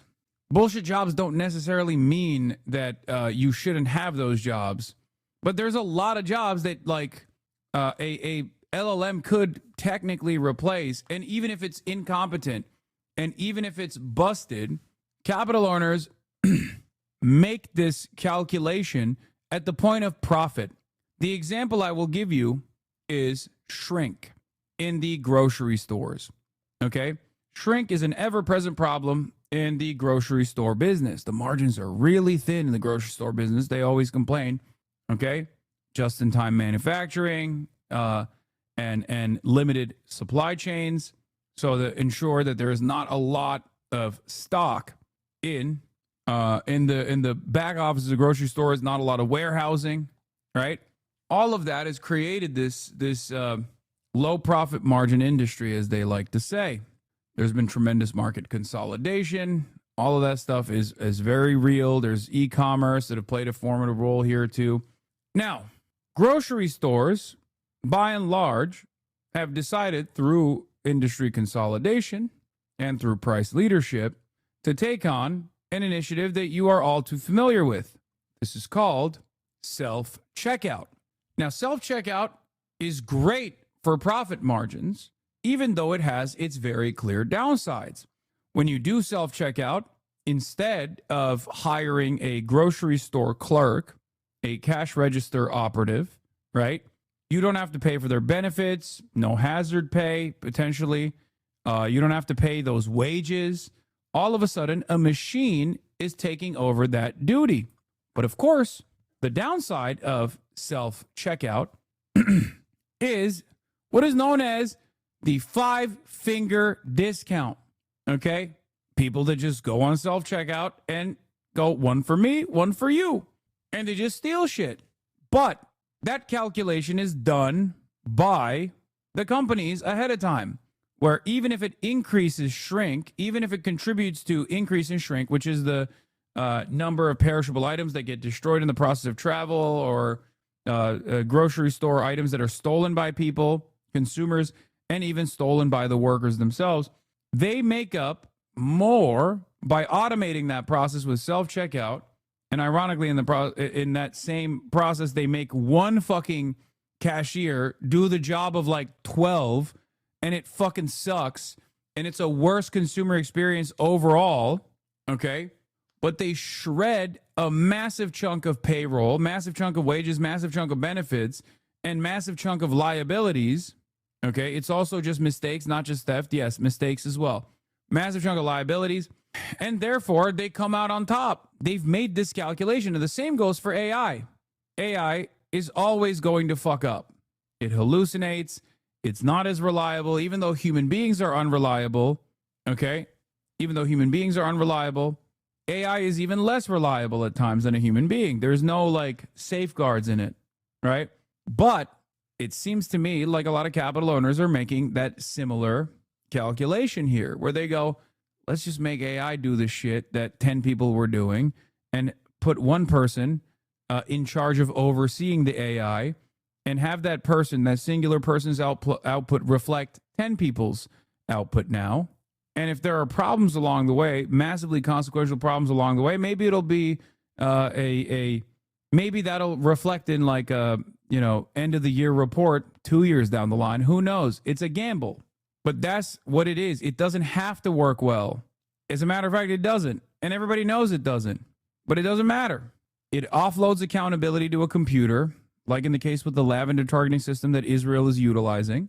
Okay, so then there's plausible deniability. Oh, the machine told me which targets to strike. It's not my fault, right? And on top of that, it's not supposed to work right in that circumstance. Like in the case with the UHC. UHC was doing claim denials, and it was notorious for being the worst at claim denials as a private insurance company. And they utilized AI to do it because UHC did not care about doing adequate claim denials because the job is to literally just deny all claims anyway. That's it. Now, of course, the downside of that is that a lot of those appeals are won because the machine is fucking busted at doing claim denials. That's a more costly endeavor in the long run. But in the short term, if your goals are short-term profit seeking, or rather improving the company's stocks, improving the company's stock performance, wiping out an entire chunk of like humans that were were working in the process of claim denials is fantastic. It reflects fantastic in the short term, even if it is consequential and a bad decision in the long term. No one ever cares about long-term stability. Okay, it's a quarter-to-quarter basis. So understand, this is how AI displaces the existing labor force. It doesn't have to be good. It can be bad. In some instances, it is required to be bad anyway. But capital owners are making that calculation with short-term profits in mind. That's it.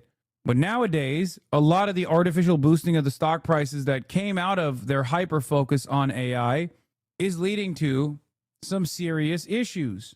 And it seems like the AI bubble is bursting a little bit. All of our minds, and that would Let's hear from Graham Stephan. I don't know why he's this is the most surprising person to talk about the AI bubble bursting a little bit. Are we in a stock market bubble? After all, in the last week, we've just risen to brand new record highs. The Buffett indicator is flashing its most overvalued levels ever in history. Retail traders are once again flooding into the markets, and the AI boom is now officially bigger than the dot-com bubble. Or I guess in other words, the market's currently believed to be grossly overvalued, given that meme stocks are starting to make a comeback and investors are beginning to speculate on anything that they can. So given the nervousness and excitement over today's prices, we should talk about exactly what's happening, the likelihood of another stock market drop coming sometime soon, and then how you could best prepare ahead of time to make the most of the situation. Because I promise, at some point, there will be another stock market drop and bear market. And even though we can't predict it every single time, if you just know what to look out for, you could potentially make a lot of money. But really quick, if you find this helpful, it would mean the world to me if you hit the like button or subscribe if you haven't done that already. I know it's stupid for me to keep asking for it, but it does help out tremendously. And as a thank you for doing that, here's a picture of a hermit crab. So thanks so much, and also a big thank you to the Gemini credit card for sponsoring this video, but more on that later. Alright, so first, in order to understand how to best prepare for something like this, we should first cover the severity of the crashes that have happened in the past. Because even though it's easy to think, it's been triggered by Altman referencing the AI bubble at a recent talk coupled with this MIT report. MIT warns 95% of AI investments bring no returns as OpenAI faces backlash over ChatGPT 5 and Meta cuts AI unit staff, once hailed as revolutionary. I like that we're so fucking tuned into Israel news that like chatters now send me Ynet reporting on shit that's happening in America. Like, how the fuck did we get here, dude? You didn't have an outlet that's not you didn't have a non-Israeli outlet to send me? That's crazy. Anyway, artificial intelligence is now drawing comparisons to the dot-com bubble amid rising doubts and investor jitters. MIT report, 95% of generative AI pilots at companies are failing. Oh, man, that's so shocking. Good morning. Companies are betting on AI, yet nearly all enterprise pilots are stuck at the starting line. The Gen AI Divide, State of AI Business in 2025, a new report published by MIT's NANDA initiative reveals that while generative AI holds promise for enterprises, most initiatives drive rapid revenue growth are falling flat. Despite the rush to integrate powerful new models, about 5% of AI pilot programs achieve rapid revenue acceleration. The vast majority stall, delivering little to no measurable impact on P&L. The research, based on 150 interviews with leaders, a survey of 350 employees, and an analysis of 300 public AI deployments, paints a clear divide between success stories and stalled projects. To unpack these findings, I spoke with Aditya Chalapali, the lead author of the report and a research contributor to Project Nanda at MIT. Some large companies, pilots, and younger startups are really accelerating with generative AI, Chalapali said. Startups led by 19 to 20-year-olds, for example, have seen revenues jump from 0 to 20 million in a year. Okay, but like even that in and of itself, is that an indicator of like performance? I know that this is the only thing that we care about is like generating revenues, but from 0 to 20 million a year in revenues is seen as like a tremendous thing, right, for a startup. But this is literally what happened with Silicon Valley, with the Silicon Valley bubbles in the past as well. Especially because like a lot of the revenue they're talking about is usually either unsustainable, short-lived, or I don't think you really understand what's going on here with AI, to be honest. Maybe. My attitude on this stuff is that what people think are AI, what people have falsely presented as artificial intelligence, is nothing but a Google chatbot for the most part.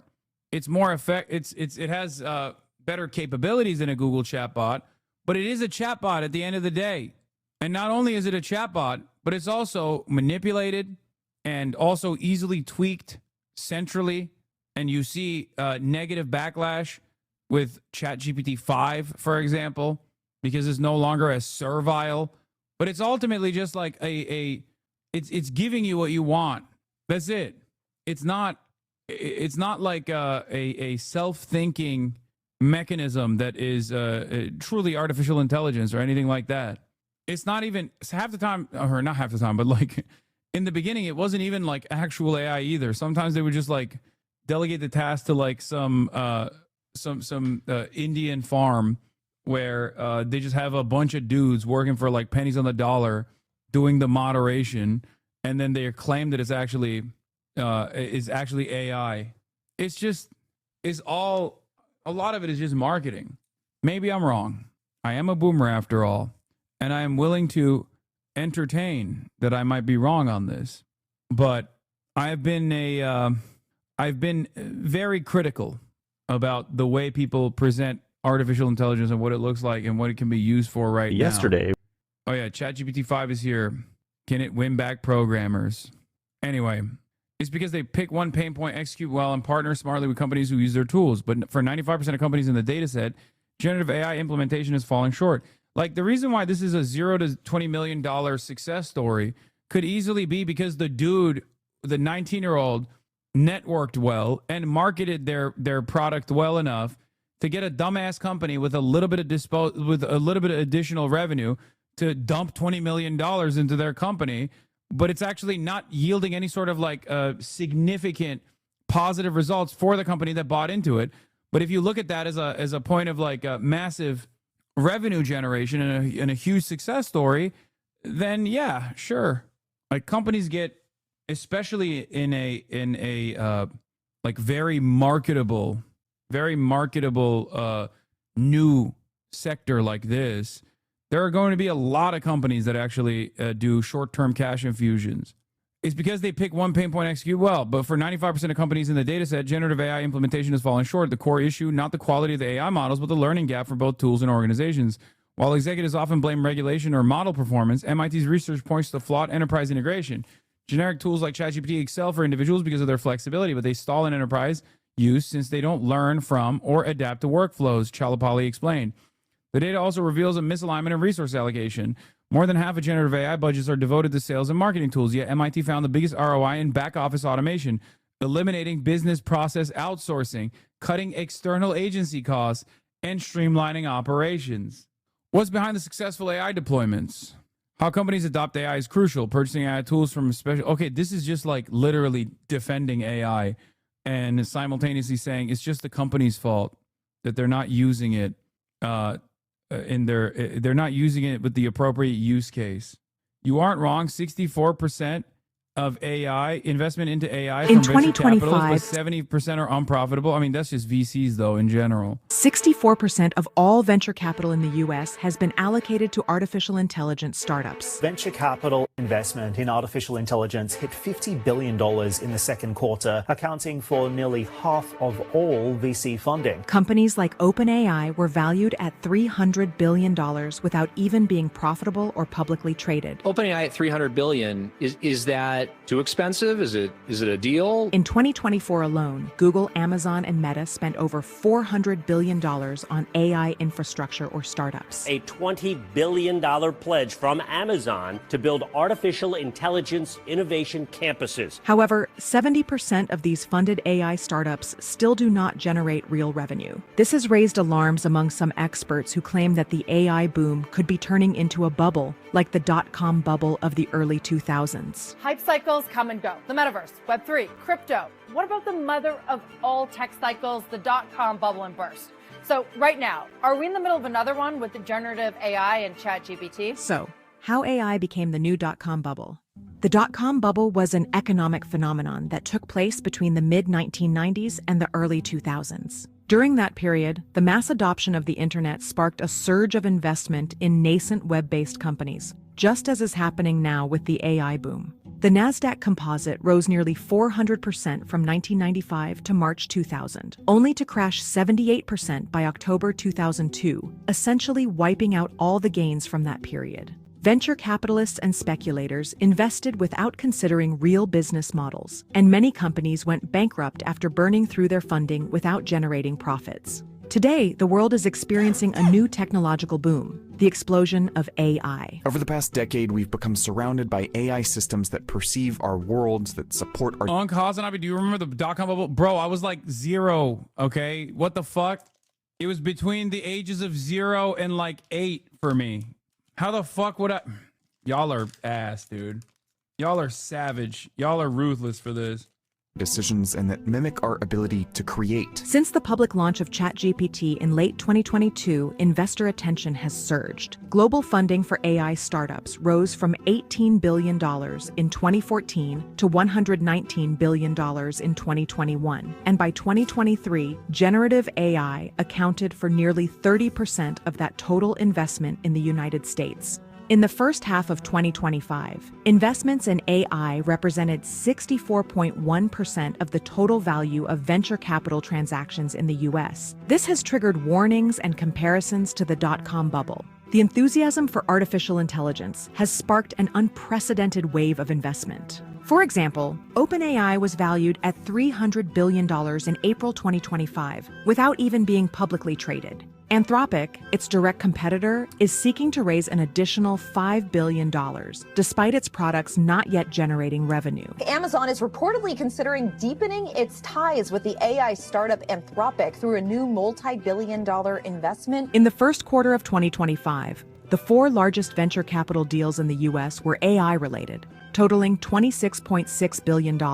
This capital concentration is reminiscent of the dot-com bubble frenzy, when funds flowed to companies with no finished products solely because of the allure of emerging technology. Big tech companies have responded to this euphoria with an arms race to acquire talent and infrastructure. AI engineer salaries have skyrocketed, with compensation packages reaching $100 million. Money is so fucking fake, bro. Money is the most fake thing on the planet. It's never been more fake than it is now, though.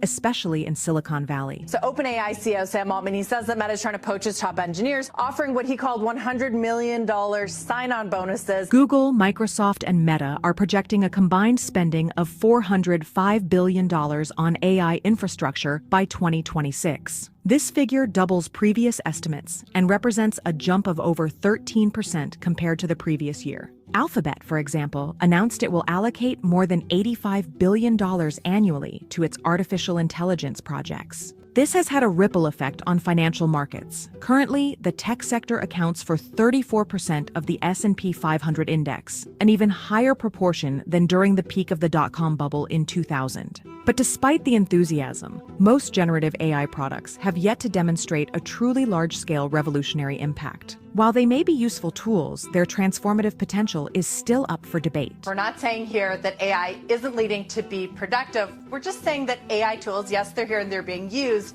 The payoff may be more uneven than the... Remember when companies were just adding blockchain to their name and making millions off of it? Yeah. No, this is the same shit. It's the same companies. Hype suggests. Many users report that these models provide inaccurate, shallow, or outright incorrect responses. In practice, generative AI has proven more effective in supporting repetitive tasks than in disrupting entire processes. This has led to a disconnect between the futuristic promises made by companies, such as replacing 80% of administrative jobs, and tangible results. Moreover, much of the value of these startups is based on expectations of future revenue that have yet to materialize. Revenue projections are, in many cases, speculative. According to data from CB Insights, more than 70% of AI startups that received funding in 2023 and 2024 still do not generate operating profits. Added to this is the fact that talent and early-stage company acquisitions by large corporations have increased by 40% in 2025. In other words, returns on investment remain uncertain, raising doubts about the sustainability of this speculative wave. In addition, the productivity gains from AI are being questioned. Tech giants like Microsoft and Google are... It's just like, this is the end result of a financialized economy, where every company is just a bank, and every bank is a casino, and everyone is participating in the speculative market, and the fundamentals are entirely out of whack. Like, this is what it is. It's just the expectation that like someone else is gonna fucking hold the bag on the other side. And as a chatter also pointed out, like, yes, companies engage in bad bets, and when they do that, the bet is to displace the existing labor force, and when that bet fails, the workers that remain also get fucked over, because now the company doesn't even have enough money coming in. They've lost too much money, so you're doubly fucked. First, you're fucked if you get fired, and if you're lucky enough to not get fired, then you're doing other people who were fired's jobs for them, and then when the bet fucking fails, you're fired anyway. Like, I don't understand it, but then again, I don't even have a credit card. So you can, I guess, quickly say, Hasan, you don't know what the fuck you're talking about. Like, for me, this is like listening to music. I don't listen to music, you know? So don't listen to anything I have to say on that front. I'm just talking shit. But when it comes to this stuff, it's just like, from the outside looking in, it fucking feels like, bro, I know. I covered it. I covered the fucking DFL unendorsing Omar Fateh. I covered it for like an hour. God damn, chatters. Fuck. Yes, I'm bringing back shaking chatters. I'm shaking this one. You're being shook. You're being shook. Anyway, my point is, what are the fucking fundamentals? The only thing that people care about is just broad confidence that they will make money down the line. That's it. That's it. That's the only impactful part of this.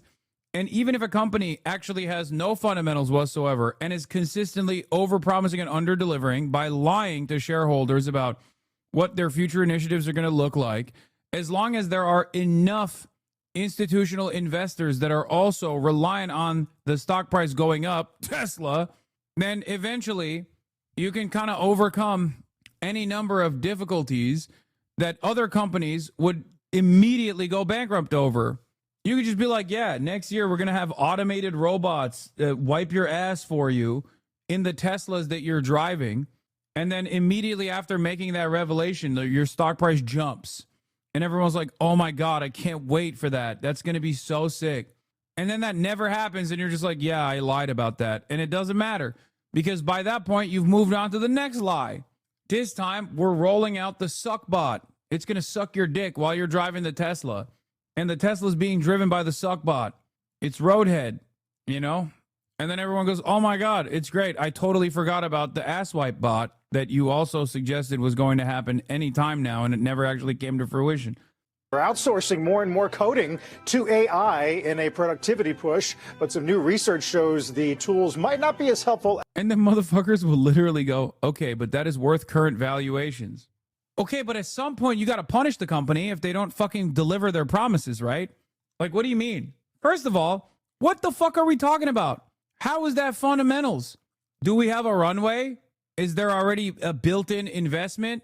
Is there suckbots being developed any moment? Did you go to the factory and check to see if there are suckbots being implemented? No, none of that's happening. Do we even have like the technology to develop a suckbot that is also self-driving? No. So why the fuck is that built into the current valuations? You know what I mean? obviously the suckbot thing and the self-driving is an example. I mean, I'm using a silly, stupid example, but like it could be any number of different like things that are promised and then with no intention of delivery whatsoever. This is what doesn't matter. As long as you claim you're a tech company, it's good. You'll be the next unicorn, you know? And everyone will then turn around and fake confidence in the stock because they bought into it already. It's so dumb. And then people go, "Oh, dude, well, there's a thing you can do if you're not confident about the stock. You can short it." And it's like, well, clearly that doesn't work because there's enough people that are like, "Nah, we have to make it seem like the suckbots are coming. Otherwise, we're going to lose money. Sorry." And instead of being the bag holder, I'd rather fake it and act as though there's unlimited growth potential here in the suck market. As some expect. Another troubling symptom is the disconnect between stock prices and economic fundamentals. NVIDIA, one of the largest AI chip suppliers, lost nearly 17% of its market value in a single day after the release of an Big Dog, please look at my previous message. Hey, man, a good valuation metric to use if you want to criticize these shitty tech companies is EV/sales. Basically, this looks at the company's enterprise value to how much revenue it made. The higher the valuation, the higher risk the company is. Using EV/sales is what these companies and investment analysts, us, look at the valuation. Look at my tech. What? Look at any tech company that is not yet profitable. So no P/E ratio. I'm in equity research. I'm telling you, man, it's vibes. I feel like you just came up with there's a math equation to the vibes. Some middle school age kids try to do a catch a predator and they got kidnapped by a pedophile. I am not making this up. Awesome. EV stands for ethereal vibes. open source model promising similar results. Although NVIDIA has greatly benefited from the AI boom, this event showed how volatile current valuations are, where future expectations... Oh, yeah. Here's what's not vibes. I can't live in my... If you want to know, like, the actual consequences of this AI boom that is, that we're all experiencing and is wonderful, now you can jerk off the food porn that you made yourself with generative AI. Well, this lady can't drink the water. This lady's water supply is gone. It's dusted. I can't live in my home with half of my home functioning and no water, and I can't drink the water. Just 400 meters away from Beverly Morris's home in rural Georgia, Meta, Instagram and Facebook's parent company, has built a giant data center. A private well is Beverly's only source of water. But since construction began on the data center, the well water has turned murky. The sediment you see, that's from her taps.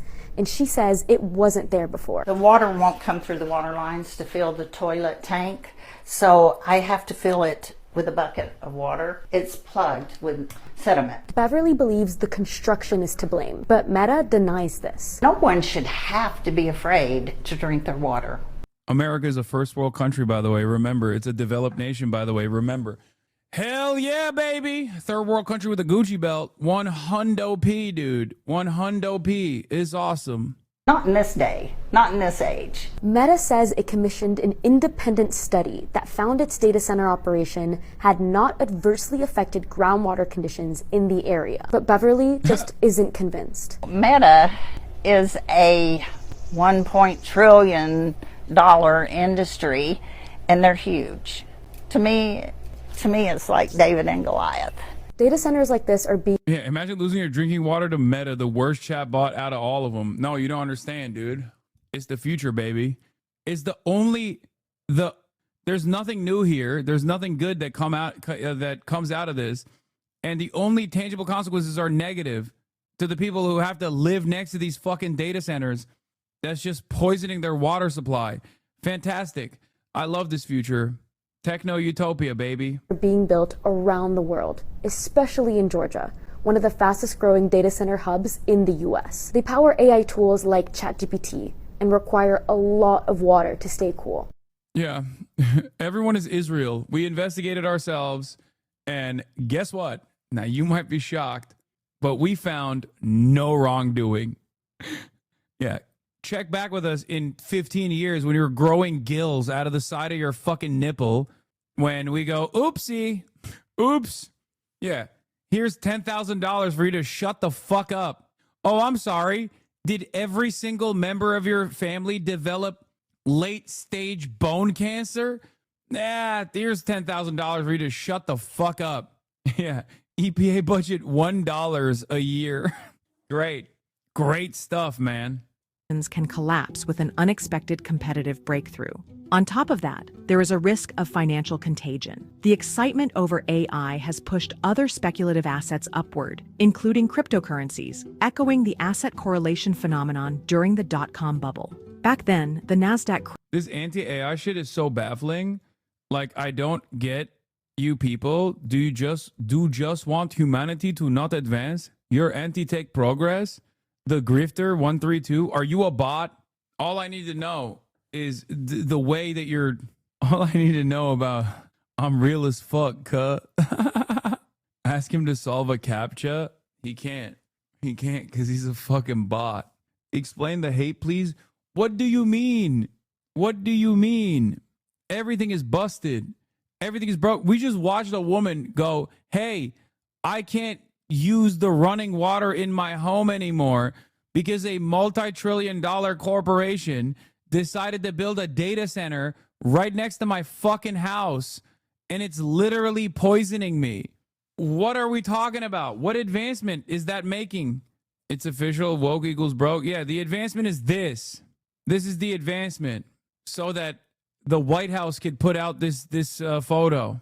It's like, at this stage, the only thing that the AI can not even decently do, because I think it does a shit job with that as well, is basically destroy the furry porn drawing community's illustrative work that they used to get every now and then. That's it. They've just wiped out those people, okay? So you can get the piss orange colored, orange patina, fake generative AI bullshit. Great. What did we get in return for it? What did we get in return for it? A bunch of pissed off furries. That's what we got on the one hand. Okay. And you don't want to piss those guys off. But then also on the other hand, you got entire ecosystems being destroyed. What are we supposed to do about AI? Isn't the same neolib narrative as trying to get people to recycle? I mean, I'm not even talking about it at the point of like the individual consumer decisions. So no, I'm not even bringing it back to the consumers. I just personally don't like it. Okay, that's just my opinion. I don't like it. I think it's making people stupid. And not only is it making people stupid with cognitive offloading, I think it's also making people insane. Great. Do you know people who use AI actually? Yes. And I sometimes think less of them. I'm not going to lie. Like when I'll meet somebody and if I see them like ripping a ChatGPT question, I'm like, oh no. It's like, oh man.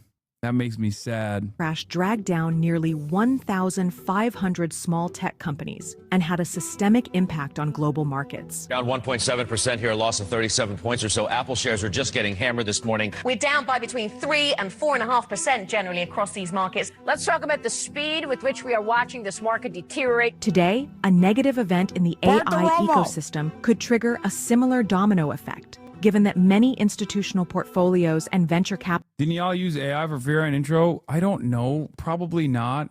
And even if March added something in there that was like by accident AI, what does that mean?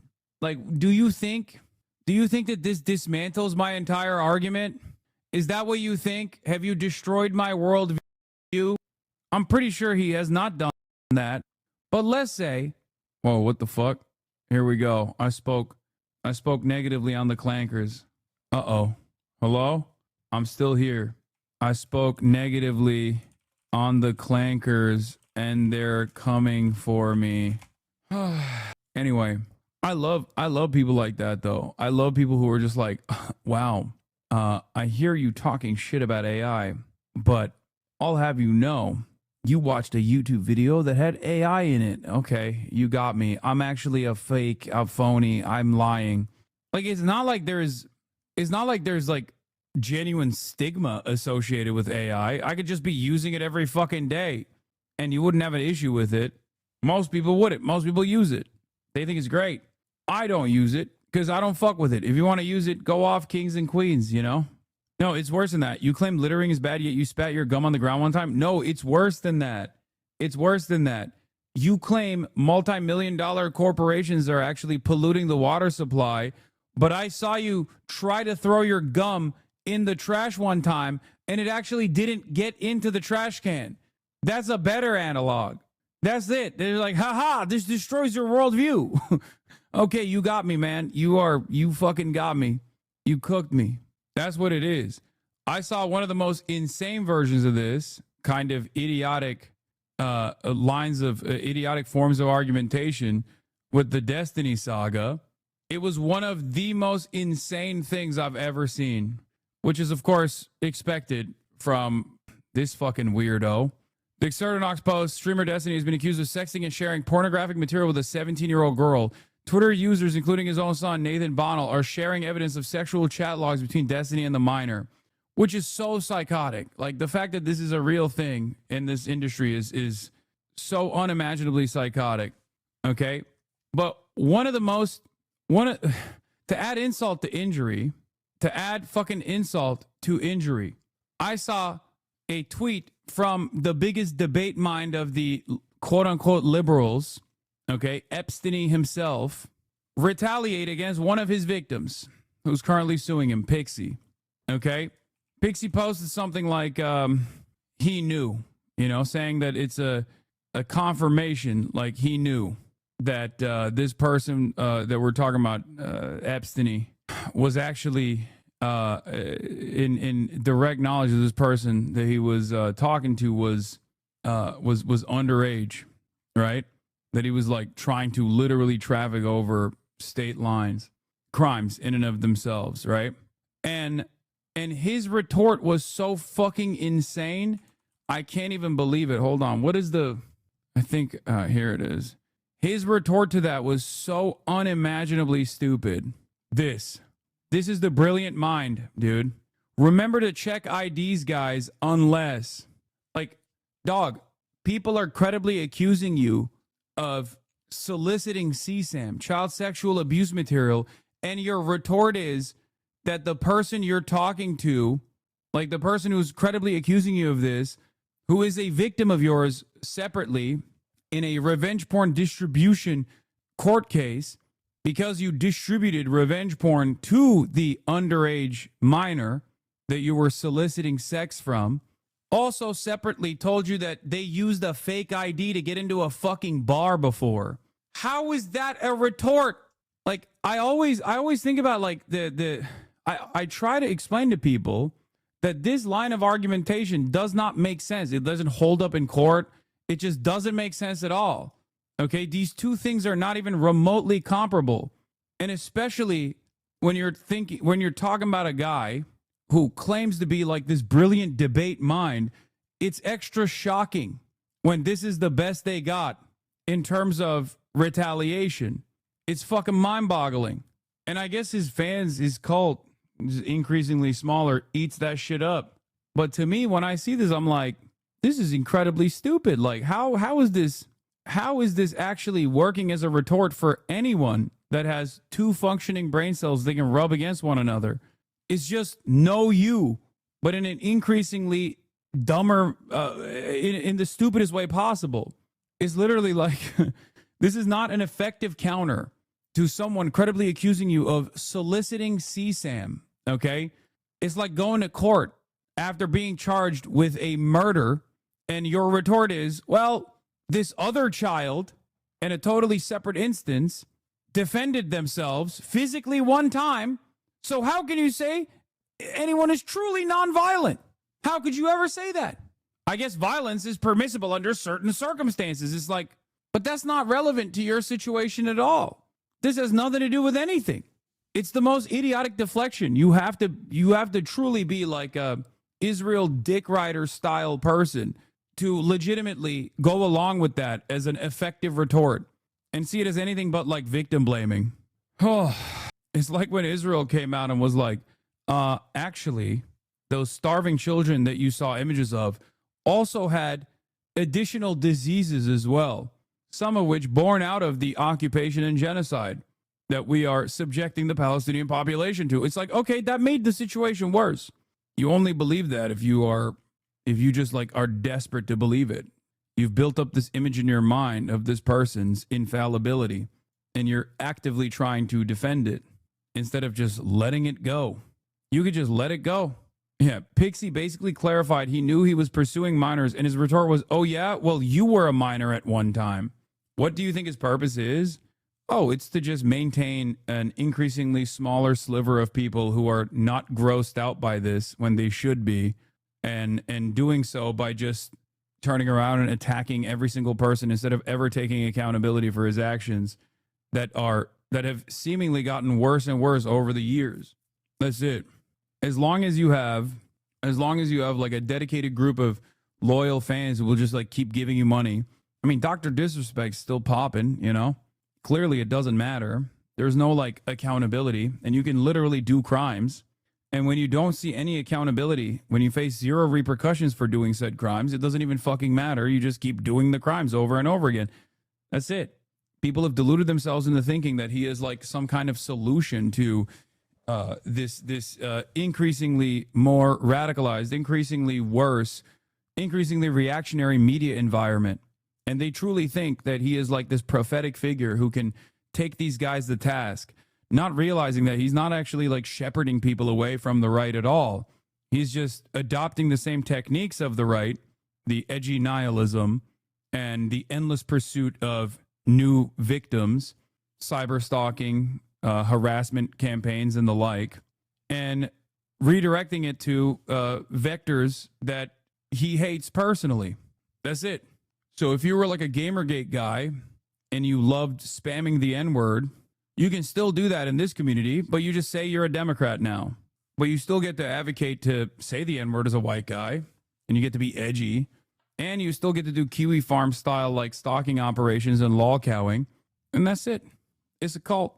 Too many liberal friends are doing that. I don't really like them. I just think it's funny. That's gross. What are these words, brother? Don't worry about it. If you don't know what the fuck I'm talking about, that's good. We got South Park. Some folks chase big dreams. Out here, we tend to the small ones. The kind you can hold in your hands.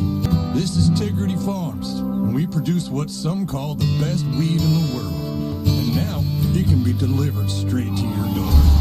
Wait, hey, I'm shooting a commercial here. Wait, hey, stop it. Why rely on ChatGPT when I can rely on chat to also hallucinate alternative realities? Remember what we even did the last few days? Well, I sobered up and he's obviously still on some ketamine bender, while ChatGPT kisses his ass with pandering slop. And now back to Hey Satan on Comedy Central. Hey Satan is filmed in front of a live studio audience. Do you want to just you want to talk, or you want to watch a show together? Okay, you want to talk and watch a show together while we Boom. If you have to have sex with yourself again, I can bring you a rag. God, I hate this place. It's a madhouse. What am I doing here? Help. Help. Please, I want to get out of here. So do I. But there is no escape from this place. Okay, that wasn't as bad as I thought it was going to be. That was actually pretty good. I am a little embarrassed to admit. Is this real at Grok? Next episode, I'll be joined in my bedroom by Brace from TrueAnon Pod, filming Saturday. If you want bad advice from us, send a voice note to my DMs and we will respond to on air. Is this real at Grok? After checking recent X posts and web sources, there's no evidence of an actual collaboration or episode between Ashley St. Clair and Brace from TrueAnon. Her bio suggests it's likely a joke. He watched a full ep. I just got here. Yeah, you missed it. Yeah, she's going on Fortnite Friday as well. Follows you? Yes. I have. It brings me no pleasure to report that I played a role in this collaboration. I did. Did you see Adam and Brace beefing with DJ Academics and DJ Vlad? Wait, what? Start this week by addressing something. I wish I didn't have to, but it seems I do. As many of you know, in my last episode, I sat down with hip-hop legend G Herbo, and it sent shockwaves throughout the culture. It seems like many of those in the establishment didn't take too kindly to a new face, breakdancing his way in to the hip-hop and R&B space. My name has been dragged through the mud subsequently. My reputation has been brought into question. Most notably, libelous claims were levied at me by prominent anti-Semitic DJs, Vlad, and academics. Well, I kind of think it was really more of the bozo who was doing the interview. Right. What was his name? I don't know his name. Friedman or some motherfucker. It's like one of these like he wanted a geeky-ass Jewish kid that probably got beat up, you know, and finally has a little bit of a voice and is trying to be tough because he actually called you a bitch on Twitter and stuff like that. Well, of course he called you a bitch in the interview too. Well, yeah, he's trying to engage with me. I wouldn't. We already got the dossier on him. We got him doing blackface, all type of stuff. I just don't want to. Yeah, we. What? What the fuck, bro? It's so funny. These guys will be like, "Oh, you made jokes about me." Well, guess what? I have a dossier of information on you. Just don't engage. What? I got the pictures. Blackface? Come on. Yo, show me the picture. Show me. I want to see this shit. Vlad, let me tell you. Fuck that guy. Because you know something? I said, hey, man, I heard you want to debate. Hit me up. I said, I'll do it on your platform or mine. Let's go. Vlad. He didn't even respond. Show me the blackface. This is him. Okay. And scroll over. No. Dude, there are a million reasons to make fun of Adam, and being Jewish is not one of them.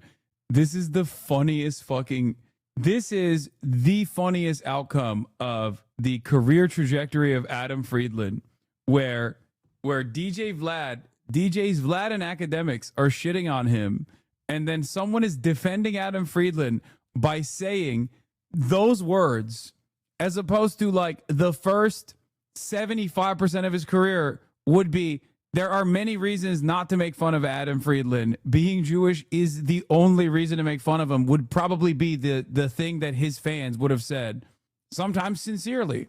That's awesome that his career trajectory has changed so much that he's got wokes in his fandom now. Look at this. Yeah, listen, we keep the files. Look at this. Look at this. We keep the files on them. Look at this. You know?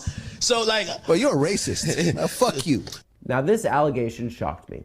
Anyone who knows me knows that I hate racism. But if there's anything I hate more than racism, it's blackface. I've never participated in it, and I've cut people out of my life for putting it on. So when it comes to blackface, I have a zero tolerance policy. So I went looking. I looked for an answer to how this image could possibly exist. I scoured the dark web for hits. I consulted with ranking members of law enforcement. I even considered perhaps that this photo was of a real African American that looks exactly like me. In the end, this has to be a bit. Of course it's a bit. Every part of this is a bit. It's Adam Friedland. Yes.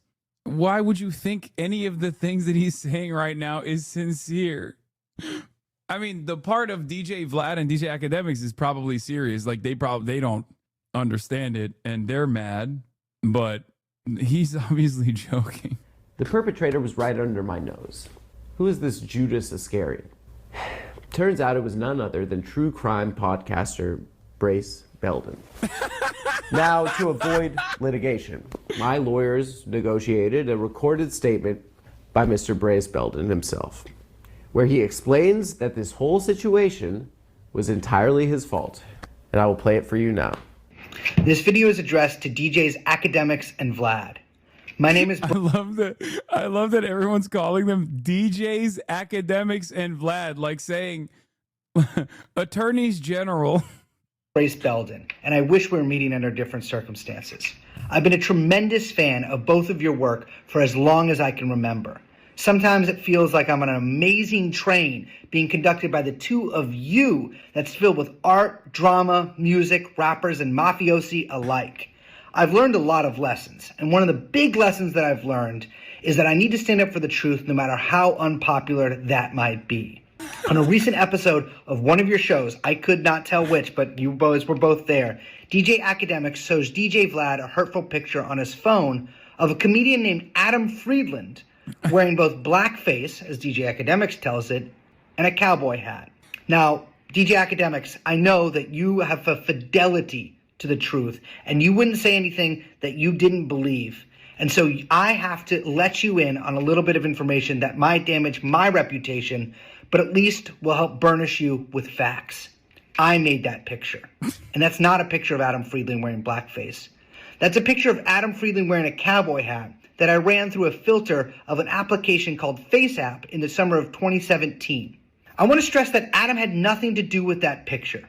There may well be, and there probably are, many pictures of Adam Friedland wearing blackface out there. And if you want to damage his reputation or end his career or even his life, I won't stand in your way. But that picture is not of Adam Friedland wearing blackface. So to the DJs, Vlad, and academics, I'm here to stay. And I'm actually a pretty good guy once you get to know me. I've been to too many funerals over petty squabbles like this. So here's your olive branch. Meet me, face to face, here on the Adam Friedland Show. Before Twitter fingers turn to trigger fingers, let's sit down like men. And I can't wait to see you soon. And our guest today is Logic. He's a rapper as well. So please. Oh no. Oh, that's awesome. That's so stupid. They are so dumb.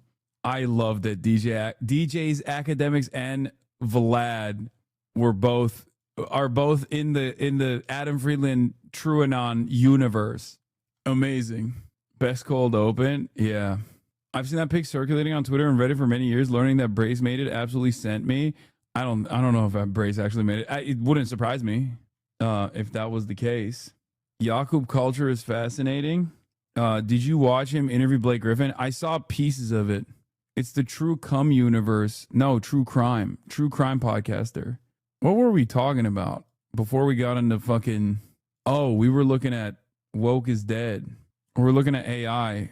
And then protesters argue with based police officer who asked if wearing a keffiyeh is cultural appropriation.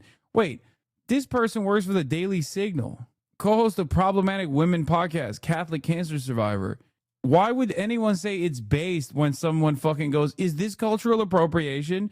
Why is every right-winger that like constantly shits on liberals, identity politics, and all that stuff literally eat that shit up so hard when it comes to Israel? Straight up. It's so strange. Everyone's a liberal. Everyone's a liberal. Everyone's a liberal at the end of the day. I mean, this cop is a liberal. The person that works for a right-wing outlet is a liberal. Based calling out cultural appropriation. By wearing a scarf. He thinks he's owning her. How is my wearing a keffiyeh? This conversation is so stupid. People get up in their fucking... They think it's such a brilliant takedown to be like, it's cultural appropriation. It's like, it's not, dude. Palestinians love that shit. They want recognition. Palestinians want to be recognized for their humanity. Okay? So let me tell you, okay? I have never, ever met a Palestinian that was like, oh, you're wearing a keffiyeh? That sucks. Okay? It is the exact opposite. Because for the longest time, they got no recognition for their humanity or their existence whatsoever. So the more white people that wear keffiyehs, the better. Okay? Especially because, like, most white people don't give a fuck about Palestinian people, but they at least somewhat care about, you know, white people a little bit. So then when it's like a white person being like, no, Palestinians are human, that kind of expands the discourse a little bit. The moment that Palestinians start talking about cultural appropriation, about the keffiyeh, means that like some progress has been made, most likely. You know what I mean? White people wear keffiyeh over your white dreadlocks to neutralize your racism. Yeah. I really don't want you talking bad about machine learning. I really love Grok sexy mode. It's amazing for coding and startups. I was using Grok with sexy mode the other day, but my coworker walked in and saw me using Grok sexy mode with the new panties just added. I think I may be in trouble, but I tried explaining this to HR and they aren't listening to me. The company will fail because people like you refuse to use good models like Grok in sexy mode with the new panties. If only your company was more understanding about the utilization of Grok in sexy mode. Perhaps that company would not be failing if that was the case. I'm done with this. I'm gonna go back down there and start my stream. So wait, you want to come down to 9 Drew with me? You have time? I gotta. Let me try to figure it because I gotta go to the location scout. All right. Well, I already promoted it as you're coming. Oh, you told him. What do I gotta do for? Like, what do I do? Nothing. All you gotta do is just like show up and be like, "What's up?" I had an idea of just like starting the stream, and just having you there. What is up, everybody? Hasan Biker here. Shout out to all the HasanAbis. Today is Friday, It's 85 degrees. We're in New York City. It's a beautiful day. Hope you're having a great Friday over there. It's 1:18 p.m. Eastern Time. That was amazing. Get out of here. All right, what's up? Let me get back in my seat. As of this recording, Hasan Piker has the 4th most subscribed channel on Twitch, a platform that I don't use and that kind of scares me. But even if Twitch was built for gamers, Piker has used Twitch as a home for news analysis, political debate, and even fundraising for causes that he supports. He's a new person doing a new format on a new platform, which drives legacy media insane trying to label him. He's like, is he part of the manosphere? Is he a Nazi, a bully, a progressive? I mean, he's buff, but he believes in human rights, and he wants universal health care. What is it? Who is he? Hasan Piker isn't totally new. He's spent years in progressive media and is pretty well read on politics and history, which he uses to present the news cycle to his streaming audience every day for 10 hours at a time, which is bonkers. When I look at the chat, I feel like I'm gonna have a seizure. Yeah, it's normal. You can see the matrix. Yeah. So I sat down with one of the other Hasans to give me a 101 on progressive politics, chat about Noam Chomsky, and to get his take on a completely unhinged Eric Adams video that everybody needs to see. In addition to a book, something simple as a crack pipe. Damn, this is edited like crazy. Yo, ladies and gentlemen, Hasan Piker. Hey. Thanks for doing this, bro. This is amazing. So listen, man, you are one of the kings of reacting. You're a reaction king. Okay. So I'm gonna do something with you. This is gonna be pretty meta here. This is going to be my reaction. Hasan Minhaj reacts to Hasan Piker reacting to Hasan Minhaj. That makes so much sense. Okay, let's see. Let's do it. You've been saying put your shoes on for the past 40 years. Senator Sanders, do you ever feel like blowing your brains out? Occasionally. That was kind of funny, I'm not gonna lie. It was a good, strong start. He just straight up asked Bernie if he wants to kill himself, dude. That's insane. It's a great reaction. That's one of the nicest reactions I've gotten, bro. The internet's a wild place. Bro, I've gotten some mean reactions. Oh, I've definitely given you some mean reactions myself, probably. Oh, yeah. Do not go. But let's not go through those. Yeah, let's not go through the bad ones. Yeah, let's not go through the bad ones. I've gotten some, the ones that the personal ad hominem ones are the ones that I can't. That cut deep. Why does he move his hands so much? He's got eyebrows like fuzzy caterpillars. Hey, you're so handsome. It's not. Thank you. It's not. That's like you. it's. You're fine on that front. No, I have a lot of animosity. We're here right now. But like, as soon as I saw a Muslim dude named Hasan on the Daily Show, I was like, oh, bro, it's over. There's no way white people are going to be like 2 Muslim Hasans doing political satire or political anything. It's not happening. Now there's 3. There's 3. I don't know what happened. No, there's a lot happening in the world, man. Because like, if your name is John and my name is John, we could have 10 of us. Hey, can I tell you what I really wanted to chat with you about? Bro, I was going to text you this. The New York Times profile on you was bonkers. I know. I was like, all right, I'm just going to have him on the pod. We're going to talk about it. All right, let's take a look at let's look at the title, okay? That's the good headline. A progressive mind in a body made for the manosphere. That's what they changed it to? What was it before? The bad one was MAGA body. They said like leftist with a MAGA body or something. They changed it after I yelled about it on stream. A progressive mind and a MAGA body article headline is not the best, okay? I think what they were saying is like MAGA packaging. I think that would have been probably a better title for this instead of a progressive mind and a MAGA body. If they said progressive mind and a MAGA package or something, or in a bro package, or a manosphere package, MAGA body, that's going to piss off a lot of people. Classic New York Times. The editor came up with a title that pisses everybody off, regardless of their political background. Yeah. Like the liberals were MAGAs. They were like, MAGA body, excuse me. Like, have you ever been to a Walmart in Oklahoma? Like, that's not what MAGA body is. And then all the Republicans were mad because they were, I guess, like associating me with MAGA. You pissed off every part of the Venn diagram. Everybody got Nobody mad. was happy. Even the photos made you look kind of like a zoo animal, where they're like, check this out. Let's look at this first photo. For an appearance at the 2024 TwitchCon, Mr. Piker wore a tank top that showed off his arms. I look good as fuck, though. I do look good as fuck. Read that description. This is the description. That's This is crazy. one of the main descriptions. This is what I'm talking about. Yeah. Now, how does it feel to be treated like a female politician? No, it's awesome because I grew up fat.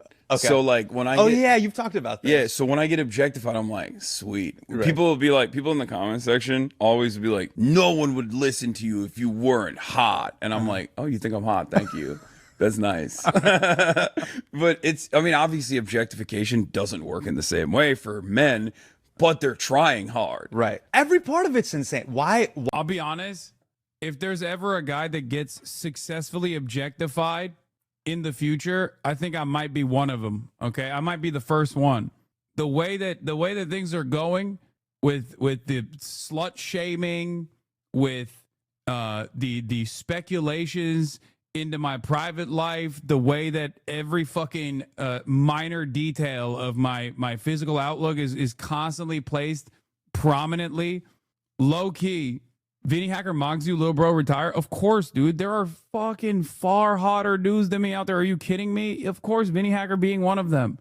I'm just saying, like, the thing is, objectification doesn't successfully. I don't get it, because objectification doesn't work on men in the same way that it does on women, because we exist in a patriarchal construct where, like, the societal expectations of women are unfortunately defined by their looks. Like, most people have that idiotic assessment about women that, like, they are defined by the way that they look, whereas it doesn't work that way for men. It doesn't denigrate men in the way that it denigrates women, because people already treat women as second class status anyway. You know what I mean? I do see you get slut shamed like a hot woman. Yeah, I didn't know you were woke. Nah, dude, I'm sleep. I'm not woke. I'm asleep. Why this obsession with your body? I think it's a little bit like Zoran, which, again, another 33-year-old Muslim guy. What's going on? Are we doing taqiyya? Is that? I never knew what that was, by the way, until I came to America and I heard it from an Islamophobe. Is that what's going on? There's like a Muslim infiltration happening, I think. But after his victory in New York, yeah, everybody was like, "Oh, it's because he's handsome. Oh, he won because he's doing good social media." It's like, it's never about like what his message is, even though that was what penetrated to the consciousness of so many people. Like a guy who was young and dynamic and just went out and was like, "What's your problem? I'll solve it." Right? Like, that's what we're supposed to do. It's pretty basic stuff. Yeah. But everybody focuses on the optics and the aesthetics. And the same goes for myself as well. I'm really happy to be profiled by the New York Times. It's great. Where'd you get the shirt? Is the Palestinian Youth Movement. They gave it to me. It's not my expectation of being written in these mainstream outlets is often going to be like somewhat negative coverage, right? Right. But whenever these kinds of puff pieces or profiles happen, they just hyper focus on the aesthetics and not necessarily. Of course, you're making it about yourself. What? He's interviewing me, man. He asked me the question. What should I have done? What I talk about as a political commentator. Yeah. There was a piece in that article where they covered it briefly, and they were like, Hasan has controversial opinions. For example, he has claimed Israel is doing a genocide, which I feel like is not a controversial opinion at this point. The journalist who wrote that probably had to fight hard to even get that in the article, right? Because it's in the style section. But like I said, I don't really mind that kind of positive coverage, because I almost feel like it's a way for some journalists to be like, no, he's good, without tackling the actual politics of it all. You've been following the Zoran Mamdani stuff, right? Yeah, it's my boy. So you had him on the stream. I did, yeah. Okay. He was at 8%. I'm just saying, he was like, nobody was. What did you guys do? You guys like pulled up to like just a restaurant, right? And you just had some food. Yeah, we went to a restaurant that he chose, that one of his homies was running. Yeah. And we just started there, had a conversation there, and then we just walked Astoria. And he took me to, I think it was a Bangladeshi restaurant, if I'm not mistaken. We went there, we saw the Unks, and then afterwards he took me to like a bunch of these like different coffee shops, like Yemeni coffee shops in the area, and it was an amazing experience. Yeah. I mean, he's really, really charismatic. He's got that 33 years of being a visible Muslim guy defense mechanism always. So he can just like eat it. When someone just like says something crazy to him, he can just go, he can do jujitsu and just like immediately bring it back to affordability is a real crisis. Right. Yeah. He Tai Chi's it, and he's just like, but we have to freeze the rent. Yeah. You know it's that, right? crazy. Like, cause I don't know if have you seen the New York Post covers? Pull this up. Nuts. Yeah. Candid hate for mayor. Dangerous ma'am. Dangerous Ma'am is wild. Now, because what you're not noticing about this one, it says Dangerous Ma'am, and then right there it says actor Val Kilmer dies at 65. So when I saw that one, I was like, did he kill Val Kilmer? Are they saying he killed Val Kilmer? Yeah, that's what he did. When you see all this stuff, what's it like for you?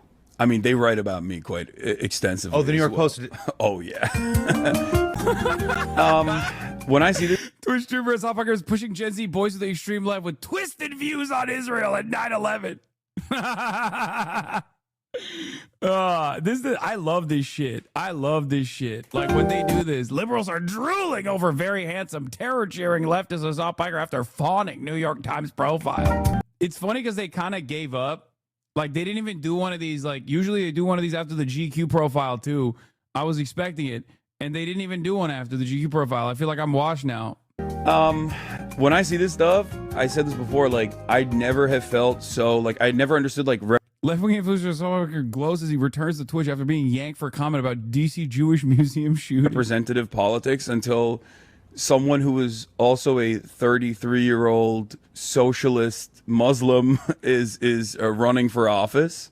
He gets the exact same attacks that I get. He is much better at dealing with them because I think after like the 700th time that I have to respond to like, you're a terrorist, why do you want to throw gay people off roofs, from a guy whose name is like, you know, Hitler's tit 1488. I'm like, me? Right. You just and now you're engaging in discourse with this. Yeah, now I'm like, I'm talking to a guy who like, I look at your older statements in the chat, you're calling me the F slur for defending gay people. Now you're saying I want to throw gay people off the roof. Like, it doesn't make sense. I do have a tendency to lose it a little bit. I never can do the same jujitsu that he engages in and stay on message. This second one is wild. College group co-founded by Mamdani hosted speaker who blamed U.S. for 9/11 attacks.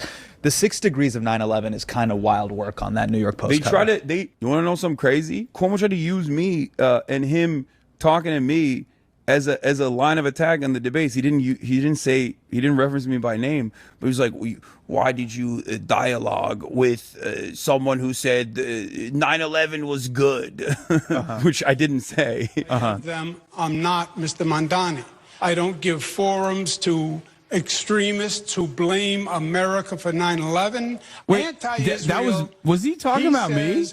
But yeah, they love doing the 9/11 thing. Like they love being like, you know, he is Muslim, and you know who did 9/11? Sure. Muslims. Sure. It's super racist. Congressman Richie Torres actually wrote a letter to the companies that host his podcast, and he said he's an apologist for October 7th, but also he's anti-American and an apologist for 9/11. And was he cheering? Was he cheering in New Jersey? Yeah. The way Donald Trump says Muslims I were was. cheering. Look, rooftops in Jersey. Look, I mean, you were in Turkey at the time. I was in a New Jersey rooftop. I was dancing, but to be fair, I didn't know that it was happening. I did not know that 9/11 was happening. It was a Zumba class. It was all the rage. Got it. At the time, It's you were one of the early kids to Zumba. Yeah, it was awkward that it just gets talked about in this way. Sure. We're talking about Zoran, but we have to talk about the other candidates. We should talk about Eric Adams. Oh, my favorite. You've seen the Get Ready video, right? Yeah, of course. I've seen all of his videos. Let's take a look. God will be done. You know, if God needs for me to continue to be the mayor of this great city, I'm going to do the work, and God is my guiding light. I like to say I turn on my GPS, my God positioning satellite, and he's running the show. And all I have to do is continue to be the person that I've always been. And I'm not going to see myself as success. Oh, wait, pause it. Can we pause it? Yeah, let's take a quick pause. Wait. Oh, okay. Sorry. I'm a professional reactor. I have to point something out. Yeah, go ahead. You talking about the time? The time. Well, the time is the classic. We've talked about the time. Yeah, we talked about the time. The real crime is what the he's doing to that orange, bro. Oh, he's peeling the orange. Yeah. He's peeling the orange with a peeler, and like the white crust is just still on the Still on orange. the orange. How are you eating that orange? Why are you peeling it if you're gonna? He wants a little bit of rind in there. He wants a little bit of the skin. No, it's like that's a just zest. so bitter. The white part. The white part is like the worst part. Right. Like you only peel the orange like that if you want to use it as zest. By the way, don't say that. The New York Post is going to now quote you. The white part is the worst part. Don't True.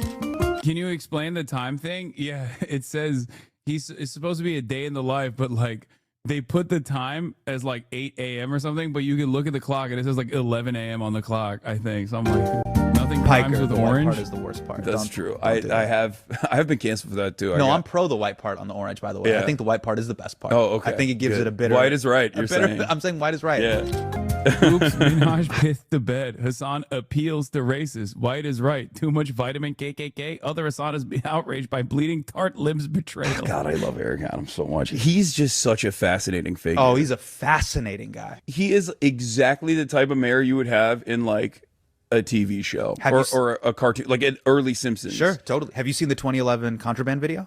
Yeah, of course. Let's go. Look at picture frames and behind them, cameras. The Try music. to determine The music's what's incredible. taking place. Behind a picture frame, you can find bullets. You should always, when your child brings in his where I keep my bullets. knapsack, with Popular many different knapsack. locations, look through it to see what exactly is your child carrying in addition to a book.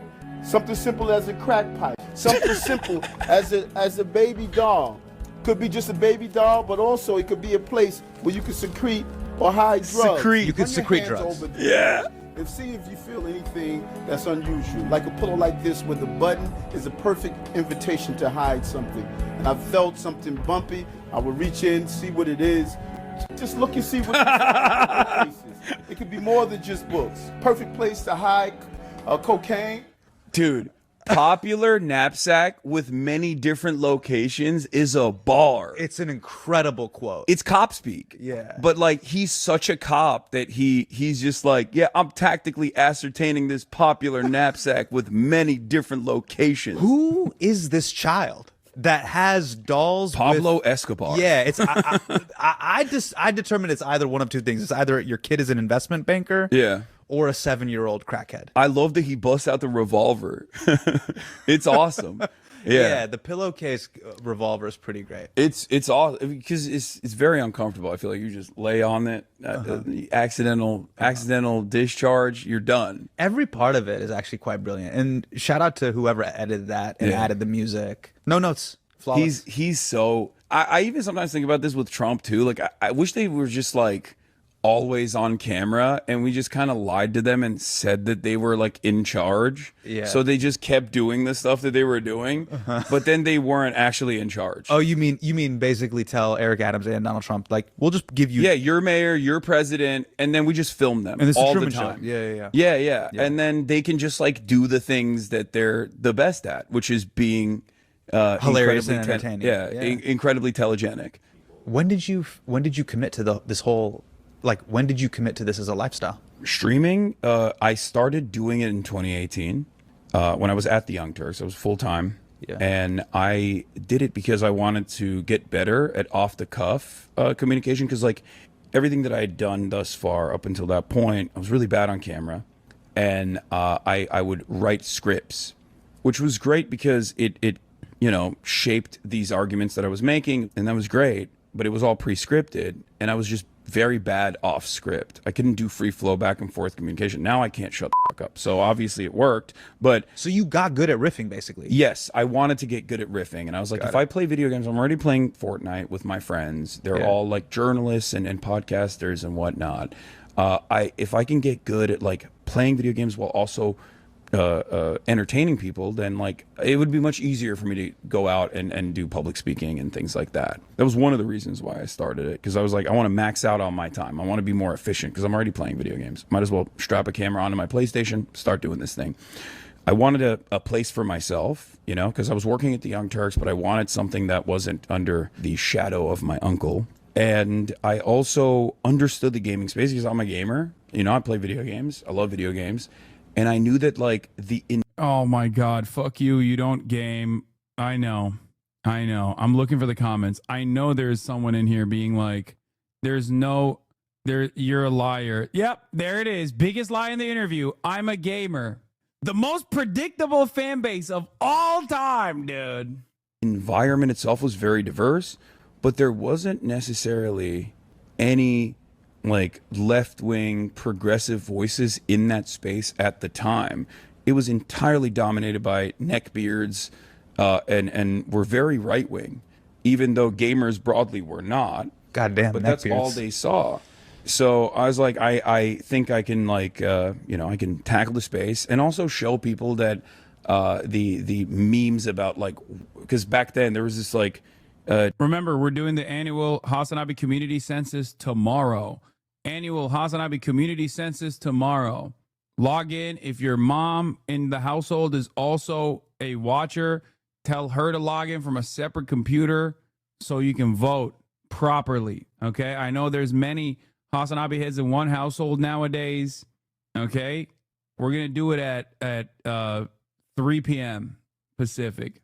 Defining trait of like the social justice warrior, blue-haired, hysterical, all this stuff. The crying lady from the 2020 inauguration, Right. like they always point to that. Right. And I wanted to be like, look, like that's not what it's about. You don't have to be a woke scold to be a progressive person or a leftist. You don't have to be a joy kill to be a progressive person or a leftist. The thing I don't like about that framing too, by the way, and I was chatting about this with our producer before you even got here, is the framing behind justice being synonymous with being weak. Yeah.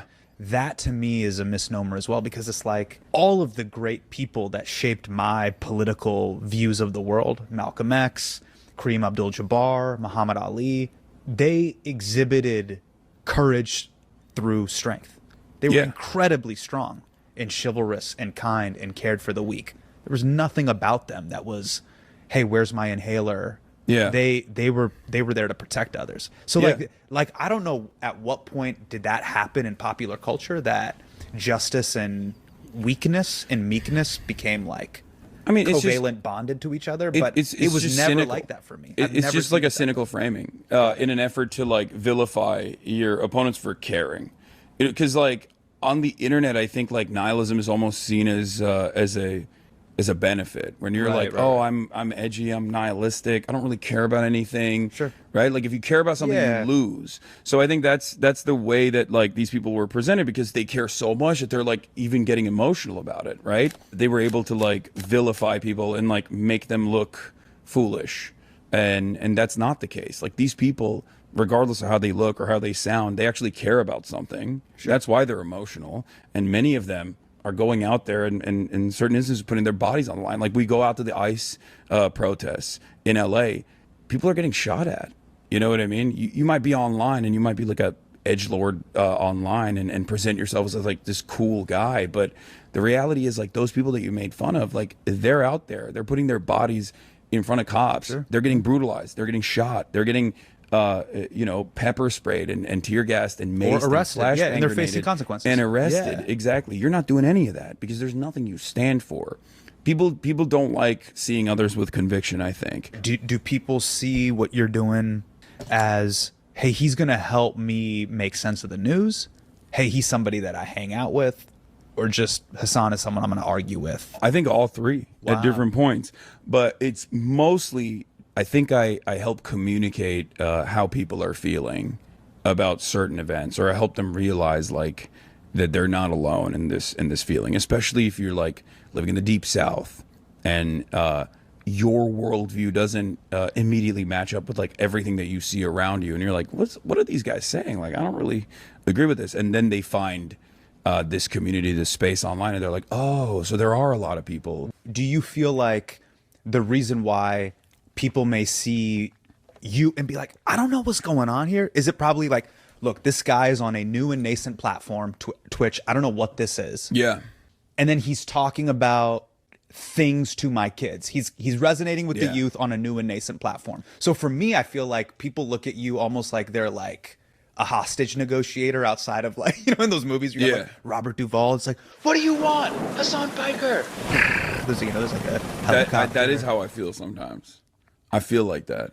I mean, like I said, for the first couple of years in my career, when journalists would reach out to try to do profiles, I was like very worried about it. And I was like, no, it's fine. I don't want this kind of attention. It's cool. Because like I wanted to grow at my own pace. But I mean, I think it was after the 2020 election where the cat's out of the bag at that point, you know? And now it's interesting. It's mostly not about my politics and just about the aesthetics of it all. But I think that's just how it is. But I'm far from the first guy that looks.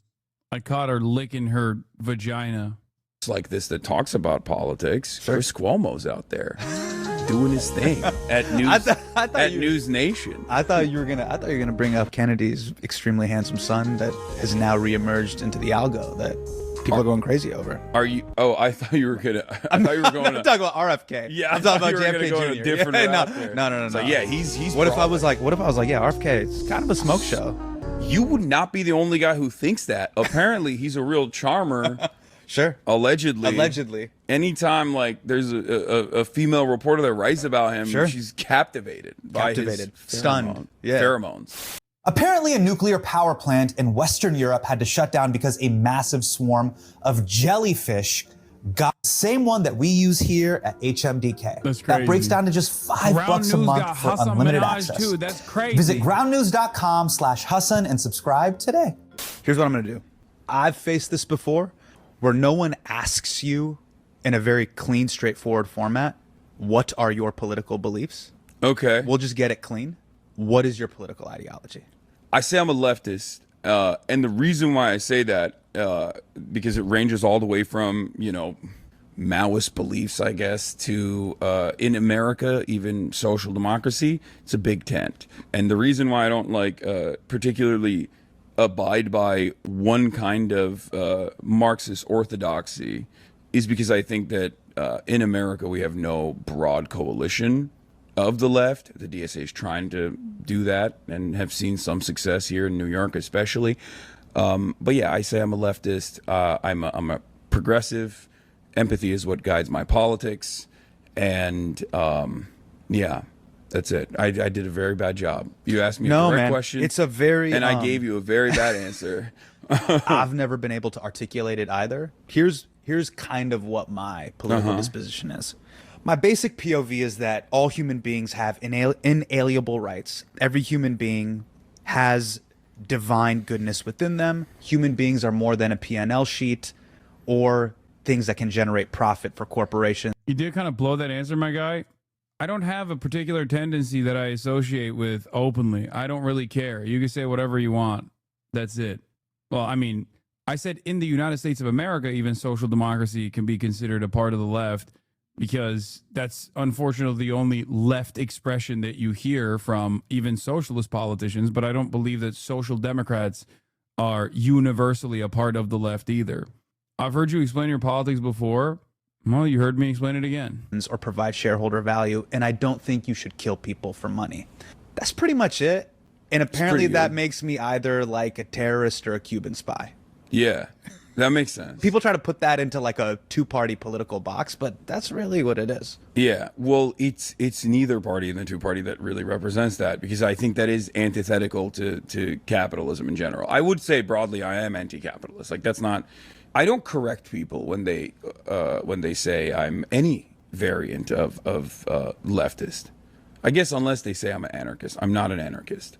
That's it. But you're right. My politics are people. Don't get mad at me. First, and I think that we can genuinely improve society broadly if we were to. And I'll use like a liberal term here that people like. We would be able to maximize the potential of people that are in developing nations that have been subject to untold amounts of cruelty at the behest of super profits that we extract from the global south. I feel like a better future is possible. We live in an era where we have an abundance. Not to shouts out to Derek Thompson and Ezra Klein, but we have a surplus of food. Like solving that problem is a matter of profit, because if food production was no longer profitable, if we were just giving it for free to people that need it, then all of a sudden that breaks the entire system. There are so many things that we could So many things that we could solve if we were just be like, all right, well, let's just drop profit on this one. Let's not worry about making money on this one. Yeah. How about we just, have a little handshake deal here? Healthcare, housing. Like, I think these are solvable issues, and the only hurdle is that we have just simply not evolved away from this current organization of the economy. Man, I've always felt this being a comedian and an artist. It's a very like woo-woo, human first disposition. So a lot of what you're saying resonates with me. I've been put under the progressive umbrella before, but I'd love to chat with you about what these ideas mean to you. So I'm gonna ask you about like 6 or 7 questions. But let's do it. Let's break it down. Why are you so afraid to admit that you're a liberal? You're right. It's a deep shame that I have in my heart. But ultimately, I think private property is the most important thing that civilized society has created. I love enclosures. I'm the enclosure demander. I need more enclosures. Okay? That's right. Fuck the commons. Destroy them at the behest of the almighty dollar, at the behest of profit. That's right. You got me. I love capital accumulation. That's what I want. I'm a small business. My mother was a small business. My father is a big business. That's right. And because I'm a small business, I want everyone to get $50,000 in tax credits for small businesses. Hasan Piker, to you, what is socialism? I mean, being a reformist is just being a liberal.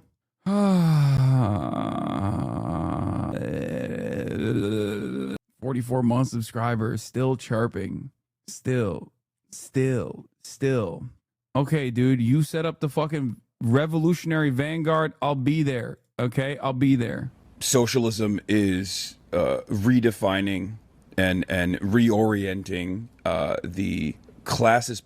Doesn't your dad own 1 million factories in Turkey? A billion factories. Politics that we currently have away from the capital owning class, owning both the means of production and virtually every facet of power, and redistributing it in a democratic fashion back to the largest class, the working class. How is socialism different than communism?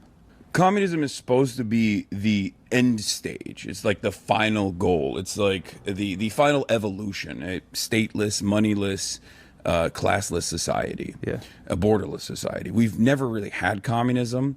I know people will just like jokingly sometimes say real communism has never been tried, but that literally has never existed. Communist parties have existed. Now you have modern iteration. I should have said primitive accumulation had communist societies technically. Of that, like China, heavy state ownership, heavy state control over the entirety of commerce, a command economy. You have places that resemble this formation in Cuba, but we've never really had like a communist formation at all. I wouldn't say I'm a communist, but when people call me that, I don't really care because I'm like, I think that's pretty cool. It's Star Trek. It's the Star Trek universe to have a moneyless society. Like, I feel as though that is definitely an honorable end goal to reach, where we have all of our needs met. Got you. You know. So what I'm hearing, and tell me if I'm hearing you correctly, is the core ethos of communism in your mind is almost like a collectivist spirit that you would have almost like with your family. Yeah. Within your household. Yeah. Behind closed doors, and assuming the family's functional, not like the family that I grew up in that was highly dysfunctional. For sure, but it's even beyond that. It's just it's the next stage in the evolution. It's like moving away from like feudalism to capitalism, like capitalist liberal democracies, and then the next stage from that, from social democracies to socialism, and then eventually, I guess, like once there's no more need, once we have everything produced, maybe one day in the future we could have all of these problems solved, and then there would be no more need for money. Who knows? I'm not saying that that's like what I suspect is going to happen. Right. But I'm saying that as an end goal, that doesn't sound bad. Got it. You what you're saying is you're like, that's where my political and social compass is pointing. Whether that's possible or not. Yeah. What is the difference between a liberal and a leftist? Capitalism, I would say. Okay. Like a liberal in the European sense is actually considered a right-winger. Like liberal parties in Europe are right-wing parties. They're center-right or even sometimes far-right parties. Whereas a leftist which is kind of like a made up, that's not like a historic, traditional movement term at all. You usually have like specific delineations. You have ideological tendencies. You're a Marxist-Leninist. You're a Marxist-Leninist, Maoist third worldist, communist, socialist, democratic socialist, social democrat. A liberal is basically someone who is a capitalist. Motivating principle is usually the protection of private property, whereas I would say a leftist cares little about that, cares about personal property. Like you can have a house, you can have a car, there's no issues with that, but it revolves around the protection of capital accumulation. A liberal will protect capital accumulation, whereas a leftist doesn't necessarily care about it as much. Most leftists. Got it. So a leftist is almost like, hey, you can have your basic needs met with a house, a car, clothes. Yeah, but even like luxury goods if you want to buy luxury goods. I mean, that's not like... some people might get mad at me for that, and a lot of people get mad at me here. How do you square the circle with all that stuff? With when people say you're a left, and again they're labeling you're a leftist. Yeah, you have a house. Well, they say I'm a communist when they want to get mad at me about that. Okay, gotcha. How do you reconcile all of that sort of stuff? I've never actually advocated against people having nice things, but that's just kind of the box that people automatically assume you're in. I think it was falsely attributed to Deng Xiaoping, who said, socialism isn't about poverty. To be rich is glorious, which he didn't actually technically say, but he never corrected it. So I'm just going to attribute it to him. Socialism and leftism is about making sure that everyone has the same freedoms that I've been able to get for myself, the financial freedoms of not having to constantly check your phone to worry about your bank balance by the time the end of the month is coming around. Things that I've experienced as well in my life. To constantly have to worry about the pressures of maybe not being able to make rent, right? Wow, bro is not condemning commodity production. Kind of Trumpy, if you ask me. True. Maybe not being able to make the car payments that you have to make. The way I see being a regular working class person is kind of like having all of this extra weight on you at any given moment throughout the day that a person like yourself does not have any longer. Yeah. A person like myself does not have any longer, where it's like a weight is lifted off your shoulders when you no longer have to have these like tremendous financial pressures. That I said we must uplift the workers of the world and alleviate their immediate financial burdens, which weigh upon them and constantly keep them down. And this guy went, "What an L take." Who the fuck says that's bad, dude? He's like, "Nah, dude, I love being a slave." Shut the fuck up, dude. I know your ass ain't a billionaire. You're in the Twitch chat with an anonymous username called Dozer1001, watching for 3 years. Fuck you mean, L take? You're not in a cigar smoke filled back room, making shadowy deals, doing price fixing. Actually, is an anchor like that basically curbs your potential. It limits your potential. It stops you from enjoying life. Sure. And I don't think that should be paywalled. Like, we shouldn't shut off that access. And I don't think that this current economic organization of society allows that to happen. So my advocacy revolves around everyone being able to have nice things or time to themselves or more autonomy in their workplace. Sure. And it's not about like, oh, you don't get to have nice things at all. I'm going to take your toothbrush away. Yeah. And what you're talking about is like not only just the financial freedom, but like time freedom, mind freedom. We had a taste of it with COVID. Remember how when everyone kind of stopped and they're like, like, for the first time it was pencils down for the entire for the majority of kind of corporate America. There was like a little moment of that, and then the S&P 500 had to continue. And then like, there was too much. People had too much real estate, like commercial real estate that they bought. People have to get back to work. What are we doing? Yeah. What is the left-wing / leftist perspective on immigration? I guess there's diversity of thought in every movement, including on the left as well. But mine is I am pro-immigration. I don't think that there's any issue with immigration at all. But the way that immigration works I think it was Aviva Chomsky, one of Noam Chomsky's daughters, who wrote a book on this. I think it was called Immigration, or Illegal. I'm butchering the name of the book, but she wrote a great book about this. Where Undocumented, how immigration became she illegal. details the history of how migration actually became a crime, and the reasons as to why it became a crime was to create a permanent second-class citizen in the United States, a permanent underclass, basically, that you can use and abuse and discard through this legal system, which was initially implemented under the second Bracero program during World War II, when we actually brought in Mexican migrant workers. And then Eisenhower turned around and engaged in a horrifying mass deportation operation, which was named after a slur. I'm not going to say the slur, sure, but it was literally on the New York Times. Like, they wrote, Operation WB is the slur. Okay. And actually, Trump was promoting that when he was running this last election cycle. He was like, he did great things. Eisenhower, he did so much good. And I couldn't believe that he was saying that. Anyway, I'm rambling on because this is what I do on Twitch all the time. The real inhumanity of immigration in this country is what we do to the migrants, and both what we do to their home countries initially, the destabilization. Right. And also even climate change and its impact on agricultural production in those places, the instability that we cause in the global south that create migration patterns. HasanAbi has roid boobs. Thank you for assuming that I do steroids.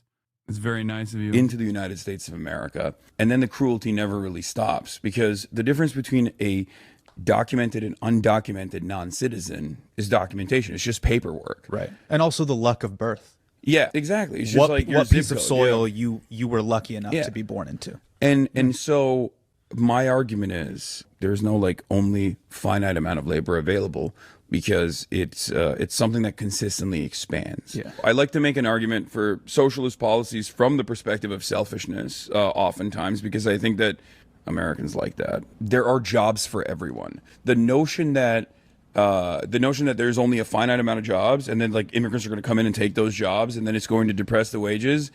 Yeah, that only happens if they are kept undocumented. Yeah. And the powerful forces in this country, capital owners, recognize that reality, which is why we play this weird game of dehumanizing undocumented immigrants. It's obviously racism that plays a big role here. 100%.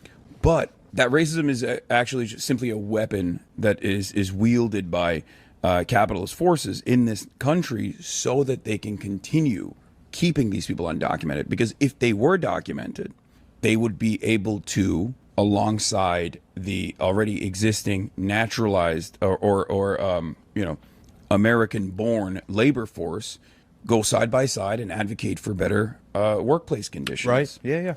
And that's the real problem here, because having a consistently growing pool of undocumented migrant workers does have the capacity to depress wages for the documented labor force. The only way to actually drive up those wages is by unionizing, is by demanding higher wages. Sure.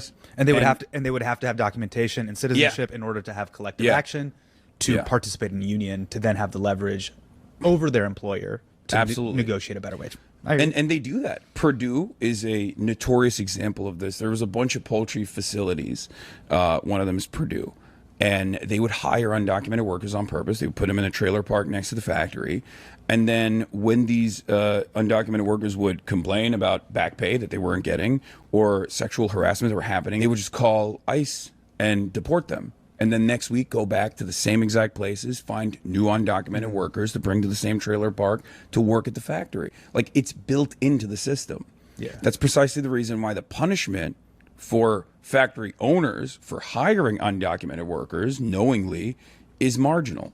It's much cheaper for them in the long run to simply hire undocumented workers and then discard them like they're nothing when their use is done. You were talking about Noam Chomsky's daughter earlier. Was Chomsky a big political influence for you in his writing? For sure. Yeah. Have you seen Manufacturing Consent?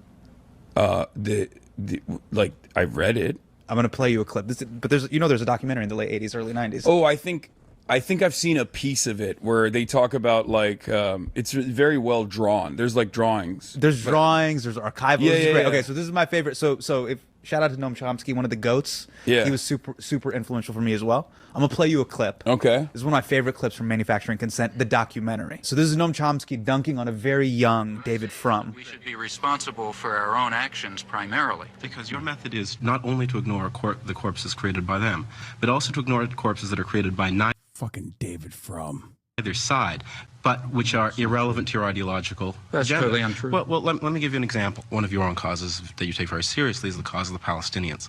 And a Palestinian corpse weighs very heavily on your conscience. And yet a Kurdish corpse does not. That's not true at all. I've been involved in Kurdish support groups for years. That's absolutely true. That's absolutely false. I mean, just ask the Kurdish, ask the people who are involved in, I mean, you know, they come to me, I sign their petitions and so on and so forth. In fact, if you look at the things we've written, I mean, let's take a look. I mean, I'm not Amnesty International. I can't do everything. I'm a single person. But if you read, say, take a look, say, at the book that Edward Herman and I wrote on this topic. In it, we discuss 3 kinds of atrocities. What we called benign bloodbaths, which nobody cares about, constructive bloodbaths, which are the ones we like, and nefarious bloodbaths, which are the ones that the bad guys do. The principle that I think we ought to follow is not the one that you stated. You know, it's a very simple ethical point. You're responsible for the predictable consequences of your actions. You're not responsible for the predictable consequences of somebody else's actions. The most important thing for me and for you is to think about the consequences of your actions. What can you affect? It's a fire Chomsky clip. Yeah. Dave, I can't believe David Frum is still working. So for those of you watching, this is a young David Frum, who, fun fact, was one of the authors of George W. Bush's The Axis of Evil speech. Yeah. States like these and their terrorist allies constitute an... That motherfucker put Iran in there, okay? It was him, right? I think it was Frum that put Iran in the Axis of Evil speech.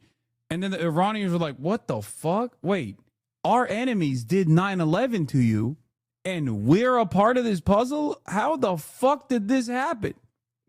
That was crazy. Because, like, Al-Qaeda, Salafist, like, jihadi, Salafist terror, in the way that you understand it, like ISIS, Al-Qaeda, these groups, like, some of which are born out of Saudi Arabia. Many of them get training in Pakistan. Like, these groups, propped up by Western powers, America, British Empire before, have been in a constant state of war with Iran and the Iranian military. And as a matter of fact, throughout the entire failure of the war on terror, okay, America utilized Iranian targeting and Iranian intelligence to actively go after some of these groups, which was so interesting. So the idea that these guys were like responsible for 9/11 is so crazy. Axis of evil. Isn't it true that Iran has disproportionately funded these groups though? No. What? No, dude. Where the fuck did you get that information from? No. If anything, Iran is Shia. What? No. Hezbollah and the IRGC have actively combated these groups. These groups are funded by fucking Saudi Arabia, which is, again, another regional power that Iran is entirely antagonistic to. If anything, most of the groups that, or countries that America has toppled or eliminated, have at one point in time fought against these groups as well. The only Sunni group that Iran actively funds is Hamas, and is the Palestinian resistance. As far as I can remember, I'm sure there's some others as well, but it's mostly, Iran has mostly funded Shia movements, like Shia militias, whether it be the Ansar Allah movement in Yemen or Hezbollah in Lebanon. It's a big point of contention. Hamas itself was initially started as a Muslim Brotherhood charity organization. It's an Islamic charity. So wait, Saudis aren't a closer ally then? Wait, what? No. Do with that information what you will. Saudi Arabia is an incredibly valuable ally to the United States, and also an incredibly valuable ally to Israel.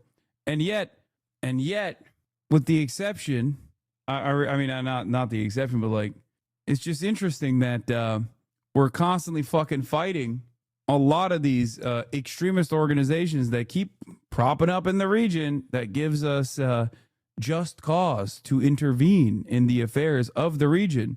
But never Saudi Arabia, of course. Evil, arming to threaten the peace of the world. We will develop and deploy effective missile defenses to protect America and our allies from sudden attack. It is funny for David Frum to hit the "you don't care about the Kurds" because, one, Kurdish militia movements in the region have an honorable goal that I also agree with, Kurdish emancipation, even though I'm Turkish. Okay, don't come at me. They are also propped up by the American state. And ironically enough, Chomsky has written extensively on this, where he will routinely criticize America for arming the Kurdish militias and basically dangle emancipation or statehood in front of them. A 35 million ethnic group with no nation state in the region, bits and pieces in every country, including Turkey. America will just dangle statehood in front of them to basically use and abuse them, to just like wield them as a weapon in the region for destabilization, and then we'll let the Turks roll over them every single time. And Noam Chomsky has written extensively on it. But what's interesting to me about what David Frum is doing there is that it's the exact same thing that David Frum does right now. And everyone like David Frum that is like super pro-Israel or super pro-American imperialism in the region will always be like, well, what about the Kurds? Or what about Sudan? And it's like, okay, that's also bad. And we are also kind of involved in all of those things. But you're just simply pointing to that to deflect away from Palestine, which is something that, again, we are doing. Well, what Chomsky also says at the end of that clip that I think is really interesting, he's saying, I'm responsible for my actions. Yeah. And one of the things that I've grappled with, too, as an American citizen, someone who pays taxes, is what are my tax dollars doing? Yeah, David Frum's biggest crime is that he's Canadian. Yeah. What are they funding? That's really shaped my political disposition. But also some of the great, Sudan is not a deflection at all. It's a serious issue and a real conspiracy. Wait, what? I already say that. I'm not saying Sudan I'm not saying that it's irrelevant. I'm saying that people that literally work with Israel and Israel's allies, like the UAE, that is doing the genocide in Sudan by propping up the rapid support forces and arming them with sometimes American weapons, are using the issue, the crisis, the genocide in Sudan as a simple diversion away to move the attention away from the point of contention that's not being addressed, which is Israel. Civil rights activist, the book right there behind me, Muhammad Ali, his work in the 60s and 70s against the war in Vietnam also shaped my whole position on both individual violence and state-sanctioned violence. Yeah. I don't know how you feel about it. For me, in regards to violence, I've just never been able to be pro-violence. Yeah. I am openly an anti-imperialist. Like, that's the one thing that gets me into trouble in American politics more than anything else. Why? I don't understand. Because this entire machine is run on violence. So it's like, and that is the violence that is uniparty for the most part. It's happening over there. Most people can feel like they're anti what's happening over there, but they don't let that disrupt their regular day, their day-to-day experience. And because of that, I think, especially in like the last 2 decades, I would say like the Democratic Party is no longer like even the aesthetically anti-war party. We have two parties that are pro-war basically. And maybe they were always pro-war, but now they are openly pro-war. They're championing the pro-war message. And I guess Donald Trump actually successfully took advantage of that dynamic to present himself as anti-war, even though he very clearly wasn't in his first term, and he certainly has not been so far, right?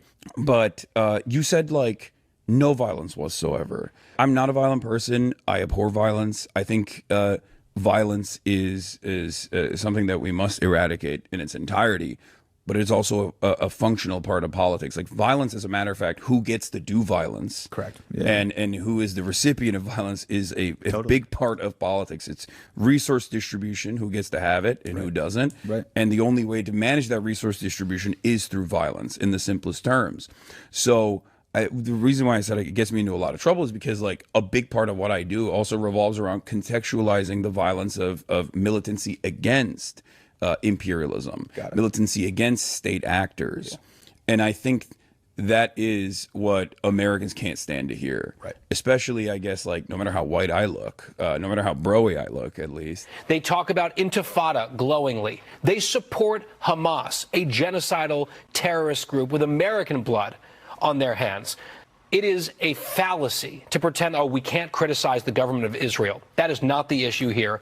These people know that. They just lie. You know what's really interesting? They're mostly using, Hasan Minhaj is mostly using Fox News clips because, like, those guys are the ones who, like, actively will come after me in mainstream news. But I think on the internet, I mostly hear this kind of shit from, you know, Asmongold fans and whatnot.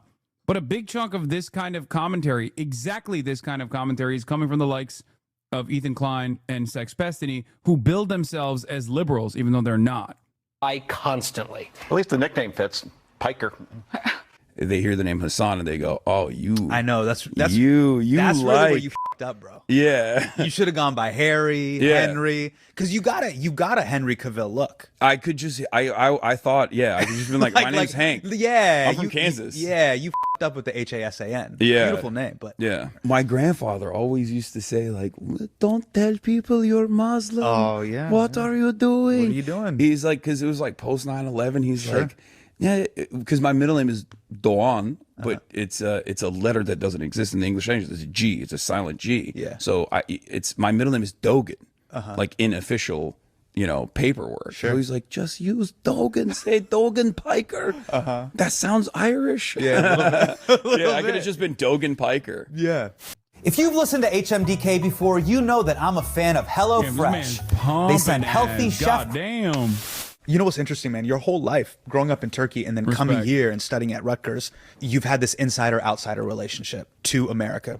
U.S. citizen, grew up in Turkey, came here. How did that, growing up in Turkey, shape your world perspective when it comes to international foreign policy in a way in which a lot of your classmates or people that you grew up with in America don't quite have? I mean, the automatic position, ironically enough, Turkey's a NATO country, so it's also the most like anti-American country. I think like one of the most anti-American countries on the planet, one of the most anti-Israel countries on the planet as well. Again, major ally to Israel, major trading partner to Israel, regardless of what Erdogan says, and also a NATO nation that houses American nukes inside of American military bases in Incirlik, right?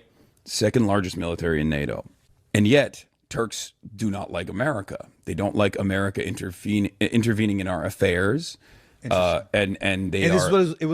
position was even when you were a kid growing up in Turkey. Oh, for sure. Got it. Well, because I grew up and 9/11 happened, and then I saw what America did in the region and the insane instability that it caused in the region, and that's why everyone usually that is from that part of the world has almost a monolithic approach to America. We love the culture, you know, rap music and everything else that comes with like Hollywood, but we don't like the government. We don't like the policies, especially policies that pertain to sending, you know, corn-fed boys from Iowa down to places that they should not be in to go and do some door knocking operations in a Brown family's home. Did you feel growing up in Turkey and before you came back to study at Rutgers, did you feel like there were two stories happening, which was, hey, I'm reading these headlines in the New York Times, and then this is what life is like for me growing up in Turkey, and there's a divide here? Because I felt that growing up Muslim in the United States, which is why Homeland was such a trip for me. I would watch these shows, and I'm like, that's what infiltrating a mosque is like? Yeah. Because I know what Sunday school kids are like. Yeah. They're weird. They're not terrorists. Yeah. They're certainly weird and socially awkward. The big reveal was that he was doing dua, or he was praying on a prayer mat. I was like, ooh, spooky. Yeah. So like that was always a trip for me, which was seeing that dissonance, being like, I live in this community, and then I'm seeing the way it's being portrayed, and there's a huge chasm between those two things. Yeah. Everyone in America thinks like we ride camels or something, and it's like, no, that's not a thing, right? It's just, well, I guess like people's understanding has developed a little bit further beyond that. Mine's still pretty basic too, which is like the thing that I feel is so dope about that region is people can legitimately be like, I'm Ottoman, bro. I do say that a lot. It's just a cool thing to say. People get mad. You know, like you study Mesopotamia in the 6th grade and you make like your little diorama, but to be like, yeah, I'm Sumerian. Yeah.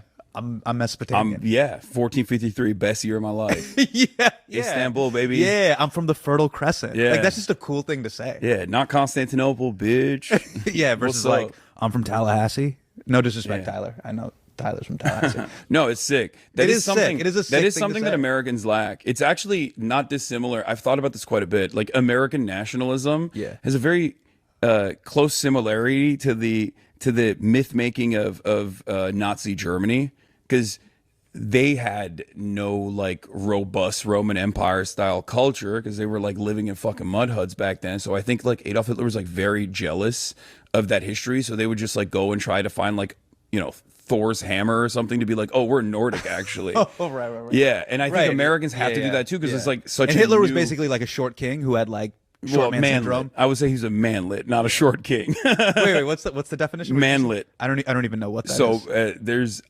short kings and then there's manlets. If you're like, you know, a short king, you don't care. You're cool. Got it. Hitler had little man syndrome. Yes. And so he basically had to be like, I'm a Viking. You know that, right? And everyone's like, you're not. Yeah, but I think there was like a jealousy of you know, seeing Mussolini down there, and Mussolini's just like riding with the Roman Empire. And what's Mussolini? Mussolini's like 6'3"? I don't even know how tall he was, but he had a fat ass. I know that. Okay. He was like jealous because you need to create like a national myth around like the superiority of your people. Sure. I don't think Americans have that either, because it's like. It's like a made up country that's relatively new with no, you know, with and that's no, why like, we have 16 Spider-Mans. Yeah, exactly. There's like, I don't know what our story is, but we have the Tobey Maguire Spider-Man. Yeah. Obviously 2 Andrew Garfield Spider-Mans. And then we have Tom Holland Spider-Man. Well, so that's what we have. And by the way, a third of our Spider-Man, actually 2/3 of our Spider-Mans aren't from here. That's also true. That's what's interesting is like, I think it was after Trump assassinated Qasem Soleimani, Trump was saying like, we'll hit your cultural landmarks. We'll hit your cultural sites, which is terrorism. That's what Trump was like tweeting out, terrorism. And the Iranian response was something along the lines of like, we want to hit your cultural land sites, but Americans have none. Like we can't kill SpongeBob. You know, like you have none, and it's kind of true. America was invented before Germany. Stop! Don't do this. You know exactly what I'm fucking talking about. Okay, like I hate this like annoying pedant bullshit. Okay, you know what I mean. Okay, a lot of these nation states that you understand obviously come from monarchies that they can point to as a part of their fucking culture. Jesus Christ, it's the same chatter. I'm responding to one guy. I'm getting same guide. Actually, the Weimar Republic technically was in Germany. Shut the fuck up. It's really interesting because, like, I mean, I've talked about this, and I've gotten again trouble for this as well, because I talked about this in the context of Hassan Nasrallah, another Hassan, who was assassinated by Israel. He was the leader of Hezbollah in Lebanon, the general secretary of Lebanon, and he was a very important figure for Lebanese politics. I mean, he's considered a terrorist by the American State Department, of course. I talked about how like well read he is, because he is like, these guys, they wear the beard, they wear the clothes, but like he was an incredibly well-read individual who on many occasions had talked about like the difference between anti-Semitism and anti-Zionism, like even criticizing Arabs for thinking like, you know, Israel controls America. Is like, that's not the case. When we grow up in America, we just like assume automatically that if someone has a big beard and wears like a turban or something, that they're like, you know, barbaric. Sure. And that's not. Like those guys are very well-read people. Like they're and a lot of them were educated in the West. Yes, exactly. That too, for sure. So after we finish this, you got to do a stream. What is it like being in constant conversation with the internet? Not great. Probably not good for my brain. But I love what I do. I'm a very stubborn person. And I feel like that has been, and my ADHD, I guess, has been like almost a weapon in this field, where it works so perfectly with who I am. Do you ever get bored listening to your own podcast on stream? I'm enjoying it because I'm a viewer, but I get bored watching what I already heard myself say. No, because I forgot what I've said already. I say too many things to remember everything that I have said. Like this format. This was great though. Honestly, this pod appearance was one of the best. And it's because Hasan was adamant about like trying to explore parts of me and my worldview and my ideology and what I believe in, because he had seen so much that he had seen so much coverage on me, and he felt like it was not showing the actually important aspects of what I believe, like what my worldview is. Where I'm constantly just like hammering the same exact talking points over and over again, constantly like explaining to people if they're confused about something, or even debating people from time to time. I personally love it, but it's definitely not for everyone, I will say. How do you determine the difference between signal and noise? Like when I look at the chat on the right side of the screen, I feel like I'm gonna have a seizure. Yeah, it's normal. It's a normal feeling to have. But I feel like you can see the matrix. Yeah. And so what are you discerning there? I think I'm reading everything, which is really crazy. Like I see wild. everything, which is not good, because... And then your brain is just like sifting through. Immediately, people are going to be like, do you see this? Yeah, look at this. Sussy. Classic. The recycling I bin? see everything. Yeah, yes. All of you saying you don't see this, read this. I see it all. Stop. I don't know how I figured this out, but like I can go into like almost a free flow state where on the one hand, I'm reading an article, or I'm offering commentary on an issue that I've talked about probably a million times at this point, because the same exact problems that I was talking about 10 years ago in a much more restricted format are the exact same issues that persist. I'm talking about something, I'm explaining something, while also simultaneously browsing the chat, and it's like going, and then I'll... Chat's moving so fast, no one will know I'm gay. Pick something, and I will deliberately move it into the main stage. We call it like bringing someone into the public square in the chat, where I will use that as a jump off point to like either use it as like you'll take that comment and you'll put it in the main screen, and you're like, right, let's just break this down for a little bit. And in many instances, the overwhelming majority of the chat is actually offering complimentary information that correspond to what I'm talking about. People will bring up old things that I've said, or people will bring up old things that like whatever individual I'm talking about has said, and then they'll like send a link, and then I move through that free flow state. But then there are moments where someone is coming in with like, you know, a sinister reason, where they're coming in to be like, oh, I'm just curious, like why do you love doing 9/11s? You know, that's which is not really I don't even know what that means. They're just saying they're trying to they're saying that I love 9/11 and I want to do 9/11s to America. Okay, got it. And I mean, it's just racist, but sometimes you just you know, I snap and I pick it up and then I yell at that person, and then you go a little off. bit. Yeah. Okay. And there are moments where like I think I do it specifically so I can like shape the community as well. It's almost like, because it's not a hive mind. There's obviously a lot of diversity of opinion inside of the chat. There's a very wild demographic in there. When I was out in the Bronx with Kid Mero and my buddy Brace, there were 17-year-olds that were like, oh my God, I love what you're doing. And then there were like 57-year-olds. Holy shit. First, it was just like younger people, but I think now they're like parents watch as well, which is wild. Listen, bro, we got to wrap it up, but I just want to, I think about you often. Thank you. You're a brown dude in the media, and I know they try to get you caught up. And one of the things where I feel for you, as a fellow Hasan, one of my friends, Mehdi Hasan, y'all got to stay prepared. So we're going to play a game on this show called Condemn or Condone. Okay, let's do it. We basically have a paddle. I can have you leave with this, but whenever you engage with the media, it's important that you keep this on hand at all times. Okay? Love that. Just so they know you're one of the good ones. Okay. Just let them know what it is. Yeah. Well, I did do a version of this. You have a condemn paddle? I have not a condemn paddle, but like when Russia invaded Ukraine. Yes. Because I'm not exactly fond of NATO. I knew that like people were going to immediately say you're pro-Russia. I'm not. So I had this this Chiron, Vladimir Putin is bad. and it didn't work. It didn't work. They still clipped me.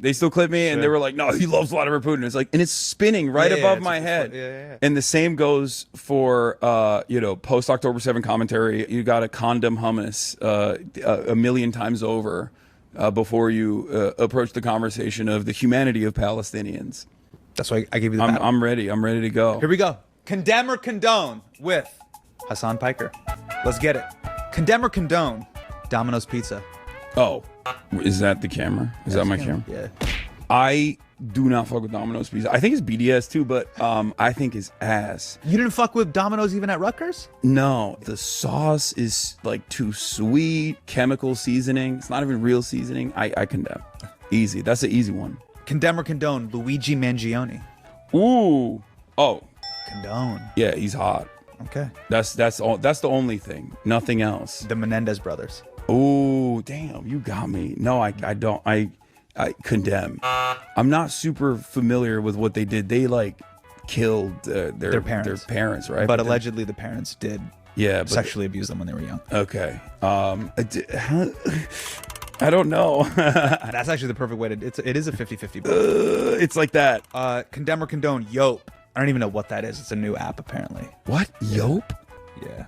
This is your final warning, big dog. Check up on your quote unquote history before casting condemnation. My history?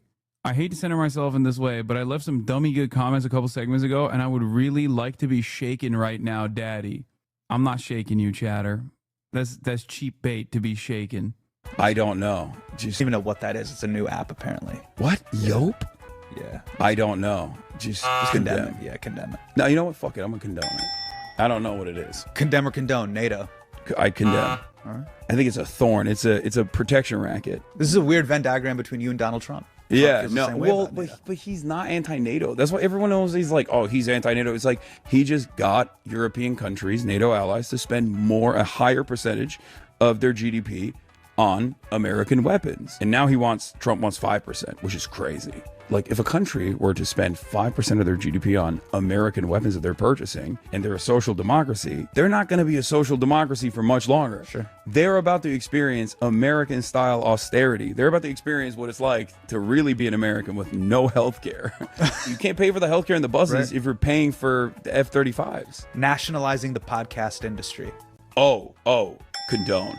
100%. No. Condemn. No. Condemn. Condone. No, I'm a big Turn advocate. the faucet off. No, we need to nationalize it, state sanctioned. I'm imagining a world where, we are a part of the ministry of propaganda, and we're all doing agitated propaganda to talk about how glorious our leader is. That's the future I want to live in, where I'm a minister of propaganda for United Socialist States of America. Okay. Yeah. All right, condemn or condone Turkish baths. Oh, condone. They're dope? Yeah. Okay. And if you condemn it, you're homophobic. All right. I will not elaborate. Condemn or condone Mehdi Hasan. I condone Mehdi Hasan. He's chill. He's anything but chill. Condemn or condone banning social media for children under 16. Banning social media? Condone. For children under 16? Oh, for sure. Or just like only show them museums or something. Last one. I got to prep you. You're gonna have another big national interview. Condemn or condone radical Islamic terrorism.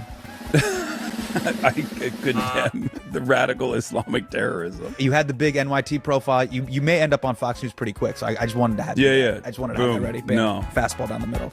Hasan, you're my guy, dude. Oh, thank you. This is awesome. Appreciate you pulling up, man.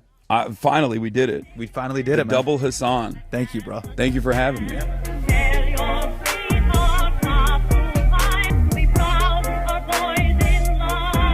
it a little slow on that last one? No, I don't have Hey, a it's paddle. me, Hasan.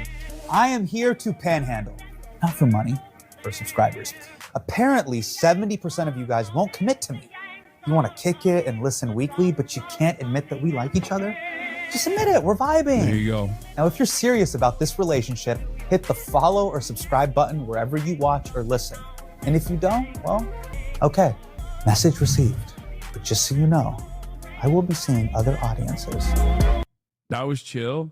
When will we see all three Hasans in the future? Inshallah. Nothing will prepare you for this. Okay, it's Byron Donalds, Republican for governor of Florida, congressperson. It's going to be ridiculous. In college, I worked at Cracker Barrel in Tallahassee. I even gave my life to Christ in their parking lot. Gave my life to what? Their logo was iconic, and their unique restaurants were a fixture of American culture. No one asked for this woke rebrand. It's time to make Cracker Barrel great again. What does that mean? I'm going to say bro got cracked at a Cracker Barrel parking lot. Sad rose emoji. Bro, my Latino family felt unsafe at that restaurant, not going to lie. Sad rose emoji. Where is it? Where's the sad rose emoji? There we go. Wilted flower. Honestly, I think the new logo sucks. Needed to be redone. Wilted rose. Yeah. No fear and no yes fear and. It's just later in the day, which is why I went later than I normally would today. And obviously that'll be all for today. That's all I got. 8 hours and 4 minutes, not a half day like usual. Don't want to hear nothing from the haters. Once again, reminder, HasanAbi Community Census is tomorrow. Be there if you want to be a part of the community and you want to have your proportional representation. And also on Saturday, Chad Vice with Vanilla Mace. That's right, Chad Vice is making a glorious return with a Vanilla Mace chair stream. What does that even mean? Anyway, love you guys. 3 p.m. for Community Census tomorrow. Okay? We do it every year. Bye-bye. Peace.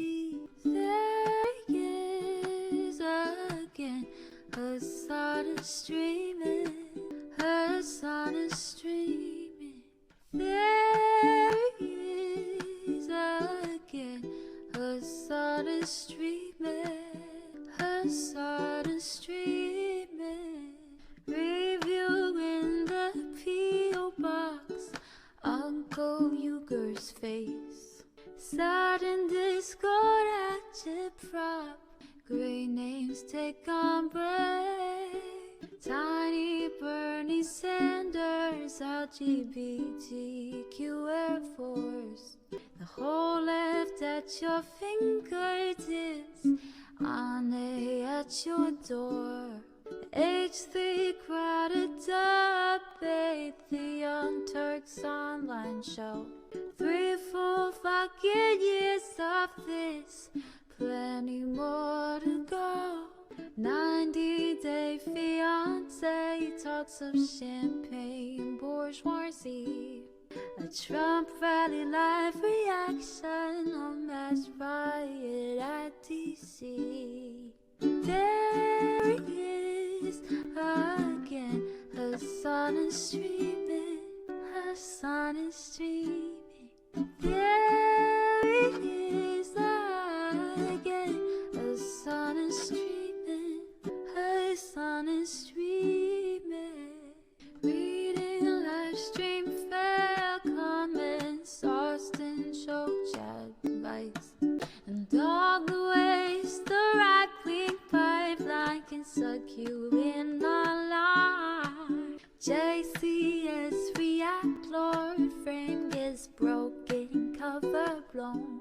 A full-blown mass pandemic, monster streaming at your home. Total radicalization coming out to find. The system you were taught to trust in was broken the whole time.